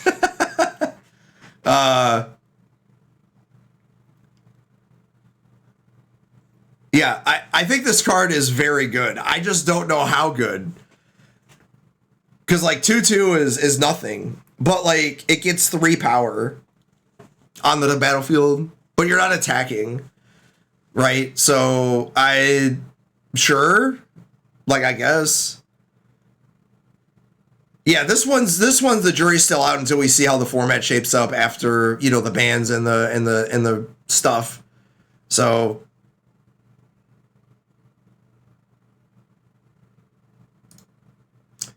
Bison Whistle, 1 green, 1 colorless artifact, 1 tap. Look at the top card of your library. If it's a Bison card, you may put it onto the battlefield. If it's a creature card, you may reveal it and put it into your hand. Otherwise, you may put it into your graveyard. This is a Jumpstart card, and I put this on here because I thought when I read it, I was like, well, it's never going to be a Bison. So it's never going to go on the battlefield.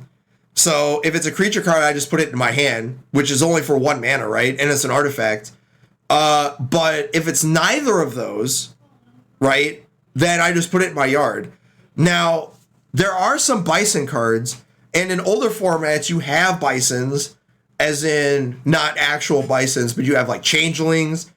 So like if you were playing like this, and again, I don't know if this is good enough, but you can get Changelings out and use them with like Retrofitter and stuff like that. But I think the format's too slow. I think the format's too fast for stuff like that. Because like you're not caring about the Bisons, because, you know, whatever. And in standard, I think there's like 1 Bison or 2 Bison or whatever. And in historic specifically, because this is too slow for timeless for sure. And I'm pretty sure this is too slow for historic, but be that as it may, we're going to look at it anyway. I don't know what creature card you would want to grab for effectively like, you know, one mana, and I don't know what else. So this is one of those cards that you're like building around and you're trying to find out what the bisons are and like what you're trying to do with it. But initially I had nothing. By the way, this is like my initial reactions because I like looked at like almost none of these cards. I just looked at all the rares. Like I'd seen if it was a rare, if it was a mythic, all of them have constructed playability, and then I like skimmed through, like read some of the commons and uncommons, and I'm like, yeah, that seems playable. Yeah, it seems playable. This one was like,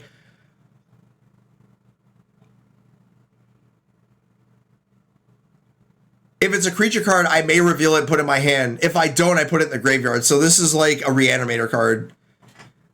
Like, that's how I read it. So I didn't know if Reanimator wanted stuff like this because we have Persist, we have Life Death, we have all these 2-mana Reanimator spells, and like we don't really have.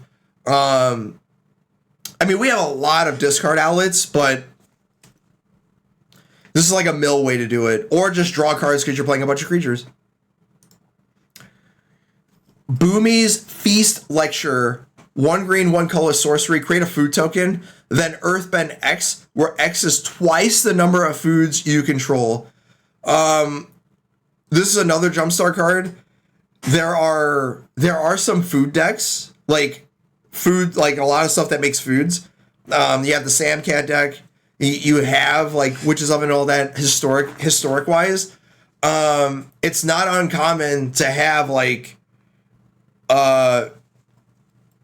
there have been times where I've had Samwise out and I've had like 5 or 6 fucking tokens out. And it's like twice the number of foods you say. My land is now a 12/12.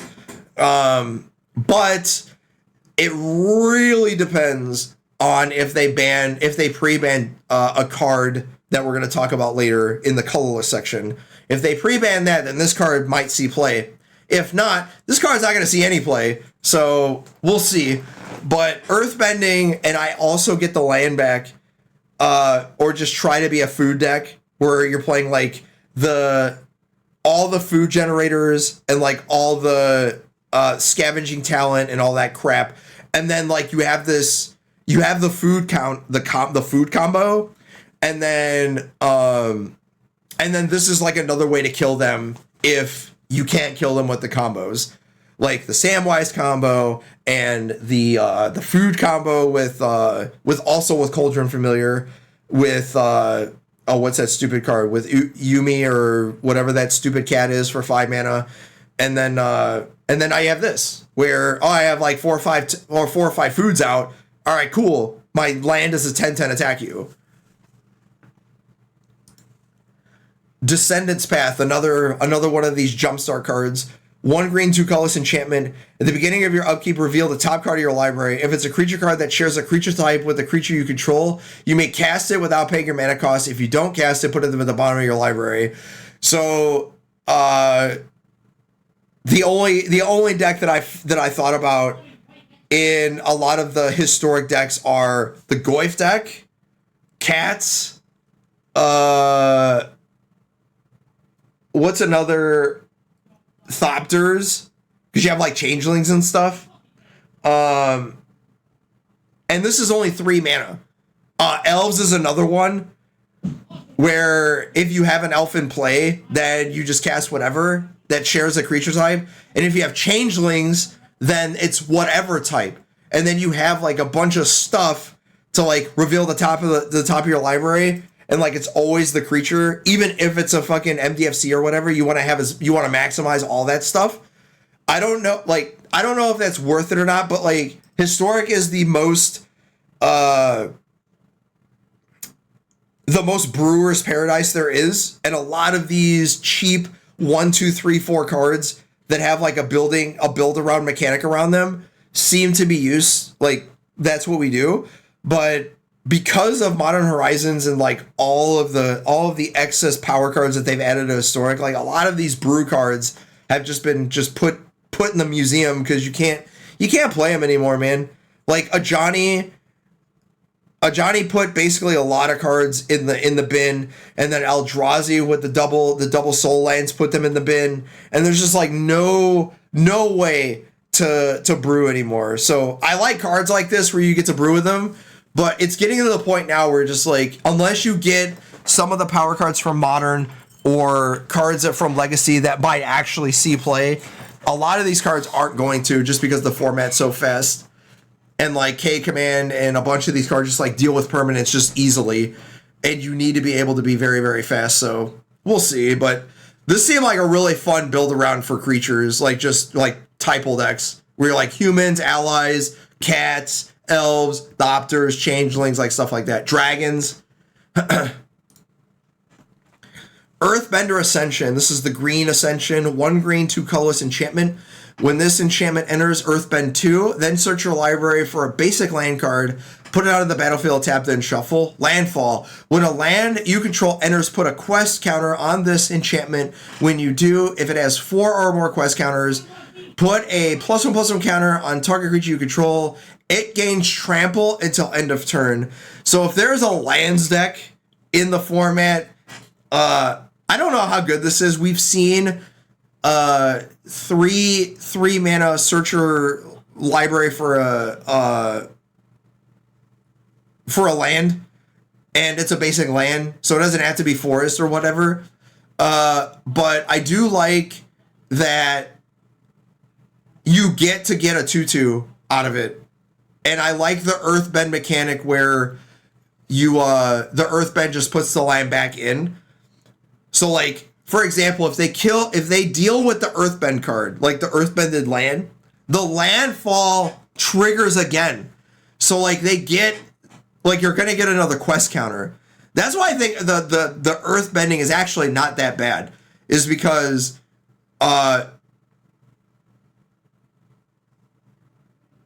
you want to get the counters on. So like you don't really care if they deal with your lands, because Earthbending is like, because Earthbend would be basically unplayable if you never got the land back.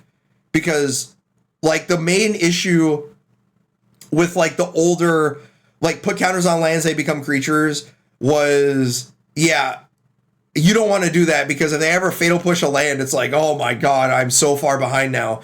With Earthbender's Ascension, it's like, nah, man. More often than not, I'm getting my land back, and I'm getting to untap with it, so... Yeah, I really like this take of Earthbend. It might actually make green playable again, whereas before it was like, we don't know what to do with this, man. Earthen Ally, 1 green, 0/2 human soldier ally. This creature gets +1/+0 for each color among allies you control. So it's a 1/2 because it's a green card. Earthbend 5. If you have Wooburg +2, so 2 colorless and Wooburg, 1 of each land or 1 of each color, so 7 mana. Earthbend 5, and Earthbend is, it put 5 +1/+1 counters. Earthbend number is whatever number it is. You get +1/+1 counters on it, and the land becomes a creature.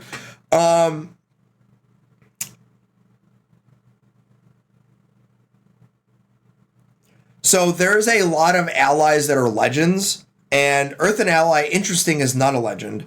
So the legend ally deck might not even be 5 colors. It might just be 2 colors or 3 colors. And there's a couple allies in green that we'll talk about, at least one of them, that gives your lands like the ability to, you know, wash colors and add different colors and all that stuff. So I think this is fine. Like, yeah, it's an 0/2 or a 1/2 because it's a 1/2 for just being 1 green.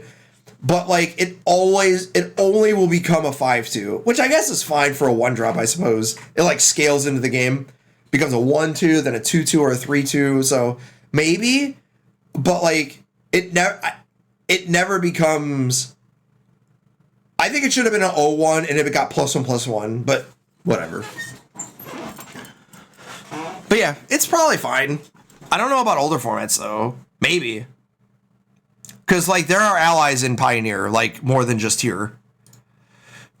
Elemental Teachings. 1 green, 4 colorless instant land. Search your library for up to 4 land cards with different names and reveal them. Then, an opponent chooses 2 of those cards. Put the chosen cards into your graveyard, and then the rest into the battlefield tapped. Then shuffle. So you only get 2, but it's an instant, as opposed to every other time we've ever had this effect, it was a sorcery.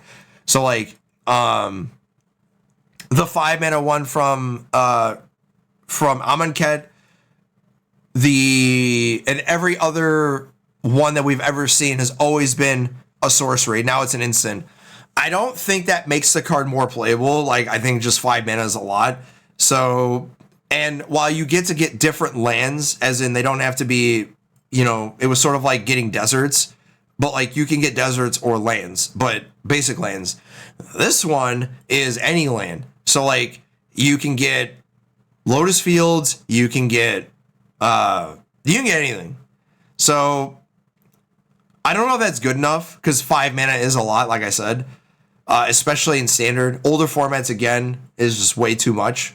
And the main problem that I have with lessons in this set is there's no learn cards. So like if you're gonna play these in older formats, which some of them seem playable, you're gonna have to play learn cards to get them out of your sideboard, right? So sure, like I got nothing. And they have to be different names too, which kind of sucks. So I'm skeptical. Great Divide Guide. 1 green, 1 colorless human ally scout 2/3. Each land and each ally you control have tap, add 1 mana of any color. They made this kind of push because 2/3 is way better than 2/2. In every land, it also interestingly says that each land taps for that, but is not every basic land type. Notably, also none of your allies also gain all the land types, so they just are able to tap. And we've had cards like this before, mostly elves, and every one of those elves were like 1/1 or 2/1 or 0/1. They were like so incredibly bad that you couldn't play them because they died to literally a sneeze. This one does not, though. And this card also is a 2 mana dork and is almost like a talisman. So 2 mana, I have basically a talisman that taps for any color I want, doesn't die to a literal sneeze because it's a 2/3 instead of a 2/2 or a 2/1, and also makes all of my allies, if I have 1-drops that are allies, effectively mana dorks. So, like, I think this card's incredibly good. Now, when I say good, I mean, like, it's very format dependent, and, like, it's all hinges on what the banned and restricted thing is. If there's no changes, which I highly doubt, then none of these cards are going to see play because Vivi is so good. Or the Vivi Cauldron deck is just too good. And if they don't ban Omniscience, which, like I said, I don't think they will, I think Vivi or Cauldron or both are going to just see the axe. But if one of those cards goes, I hope it's Vivi, but I'm like almost sure Wizards is the type to just be like, nah, we're just gonna deal with Cauldron and that's it, because they want their Vivi. So if Vivi stays, which I hope it doesn't, then a lot of these cards are just not gonna see play because Vivi is just so good. But maybe this does, just because you're able to play, you know, something after. Or you're able to play. They will do everything but ban Vivi, I think. Probably, right? But yeah, I like this card a lot. Even in older formats too, by the way. Like Pioneer, because there's a lot of allies there. Heartbeat of the Spring, another scene card. I can't remember if Heartbeat's in, but my guess is Profs and Cauldron get banned. I don't think they have the gall to ban Profs, because I don't even think Profs is a problem. I really literally think it's fucking Vivi. Like, if you ban Vivi, the card, like, Cauldron doesn't matter anymore, because the main purpose of Cauldron was to give you extra access to Vivi. So, like, if you ban Vivi, like, you just completely nuke the deck, and it turns into a prowess deck again, which was already good. Like, it wasn't like it was unplayable. It just, Vivi made it dumb. I think Vivi, like, at the minimum, Vivi has to go. Because, like, you can't allow that to just be in, where they're able to just rebuild from nothing. Like, it's whatever, man. I'm so over it. Like, yeah. Heartbeat of the Spring. I can't remember if this is already on Arena or not. I assume it's not. 1 green, 2 colorless. Whenever a player taps a land for mana, that player adds 1 mana of any type that land could produce. So way back when, another one of these way back when stories of Heartbeat of the Spring, there used to be a Heartbeat deck. It was a combo deck. And basically what it did was you played Heartbeat, you untap, you win. Because basically it was a mana flare. But the way you did it was you played Heartbeat, but you didn't play it on turn 3. You played on like turn 5, and then you waited for your opponent to like tap out. And it was the same format as like Remand and counterspells and stuff. And the way you did it is you would play Heartbeat, cast Early Harvest, untap all your lands, and then you just went off from there. So like you waited the whole game to like cast Heartbeat and then find a way to untap all your lands and then, go off from there. So like there was like Mind's Desire and like all sorts of stuff. In Historic today, like I don't even think Heartbeat is that good, just because you could already effectively do that with better cards. And that's like Crop Rotation, Lotus Field, and Consign to Memory, and like Stifles. So like we already have that, right? And in Timeless, same thing. So I don't think Heartbeat is like a card that can be played anymore. And there's another one also that does virtually the same thing. That's effectively the same stuff in the scene card. I only just did this one because it was just like the same stuff. But yeah, real nostalgic of like what we had to do combos way back when we didn't have like, fast mana like Rite of Flame or Seething Song or stuff like that in the format. We just had Heartbeat of the Spring and Early Harvest to untap all the lands.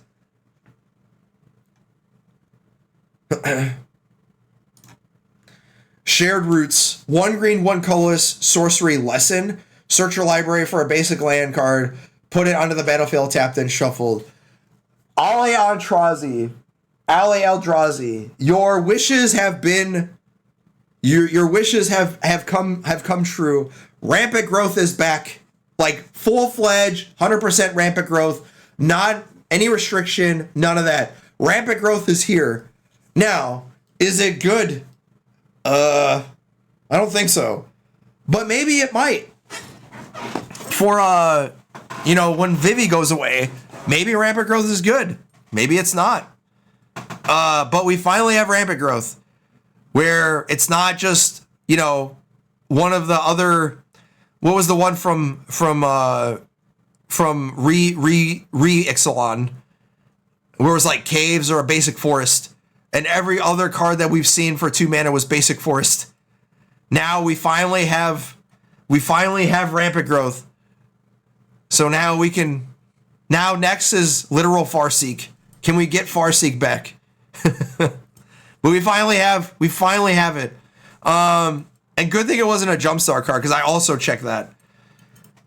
But yeah, once Vivi goes, maybe Rampant Growth could be good.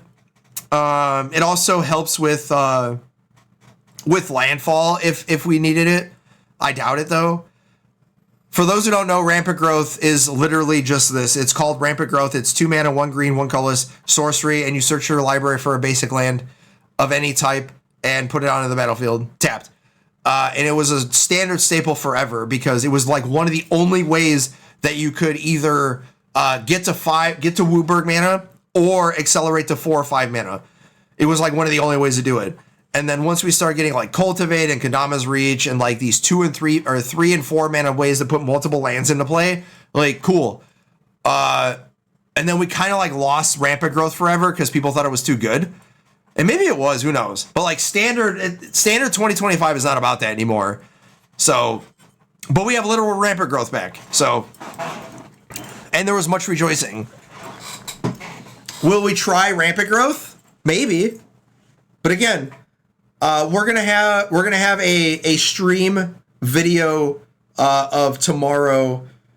We're gonna be live for the live reactions to the Vivi nonsense. So.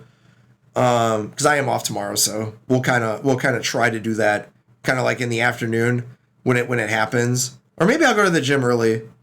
I don't know. We'll see. I really only have to go one day because I take a I have to take AFT, which is a fitness test on Thursday. So I want 3 days of rest, just Tuesday, Wednesday, and then Thursday morning.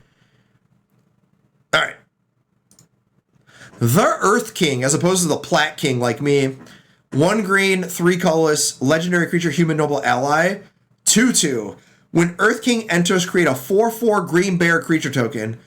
Whenever one or more creature you control with power 4 or greater attack, search your library for up to that many basic land cards and put them on the battlefield, tap, then shuffle. There's no way this card's good, right? Like, yeah, I'm putting 6 power on board for 4 mana. Yes, if I have a 4 power creature that I cast for 1, 2, or 3 mana and attack, I get that many basic land cards, which is, like, if I attack with 1, I get 1. If I attack with 2, I get 2. So, and that's why it's 1 or more. Chat, this dies to a sneeze, man. Like, it's a 4 mana card and it dies to shock. And non beefed up Torch the Tower. So, like, it's an ally for sure, but it's sort of like beefed up. What was that? Beefed up. This is 4 mana Blade Splicer. Is that good enough? Or 3 mana. The token sticks around at least. Yeah, but like, is 4 mana 4/4 still good? Like, I don't know. At least it's not legendary like Toby is, the 3 mana white card where you play a 1/1 and get a 4/4 beast token that's named Toby. That's a legend. So I mean, I'm cool with that. Which that might pair well with this. You know, you're playing all these cards that give you two permanents, right? And then you kind of play this with that cage card. That seems good, right? I don't know what the hell I'm doing with the basic land cards, though. You know what I mean? I guess this goes in the landfall deck, but do you really want to play this in landfall, though? Like, I mean, I guess. Like Chocobo and Tifa and stuff. There's no way that 4 mana is good, though, right? I don't know. Maybe it is. Like, is this better than World Surge Rage? I don't know. I mean, I know the green mages are going to try it. And they're probably going to be disappointed. At least, I will say this, though. It's a 4 mana card that does something when it enters the battlefield. It gives you something, as in it gives you something to make it happen. So, like, it passes all the tests, right? So I'm not saying the card's bad. I'm saying that, man, why does my card have to be a 2/2? Why couldn't it be a 4/4 and it created a 2/2 token? Like a 2/2 bear? I don't know. I'm all right. The Legend of Kyoshi, the green legend, 4 colorless, 2 green. Draw cards equal to the greatest power among creatures you control. Chapter 2 is Earthbend X, where X is the number of cards in your hand. That land becomes an island in addition to your other types. Then chapter 3, you exile and transform into Avatar Kyoshi. Lands you control have trample and hexproof. 5/4 tap.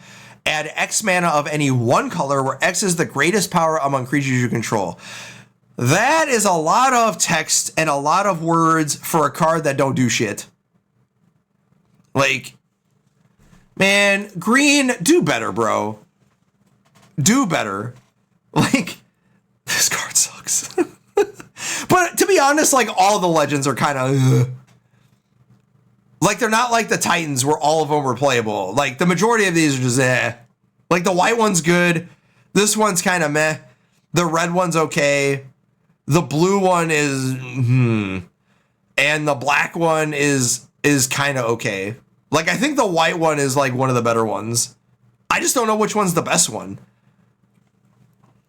Like, bro. What I will say though, is the earthbending thing is good. Earthbending is good. The mechanic is good. And they have the best card to pair with the Earthbending, and that's Ouroboros. All right? Now, how you build your deck with that, those are the two staples, Earthbending and Ouroboros. How you do it after that, I have no idea. But the rest of it, holy crap, it's bad. Man. All right. And then, last but not least, Unlucky Cabbage Merchant. 1 green, 1 colorless, human citizen, 2/2. When this enters, create a food token. When you sacrifice a food, you may search your library for a basic land card, put it onto the battlefield tapped. If you search your library this way, put this creature at the bottom of your library and then shuffle. I have a question. And my question is, does this work like I think it does? Not in standard, okay, but in older formats. And the way I want to know is, does this work if I sacrifice 5 foods when all the triggers are on the stack and I get 5 basic lands? I need to know if that's how this works. Because if it is, I got question. You do? This card is absurd. Okay? Like, and the reason why I'm saying that is because, let's say, all right, so like, let's say, for example, you have Cauldron Familiar, all right, and you have the Merchant, right? So you have at least a food token, right? So you get at least 1 land. Now, you're probably not playing the Cauldron Familiar first. You're probably playing, the Cauldron Familiar, or you're playing the Scavenger Talent or the Witch's Oven first, and then you're playing the Cauldron Familiar after, and then you're playing this next. So like, how you get to 5 mana for the cat really is gonna matter, because like there are times where you just don't have the mana, man. But like, let's just say like you want to sacrifice more than 1 food, like. And I was like, I'm pretty sure that when you sacrifice multiple foods, you get multiple lands, which I was pretty sure you did, but I just had to ask because that's busted. I mean, busted in the sense of if you ever have that happen, it's like Magical Christmas Land, but I'm trying to do Magical Christmas Land stuff. So, yeah. And it's still good. Like, it's just a 2/2. So, like, if I play, what's the card called? If I play Scavenger Talent on 1, and then I play Unlucky Merchant on 2, and like I get a food, and then it dies, and then I have 2 foods, and then I have another Unlucky Merchant, and then, I'm able to sacrifice like 3 foods, that's 6 mana, and then I have like Rotmoth Vampire, which of course is an unplayable magic card, like I'm getting into Magical Christmas Land type stuff. Well, the problem is, if there is one, is that it's really, really awkward because you don't have, like, you would have to do it like on turn 3 or whatever, because you would need multiple foods and like multiple creatures or whatever. So like, instead of playing, like, I don't know if you would play this over the 3/2 or like you would play this over anything else. You know what I mean? Like, I think the 3/2 is like, because like the 3/2, like you get a food on the way in and on the way out. If that makes sense. I just don't know if, like, I would much rather be on Jund food as opposed to like this. So I don't know. But the fact that it works like that is the thing. That's what I'm saying. Because I can burst this out because you don't care about the foods. All right, I'm good. And that's all the green cards. All right, now we're into multicolor.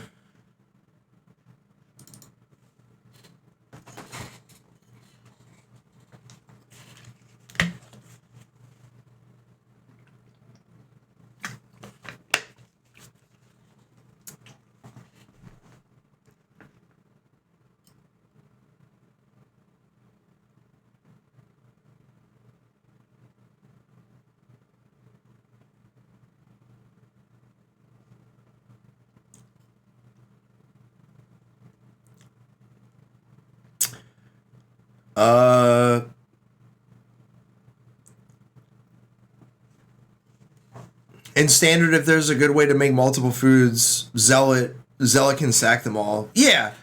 I just don't know. Like, you still have Bartholomew too. So like you could find ways to make that happen. I just don't know. I just don't know if that's good. You know what I mean?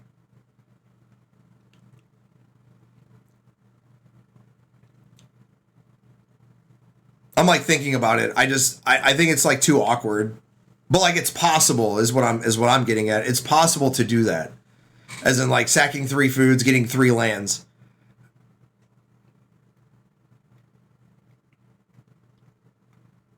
Yeah, I don't know. Again, in standard, it's like if you're going to do that, you have to hope that the format's really slow enough to do that. And I don't think it is. And even with Vivi gone, it doesn't change the speed of the format. It just means that, oh, now we're playing Omniscience. And I really wish that there wasn't like this thing of just like trying to put the biggest dumb thing on and just ending games.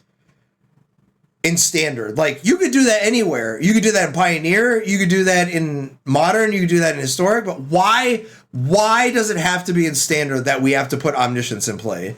Like, why is that allowed?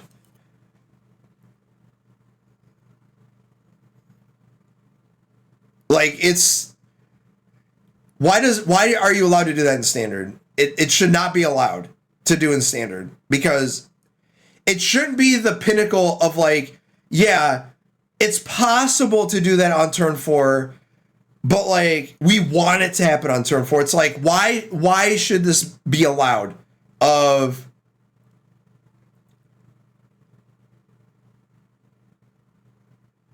purpose. I'm just going with all of the stuff that I know. So the stuff that I know about spoiler season is this. So like, what are some of the best cards ever to be printed that we sort of like went under the radar or whatever, and like we didn't understand? And one of the major ones that really changed how we look at cards is basically Fable of the Mailbreaker. That was one of them, where basically 3 mana stuff must do something the moment it enters the battlefield. If it costs 3 or more, it has to do something. It has to produce a permanent, it has to draw you cards, and it's got to do something. And not every 2 or 1 drop has to do that, but it has to be aggressive. Basically, how Jim Davis put it, if it's a 2 drop and it has 3 power, trust WotC that there and it has abilities and it's cheap, like they pushed it, you are supposed to play with this. And that's basically how I evaluate cards now, is if it's 3 or more mana, does it do something the moment it enters the battlefield? And if it's 4 or more mana, if it doesn't do anything, what does it do? And an example of this is Shieldred. Shieldred didn't do anything the moment it entered a battlefield, but what it did do was there weren't very many cards that get rid of it. It was a 4/5 for 4, and it punished you for doing the thing if you didn't have to deal with it the moment it entered the battlefield. That was like the thing it did, right? So like those are the historical references that I use for cards. What happens if I don't deal with this turn that it enters the battlefield? Or does it do something the moment it enters the battlefield? And if it's cheap and efficient, is it pushed? As in, is it a 2/1? Is it a 3/2? Is it a 3/3? Like, what is it that it does? And is it easy to navigate, or do I have to jump a lot of hoops or jump through a lot of things just to make, like, to draw a card? And if it's the latter, then obviously it's way worse. And then the former is like, all right, now it's playable. All right, multicolor. Chat, there are a lot of multicolor cards, and not only that, there are a lot of different arts. So if I screw this up, know that I had, like, there are way too many shiny objects for me to deal with, so. All right. Aang, Swift Savior. 1 blue, 1 white, 1 colorless. Legendary creature, human avatar, ally, 2/3. Flash, flying. When Aang enters, airbend up to 1 other target creature or spell Waterbend 8, transform Aang into Aang and La Ocean's Fury, which is a 5/5 with reach and trample. When this attacks, put a +1/+1 counter on each tab creature you control. Oh boy. Okay, so this is like effectively, you know, the tempo strat of exile a creature or exile a spell, which is notable because exiling a spell, if it's a counter spell and you earthbend it, then it costs 2, but it just sits there, right? And if it's any other type of spell, yeah. And if it's uncounterable, hey, guess what? Earthbending does not matter. It goes back into exile. Exiling a creature, if it's a token, doesn't come back. And then blue-white already had some flash stuff, and there are, I think there's a flash strategy in the standard, because there's, you know, No More Lies, this, there's a lot of reinforcement flash creatures, there's a lot of blue-white flashy stuff, so maybe there's a flash strat in here somewhere. You still have Get Lost and a lot of 1 and 2 mana stuff. So and then you have the tempo, the Into the Floodmaw, and a lot of other stuff. So like there's a tempo strat here, and Aang is one of them. And then if you have a lot of the flash creatures that, like, you know, you want to waterbend, well then that's too easy, because you got a couple of flash stuff, you got a couple of creatures, and, you know, some stuff, and now you turn it into an Aang. So reach and trample is weird, because like normally it's like vigilance and reach, but this also incentivizes you to play a bunch of, you know, waterbending stuff and a lot of creatures, because Aang is like, if you attack, then I put +1/+1 counters on each of my tapped creatures, and it basically says every attacking creature gets +1/+1, and those are counters. So I think this is actually good. I just don't know how many creatures, like, usually when you see, you know, yes, it does, because it flies. So when you were playing, you know, the spirit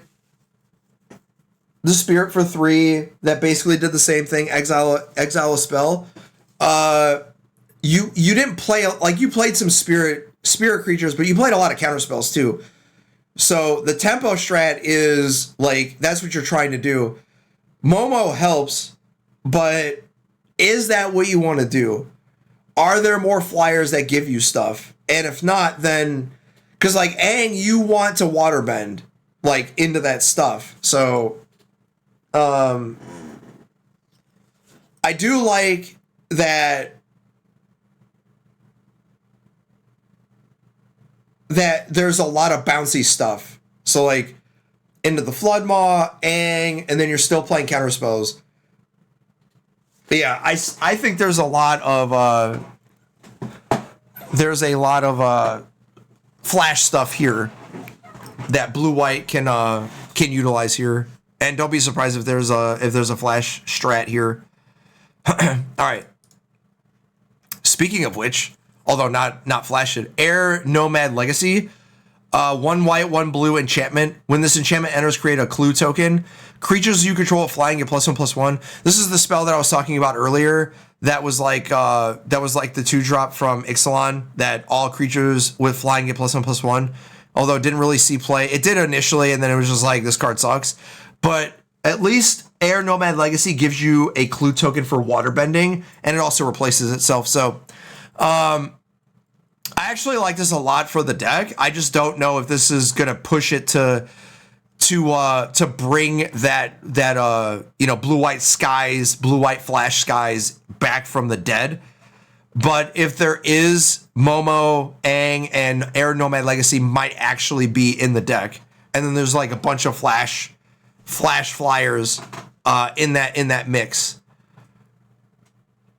specifically for standard, I don't think that you're gonna play this in like the spirits deck, even though all the spirits fly, because they tried that, right? And then it was just like, nah, man, it's just bad, because it doesn't counter any spells, it doesn't give anything when it comes into play, and like if you want to play Blue White Skies, then sure, but spirits is way better and does more tempo-y stuff, and you can play more. And there's a lot of creatures that are lords, as opposed to this where it's not a threat. So, but in standard, maybe it works. Who knows? Avatar Aang, 1 red, 1 green, 1 white, 1 blue. Legendary creature, human avatar ally. 4/4 flying, fire bending 2. Whenever you waterbend, earthbend, firebend, or airbend, draw a card. Then, if you've done all four this turn, transform Aang. And Aang turns into Aang, Master of Elements, which is an avatar 6/6 flying avatar ally. Spells you cast cost 1 Wooburg less to cast. At the beginning of each upkeep, you may transform Aang, Master of Elements. If you do, you gain 4 life, draw 4 cards, put 4 +1/+1 counters on him, and he deals 4 damage to each opponent. That's a mouthful. If there's an legendary ally deck, this is in it. And you are also playing all the allies, all the, water bending, all that crap. The question I have is, good thing you don't have to exile it, because if you did exile then transform, it wouldn't have haste. And I do like the idea that you get to you could flip this on your turn and then attack, and then on their upkeep flip it back and do all that stuff, and then just keep doing it, right? The only problem is are you ever going to get to do all 4 of these in, it's so magical Christmas land. It's crazy. You're always drawing a card from him because you're fire bending, but water bending is your tapping creatures, air bending is your exiling stuff, and then fire bending you're already doing, and then what's the other bending? Earth bending? You got to play bad green cards to do it. But you are playing all the colors, right? So it's not that hard. I don't know. At least you don't have to worry about fire bending because you're already doing it, so you kind of don't have to do it if you don't want to.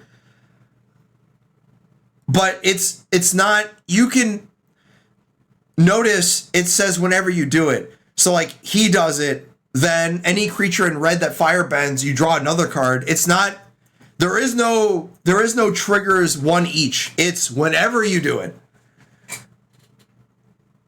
This is a commander card if I ever seen it, but if there is one, there are wishy-washy stuff to get this into play. 4 mana 4/4 is already fine, and it flies. So if you ever get this in play, you're doing it. If you ever draw more than 1 or 2 cards, you're doing it. Yeah, I don't know. If you ever flip this and flip it back, you're obviously winning. Yeah,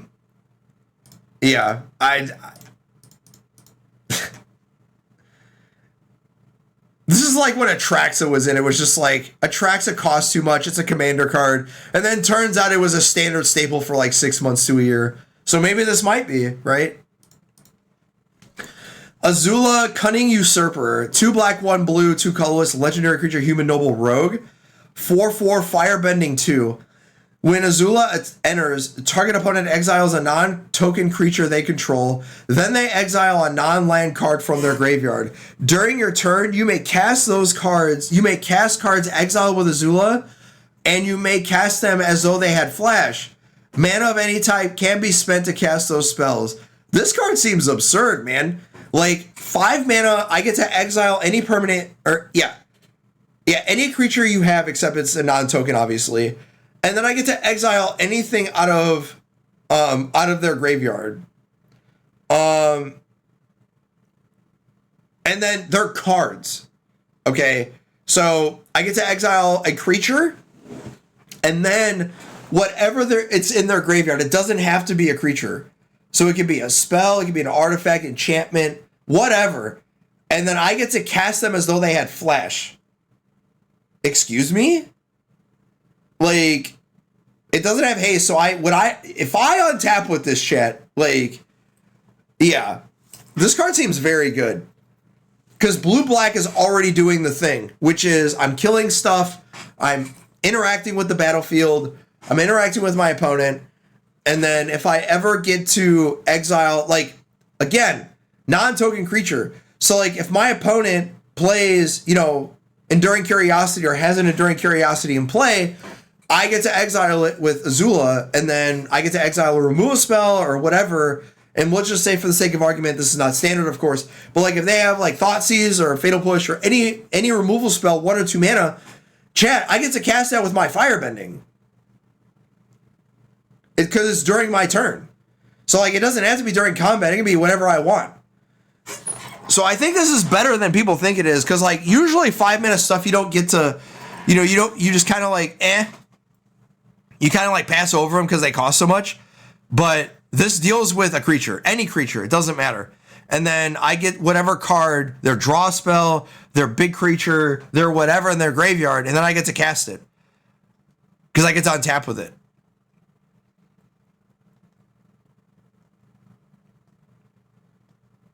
And they go with Azula, so if they deal with it, then yeah. But yeah, I like this for standard. It's probably too costly for older formats, but maybe, right? Beifong's Bounty Hunters. 1 green, 1 black, 2 colorless human mercenary 4/4. When a non-land creature you control dies Earthbend X, where X is the amount, where X is that creature's power. So even if this dies, all right, I get a 4/4. So at the very least, Beifong's allows me to, it's a 2-for-1, and it's not a mythic. So I play this on 3 because I had a mana dork or, whatever. They Heartless Act it, they kill it, and then I get a 4/4 from my land. And then, yeah, so 2-for-1 is good. And that's what Golgari is all about, is 2-for-1s, 3-for-1s for the permanents. No, I like this a lot. It's kind of just good. It's fine. It's not busted. It's not bad. It's just a 4-mana 4/4, and then when it dies, I get a 4/4 back. Cool. Bitter Work. 1 green, 1 red, 1 colorless enchantment. When you attack a player with 1 or more creatures with power 4 or greater, draw a card. Exhaust 4. Earthbend 4. Activate only during your turn. So we used to have like these fires type decks with enchantments that were 3-mana enchantments that did stuff. Wait, when you attack a player with 1 or more creatures. Yeah, with power 4 greater, draw a card. Okay. It's only draw 1, which kind of sucks. So, but I don't know what deck would want this, because like the landfall deck is usually like mono green or red green, and very rarely is it teamer. But you're not really taking a turn off to play this. So like if you're gonna play a red green aggro deck, the majority of it's gonna be like earthbending, or firebending. And then you sort of play this and then firebend for, 2 or 4 or whatever. And then you activate it and get a 4/4.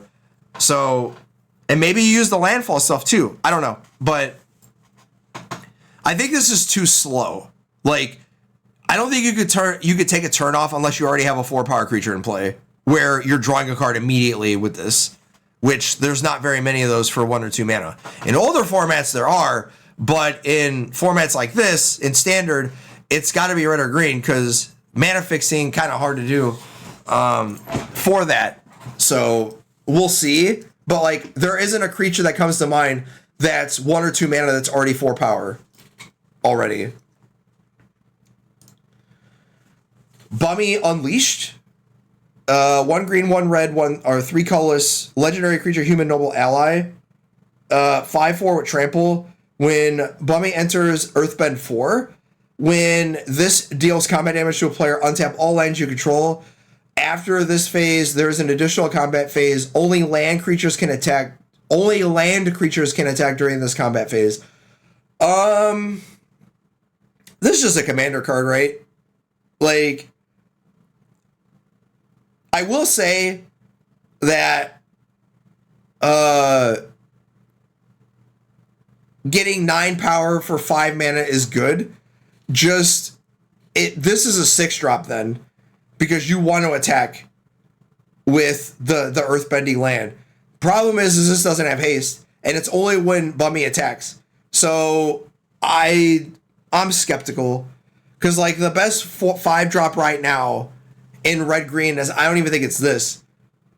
That's not to say that this is not good. It's just like, if I'm playing this on 5, my earthbended land is tapped, so like I'm not protected, and then if I play this on 6, like my earthbended land can attack or block, but I'm not trying to do that. I'm trying to attack and win the game. So if you're playing this, aren't you already winning? Like, this isn't like an I win more card. I don't know. And maybe this is like the game winner type stuff where like you're interacting with the opponent, they tap out, blah, blah, blah. And then you play this and it's just like, all right, deal with this or you die type stuff, which I do like. I like that more than you got a turn to deal with this or get buried with 4s, 5s, and 6s rather than, oh, I played my 4, 5, 6 drop, the game's over. Like,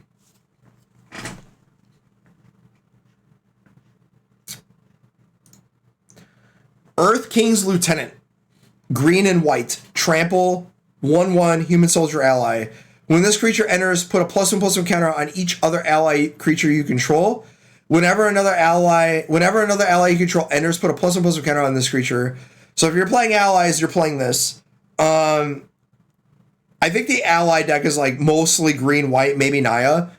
And if you're playing other colors, you're like wishy-washing with like the Great Ally and the Allied Land and like a bunch of like secluded steps and stuff like that. I don't like that this is a 1/1, but this being, basically Thalia's Lieutenant, except it's Earth King, it's Ally's Lieutenant, effectively.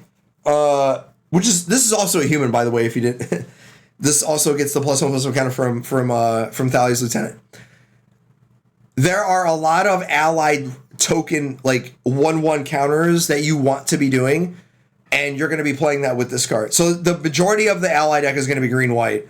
Now, what other colors you play is completely up to you, but if you're playing allies, you're playing this, because it just gets bigger and bigger and bigger and makes your entire team huge, and it functions theoretically like Thalia's Lieutenant. It's decent on 2. It's great in the late game when you have a bunch of creatures, and it's almost never a dead draw. So, and what this has that Thalia's Lieutenant did not have is this has trample. Thalia's Lieutenant did not have trample. So, yeah, I'm looking forward to the beatdown strat with this. Eero T Master, 1 red, 1 white, 1 colorless legendary human citizen ally, 2/2. When this enters, create a food token. At the beginning of combat on your turn, you may have target opponent gain control of target permanent you control. When you do, create a 1/1 white ally creature token. Put a +1/+1 counter on that token for each permanent you own that your opponent controls. That's a lot of text for saying I don't do shit. Now, this is an ally, and as I said, it creates an ally.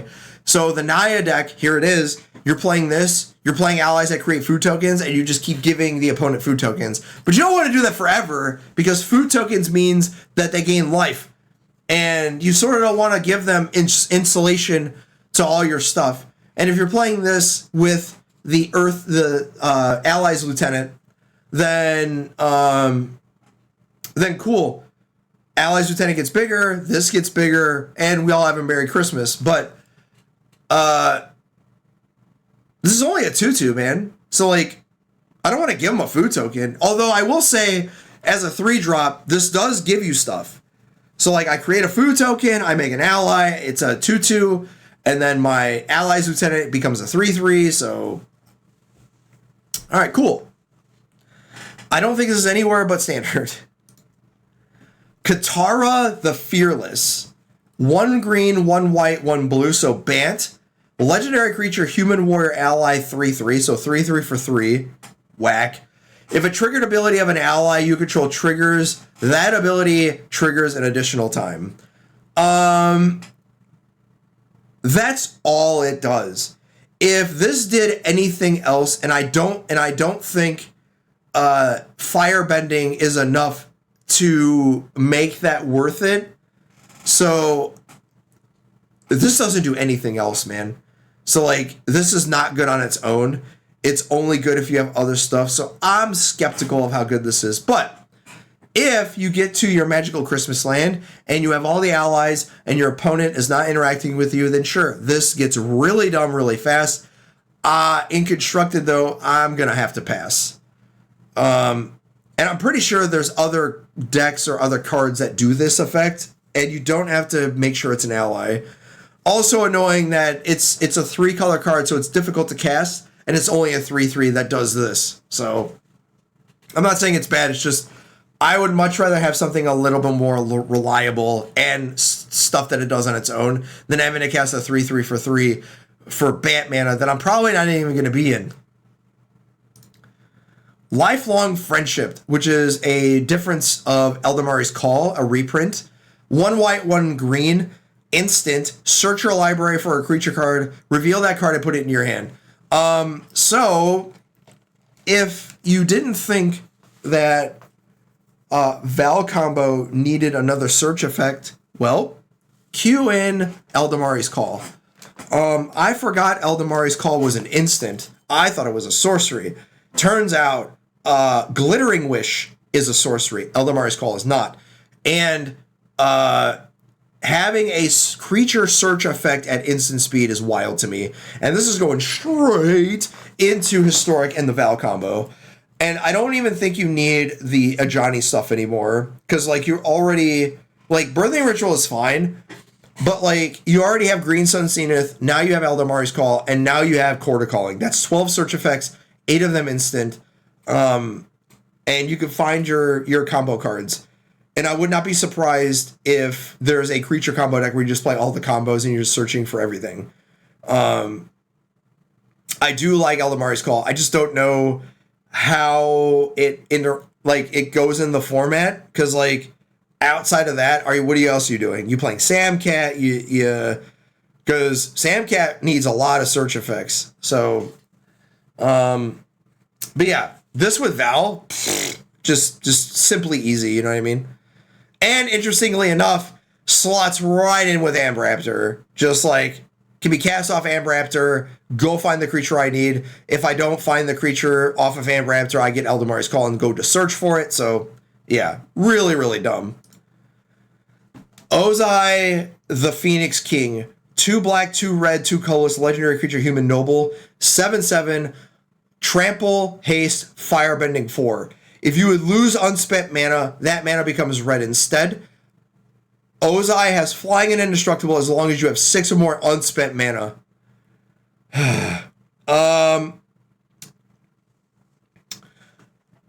What deck wants this, man? Like, this is a commander card, but, like, if you're playing, like, Reanimator or just straight Fair, like, what deck wants this? Yeah, firebending 4, but, brother, I have 6 mana. Like, I've already casted a 7/7 trampling haste firebending 4 creature.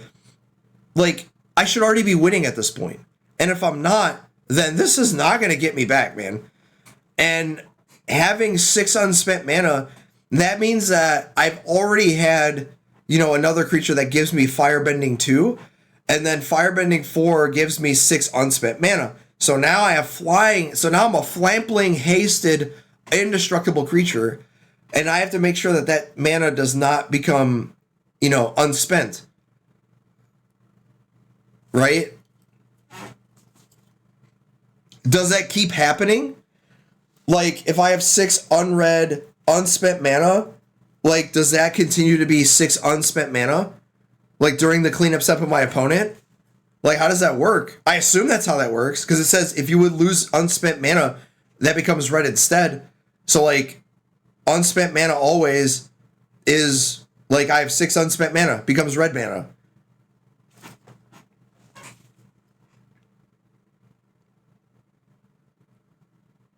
I'm assuming that's how it works. And that's always flying indestructible. But again, I'm not sure that this is yeah. Like, nah. We could do better than that. Speaking of better than that, Sandbender Scavengers, 1 white, 1 black, human rogue 1/1. Whenever you sacrifice another permanent, put a +1/+1 counter on this creature. When this creature dies, you may exile it. When you do, return target creature card with mana value less than or equal to this creature's power from the graveyard to the battlefield. If there was a sacrifice strategy in the format and it was already being played with Sephiroth, you're playing this card. This slots very well into Mobilize. So like the 1 mana Mobilize Goblin and Voice of Victory and many other cards. And then if this ever dies and Sephiroth's in the graveyard and you've sacrificed 2 Voice of Victory counters, this is a 3/3 and there you go. I think this is the worst of them because there's many other sacrifice white-black cards that I think are worse than this, or I'm sorry, that are better than this. But to have them have extras is not hard because you're just sacrificing a bunch of stuff. And maybe you could just play all of them where you just play all the mobilized creatures and you're not really playing that much sacrifice stuff. You're just like all mobilized because they all sacrifice themselves at the end of combat anyway. And then you have Sephiroth to sacrifice more stuff and you're off to the races. The real question is are you playing Raise the Past or are you not? Because if you are, then these cards get a little bit worse because you're trying to play more sacrificey creatures with more sacrificey stuff. And you might want other things, if that makes sense. But be that as it may, like still, there's a bunch of sacrifice strats that are basically being put in the museum because Vivi exists. And that deck is way slower to combo off than Vivi is, so. But we will be going back to the sacrifice strat when Vivi leaves, because I love me some sacrifice and I love me some Raise the Past, Mobilize, sacrificey stuff. Soka, the bold boomeranger. Excuse me. 1 blue, 1 red, 1/1 legendary creature, human warrior ally. When Soka enters, discard up to 2 cards and draw that many cards. When you cast an artifact or lesson spell, put a +1/+1 counter on Soka. This card is really odd because generally speaking, in blue-red, you're not necessarily playing a bunch of lessons or artifacts. And if you are playing artifacts, you're not really necessarily like usually on creatures like this or effects like this, you're like playing Reanimator. You're not necessarily like playing a bunch of artifacts or lessons or instant or sorceries or whatever.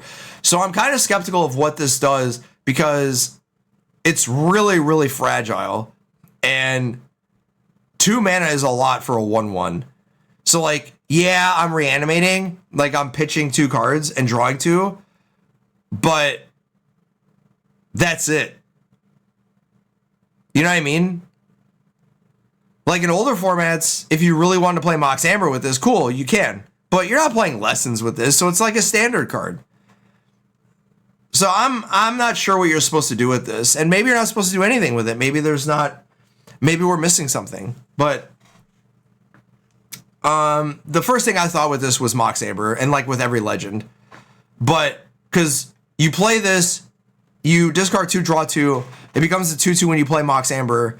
But there are not a lot of lessons that I want to play main deck, if that makes sense. So, Tolls of War.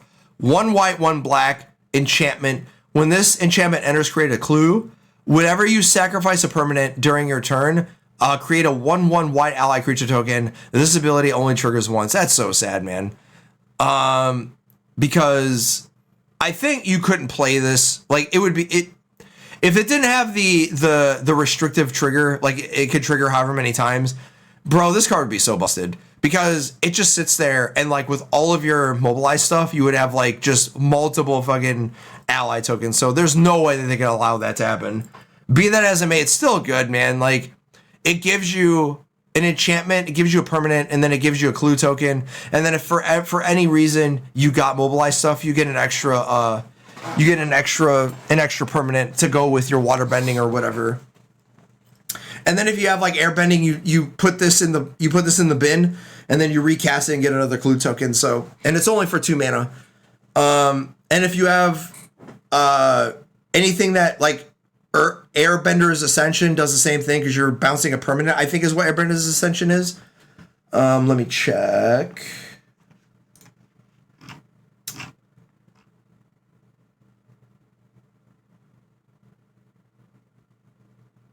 No, it's just creature, never mind, I lied.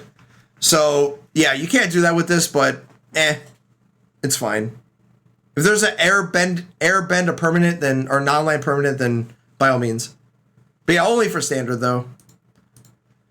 Toph, hard-headed teacher, 1 red, 1 green, 2 colorless, legendary creature, human ally, 3/4. When Toph enters, you may discard a card. If you do, return target instant or sorcery card from your graveyard to your hand. Whenever you cast a spell, Earthbend 1. If that spell is a lesson, put an additional +1/+1 counter on that land. So Toph is very good. I just don't know what deck wants it because there's not very many instant or sorcery spells that you want to be getting back with Toph, because generally spells, I mean, green red aggro does play some instant or sorceries, like, you know, I'll name Lightning Strike, I'll name Burst Lightning, like those are the obvious ones. But there's, I guess Breakout counts too. But there's not very many of them, and if you want the Earthbend, then like this is just a 3/4 that doesn't really do anything besides discarding a card. It works really well with lands, obviously, because, you know, if you have like 1 or 2, you know, instant or sorceries in the yard because you played a Burst Lightning or you played, you know, a Shock or whatever the hell, then you can, you know, this is fine because it does something when it comes in. So I'm not saying it's bad. Just I'm 3/4 for 4, maybe, I don't know. And lessons, there's not very many lessons that you're playing. And then we go to Toph the First Metalbender.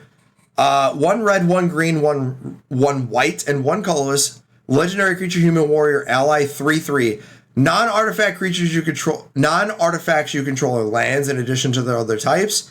At the beginning of your end step, Earthbend 2.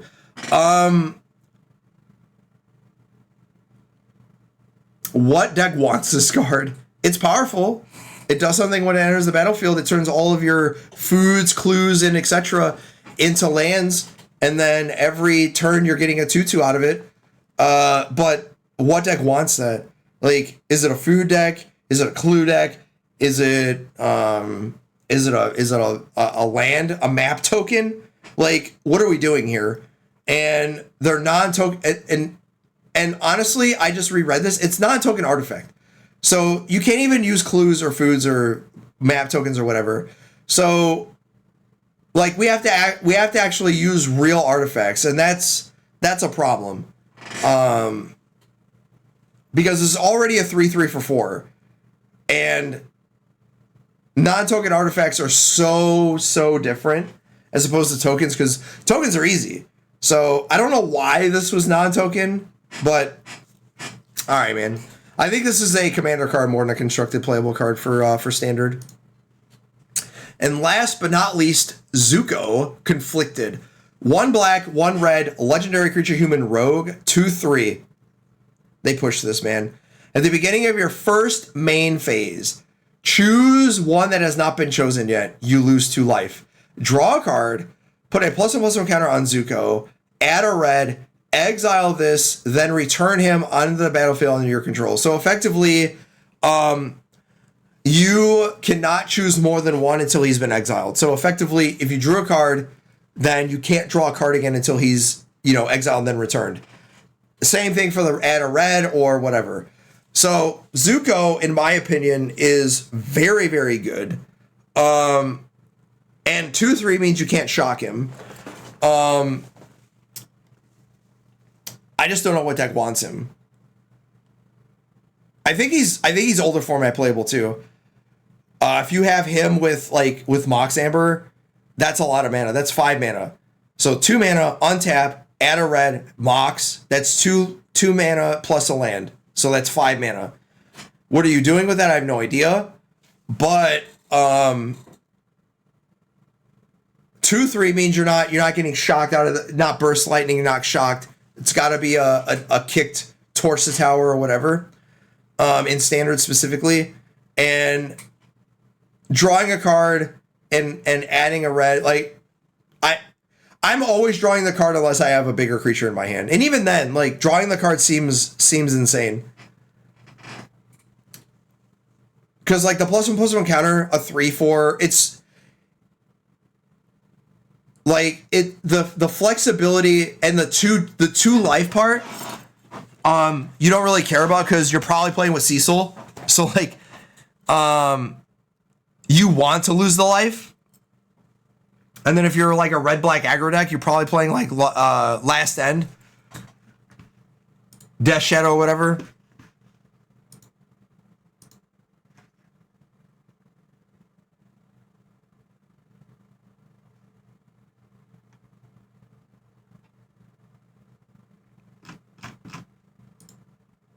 Who the hell?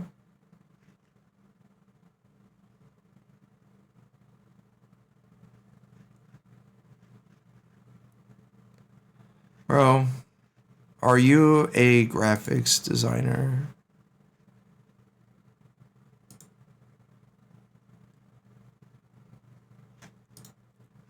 I'm going to say yes. So, all right. And that is all of the multicolor cards.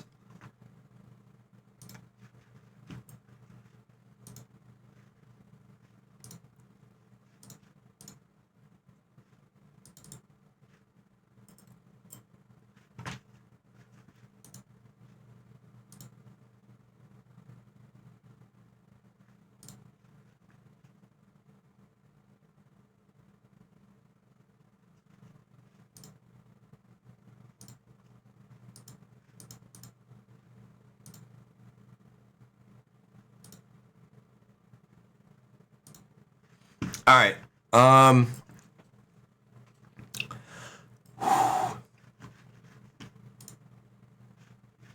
What was I going to do? Oh, yeah. Colorless. Duh. All right. Last but not least, the colorless cards.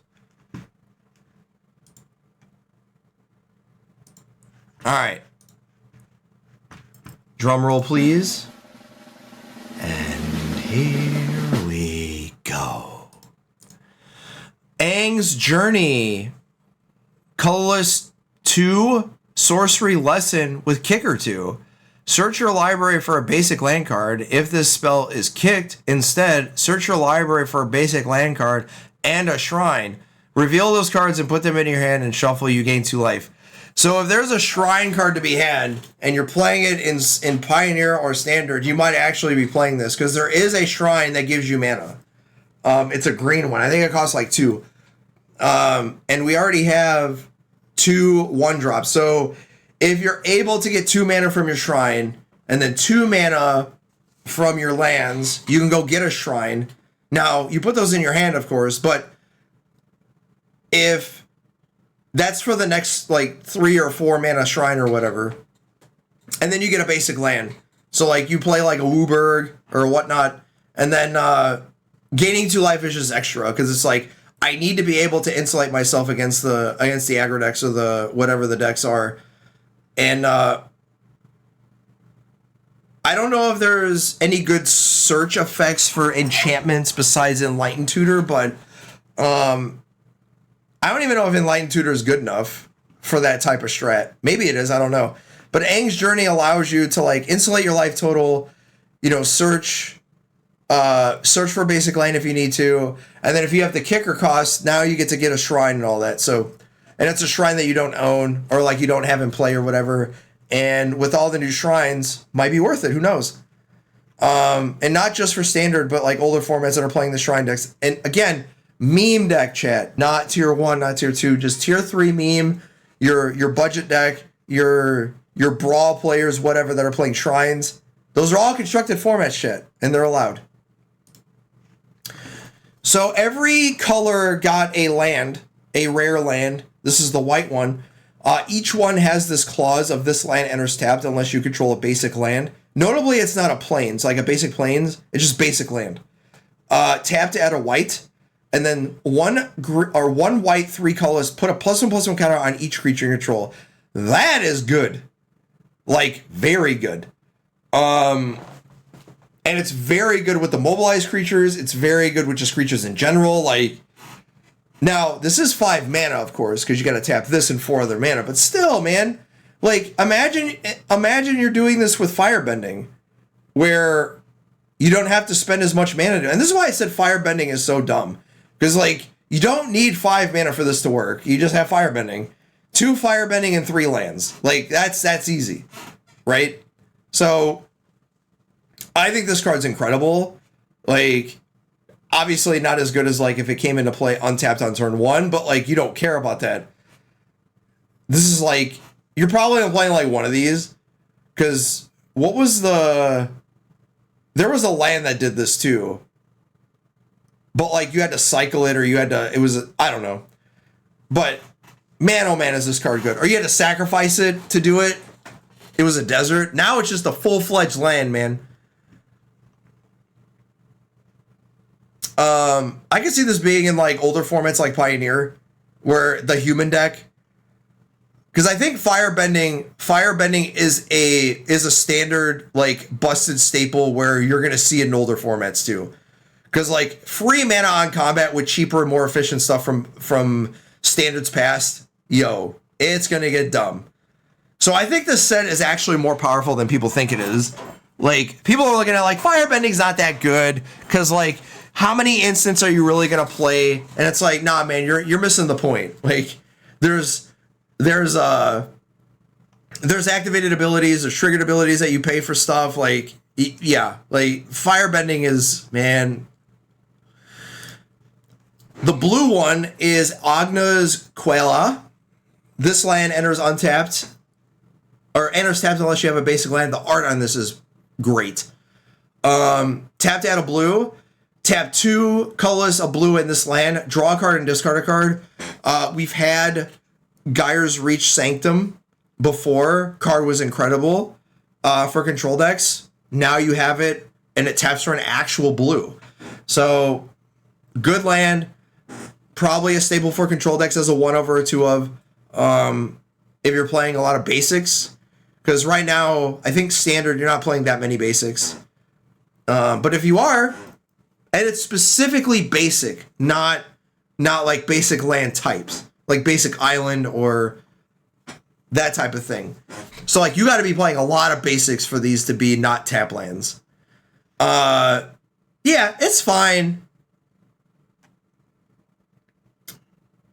I don't know if this has any implications in older formats, just because modern and other formats do play in like some basics, just because of Blood Moon existing and whatnot. But they're not playing as many lands though, so this might enter tap more than it might not be good for them. The green one is Ba Sing Se, and this one is the green one, taps for green. Green and 2 colorless, tap. Earthbend 2, activate only as a sorcery.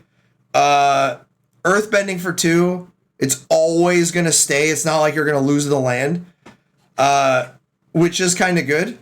And then if you're combining these with the Earthbending for 2, and then you got the white one where it's getting +1/+1 counters, like now you're trying to do it.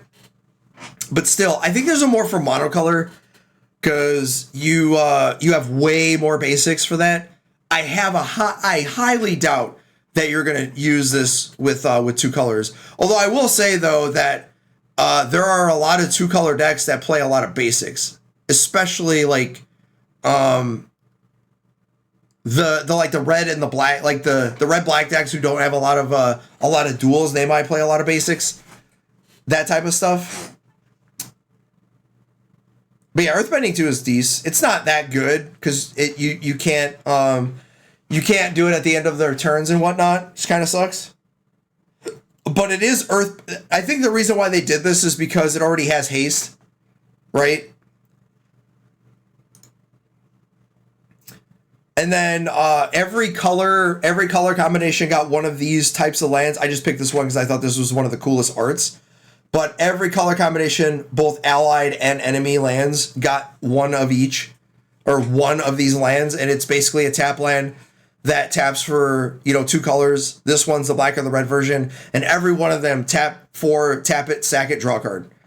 I think these are just purely for limited, but they were available, so I just looked at them. Next is Fire Nation Palace. This land enters tapped. Tap red. Tap, add a red.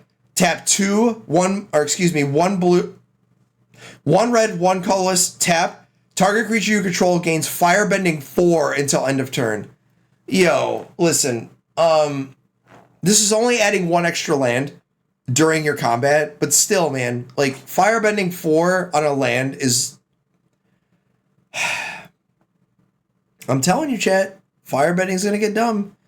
Like, people are thinking that firebending, it's fine, like, whatever.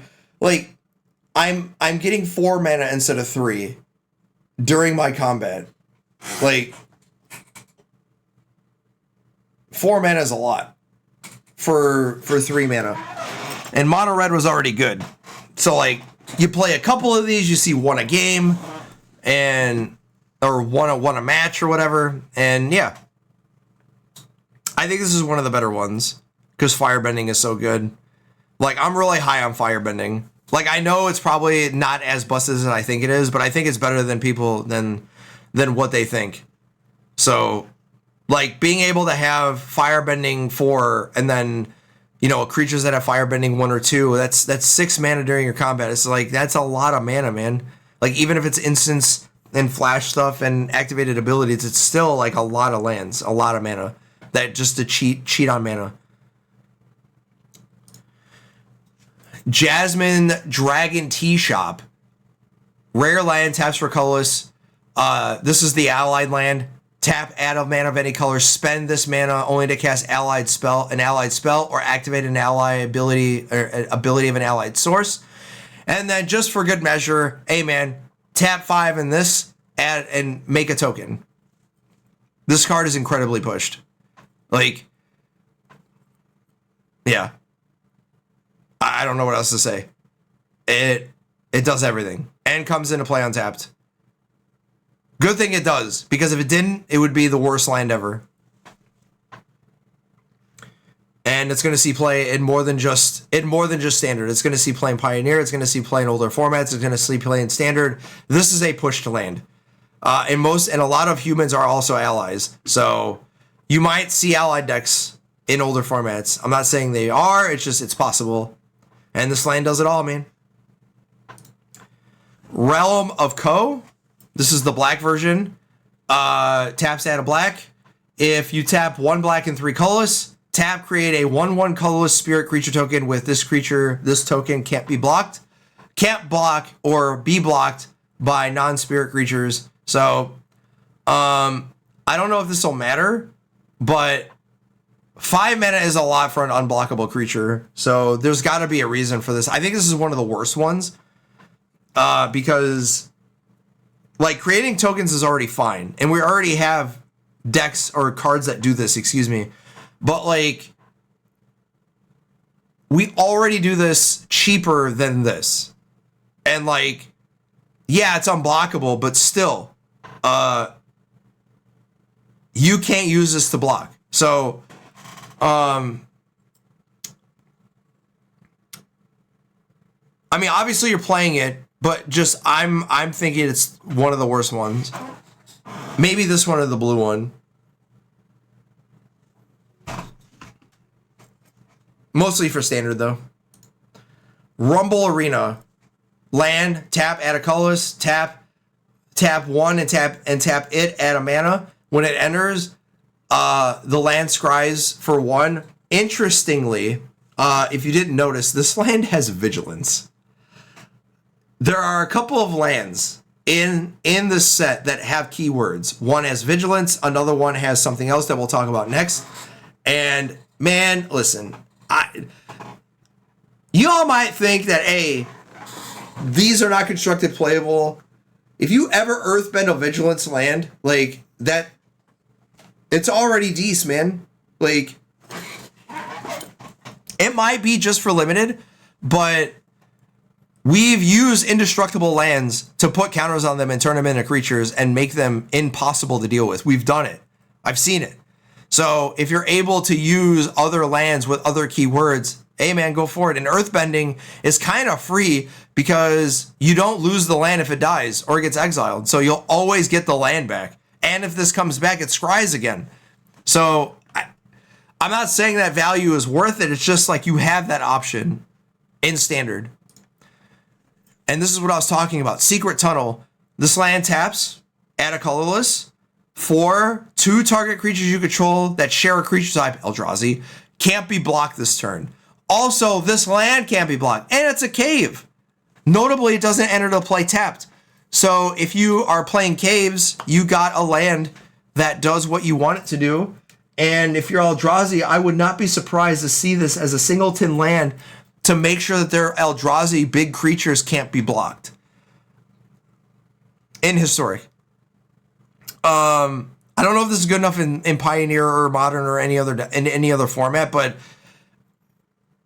having creatures being able to not be blocked is kind of a big deal. And also, I'm not saying you would do this, but Firebending also allows this to happen, even though if it taps for a colorless. So, yeah. Maybe not in standard, maybe not in other format, but Eldrazi has that option to go search for it and then turn their big dumb idiots into unblockable creatures because they're all Eldrazi, so they're always going to be unblockable. It kind of sucks. Tarnished Citadel. There was a lot of lands spoiled. This is one of them. This is only for Historic, and this is an old. This is the first print of this was in an Odyssey. Tap, add a colorless. Tap, add a mana of any color. The land deals 2 or 3 damage to you. I have no idea what deck wants this, but if I was gonna bet, it's a Death Shadow deck, and I don't know if Historic is ready for that. There are cards that there is a card in Alchemy that gives cards lifelink. I'm not saying that that's good enough. It's just you can do it, but it has to be in your hand perpetually. And that's really it, man. Like, I don't know what else. I don't know what other. That's why I put it in here. Was like a mono black, like Sui aggro deck where it's just Citadel, Death Shadow, and Cecil, and Thought Seizes, and just like all 1-drops, and like you're just trying to get them, just trying to deal enough damage. And you're using like Citadels and Bolt lands and just trying to get your life total to like 1 and then just destroying your opponent. I don't know if that's going to be good enough or not, but I'm going to try it. Because Death Shadow seems like a deck that you should be able to run against Eldrazi, because really the only thing that they care about is if they can K-command your stuff. And here it is, man. Dark Depths, the boy in the iceberg. So Dark Depths is an old card. It's in the cube, but it's not on Arena. Like, you can't craft it. And basically what it does is it enters with 10 counters on it, 10 ice counters. You pay 3 to remove the ice counters, which nobody's ever done. And whenever the last counter is, when there's no ice counters on it, you sacrifice the land. If you do, you create a Merit Merit Lage, legendary 2020 black avatar creature token with flying and indestructible. So I am pretty sure that this card is going to be pre-banned in Historic, but we haven't gotten confirmation yet.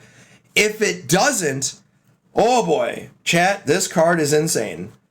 Because you can crop rotation for it, and generally the Dark Depths deck was in Legacy for a bit. Now it's just a part of a lands package that just an additional way to kill an opponent. And in Historic, you could just automatically just have, because the way you deal with this is so you can crop rotation for it.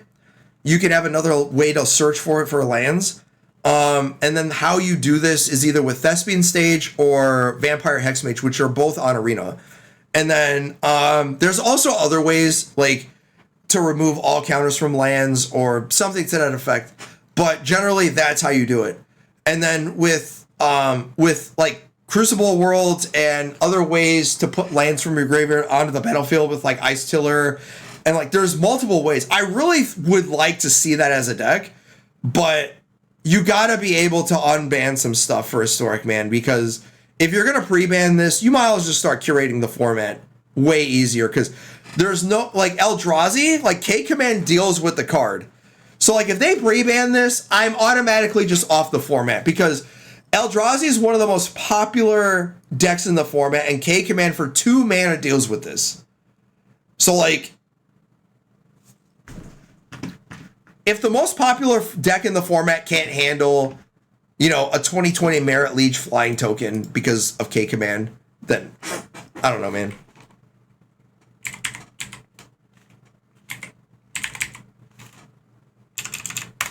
Like, I'm not making this up, right? Yeah, exile target creature with mana value X or less. So yeah, for 2 mana, you can get rid of this.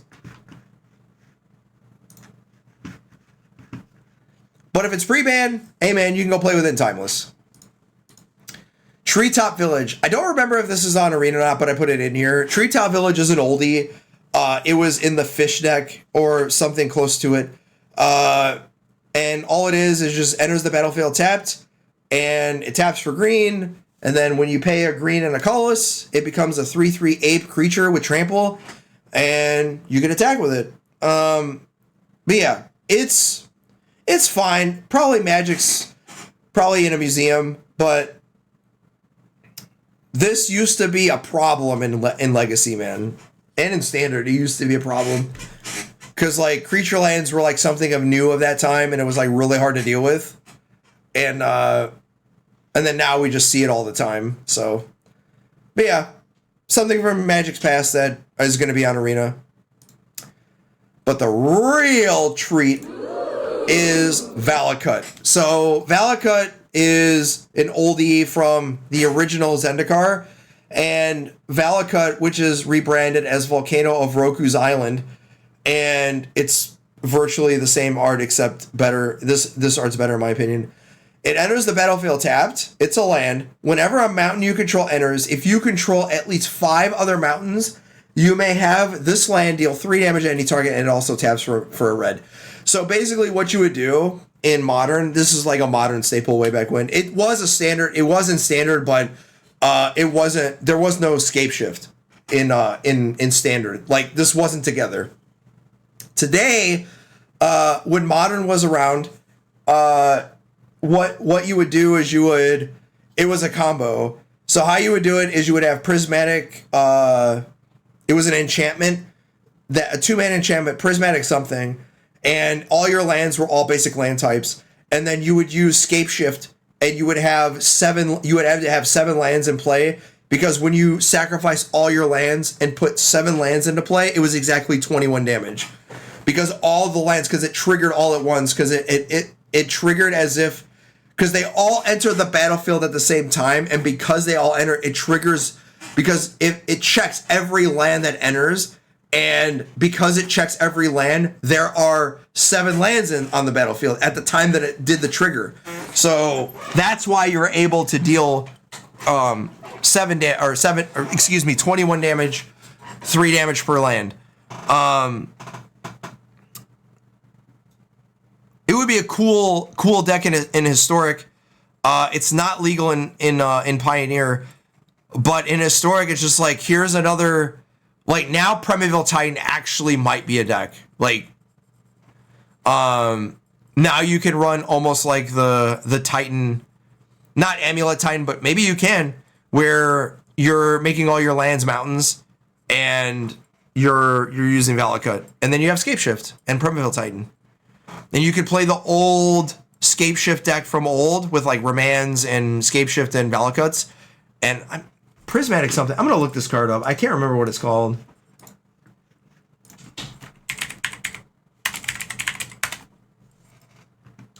Prismatic Omen.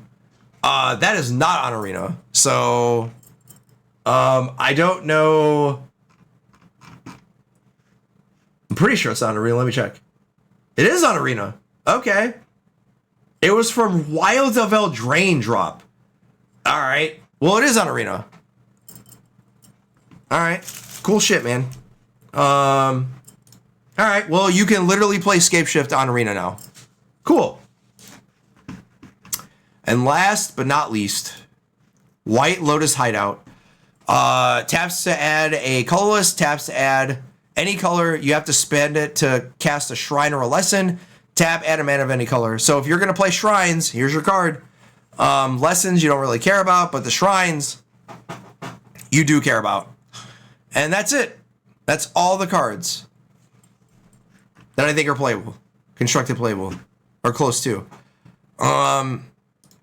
Does chat have any cards that they thought were playable that I didn't touch?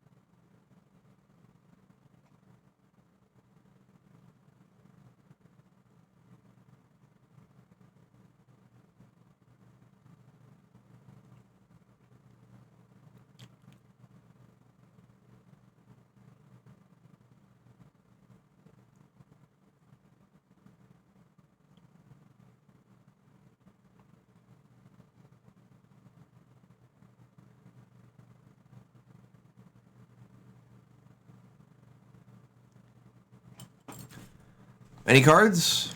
No?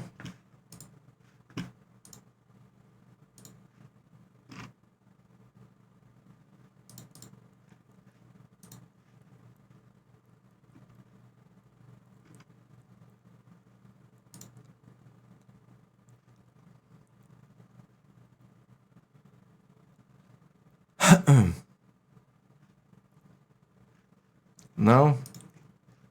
All right. Well, that's all the cards, and I've been live for probably 5.5 hours. Nope, 6 hours. So I think this set is way more powerful than people give it credit for. I didn't really see too many people talk about it because I think there's a lot of product fatigue, and I'm not saying that product fatigue should affect everybody, and it really doesn't affect me because not every set's for me. But the standard sets, it's getting to the point where every set is being a standard set, but since standard is in a handcuffed state until tomorrow, like Secret Layers, I don't really care about. I don't care about any of the extra product, and I shouldn't even care about the Universes Beyond, but because now they made them all standard legal, it's so annoying that I have to care about this stuff, because before it was standard legal, I was just like, unless it's for competitive formats that I play, I don't care about the sets because they're just collector's items or cards that gets played in Legacy, but not really, because Legacy is really, really efficient. So like, unless they make a card, and they really can't do that because then it means that they're pay to play and all that stuff. So, but now that every Universe Beyond set is going to be standard legal, avatars, I'm glad The Walking Dead is not a thing. Spider-Man kind of sucked. And you can't even use it on on Arena. It's just like different names and different cards and stuff. It's just really awkward, man. I'm not really mad at WotC for this. It's just sort of like it is what it is. It's just like par for the course. This is what I have to deal with when I play this game. And I've gotten more to the point where I only care about playing the game. I don't care about what WotC's decisions are, because if you start getting into what they care about and what they're doing, it just gives you stress that you don't care about. So I would much rather not do that. And given the state of what I had to deal with today, I definitely don't care. So good stuff, man. But it's been 6 hours. I've reviewed the whole set in a constructed sense, and I am going to hang out with family. So I'm finished today. I will see you all tomorrow, hopefully. I don't know what time. Probably Monday Night Football. I actually get to watch tomorrow. That's crazy. I don't know. We'll see, like after lunch or something. I don't know. I am going to stream tomorrow. I just don't know what time. So until then, I appreciate everybody who came and hung out and made it easy. And there's like literally nobody on that I'm going to send it to. So, yep. I guess I'm just ending it. I'm not going to send it to anybody. All right. Well, it was fun. The whole set review might be on YouTube. I don't know. But I'm going to try to do a video like on my top cards of the set, like what I think is like not necessarily like the best cards, but like my favorites. And some of them might be in the top 10. I don't know. But I'm going to do like, like a top 3 at each color or something like that as my favorites, like stuff that I'm actually going to play with. All right. Until then, see you then, and we'll see you tomorrow.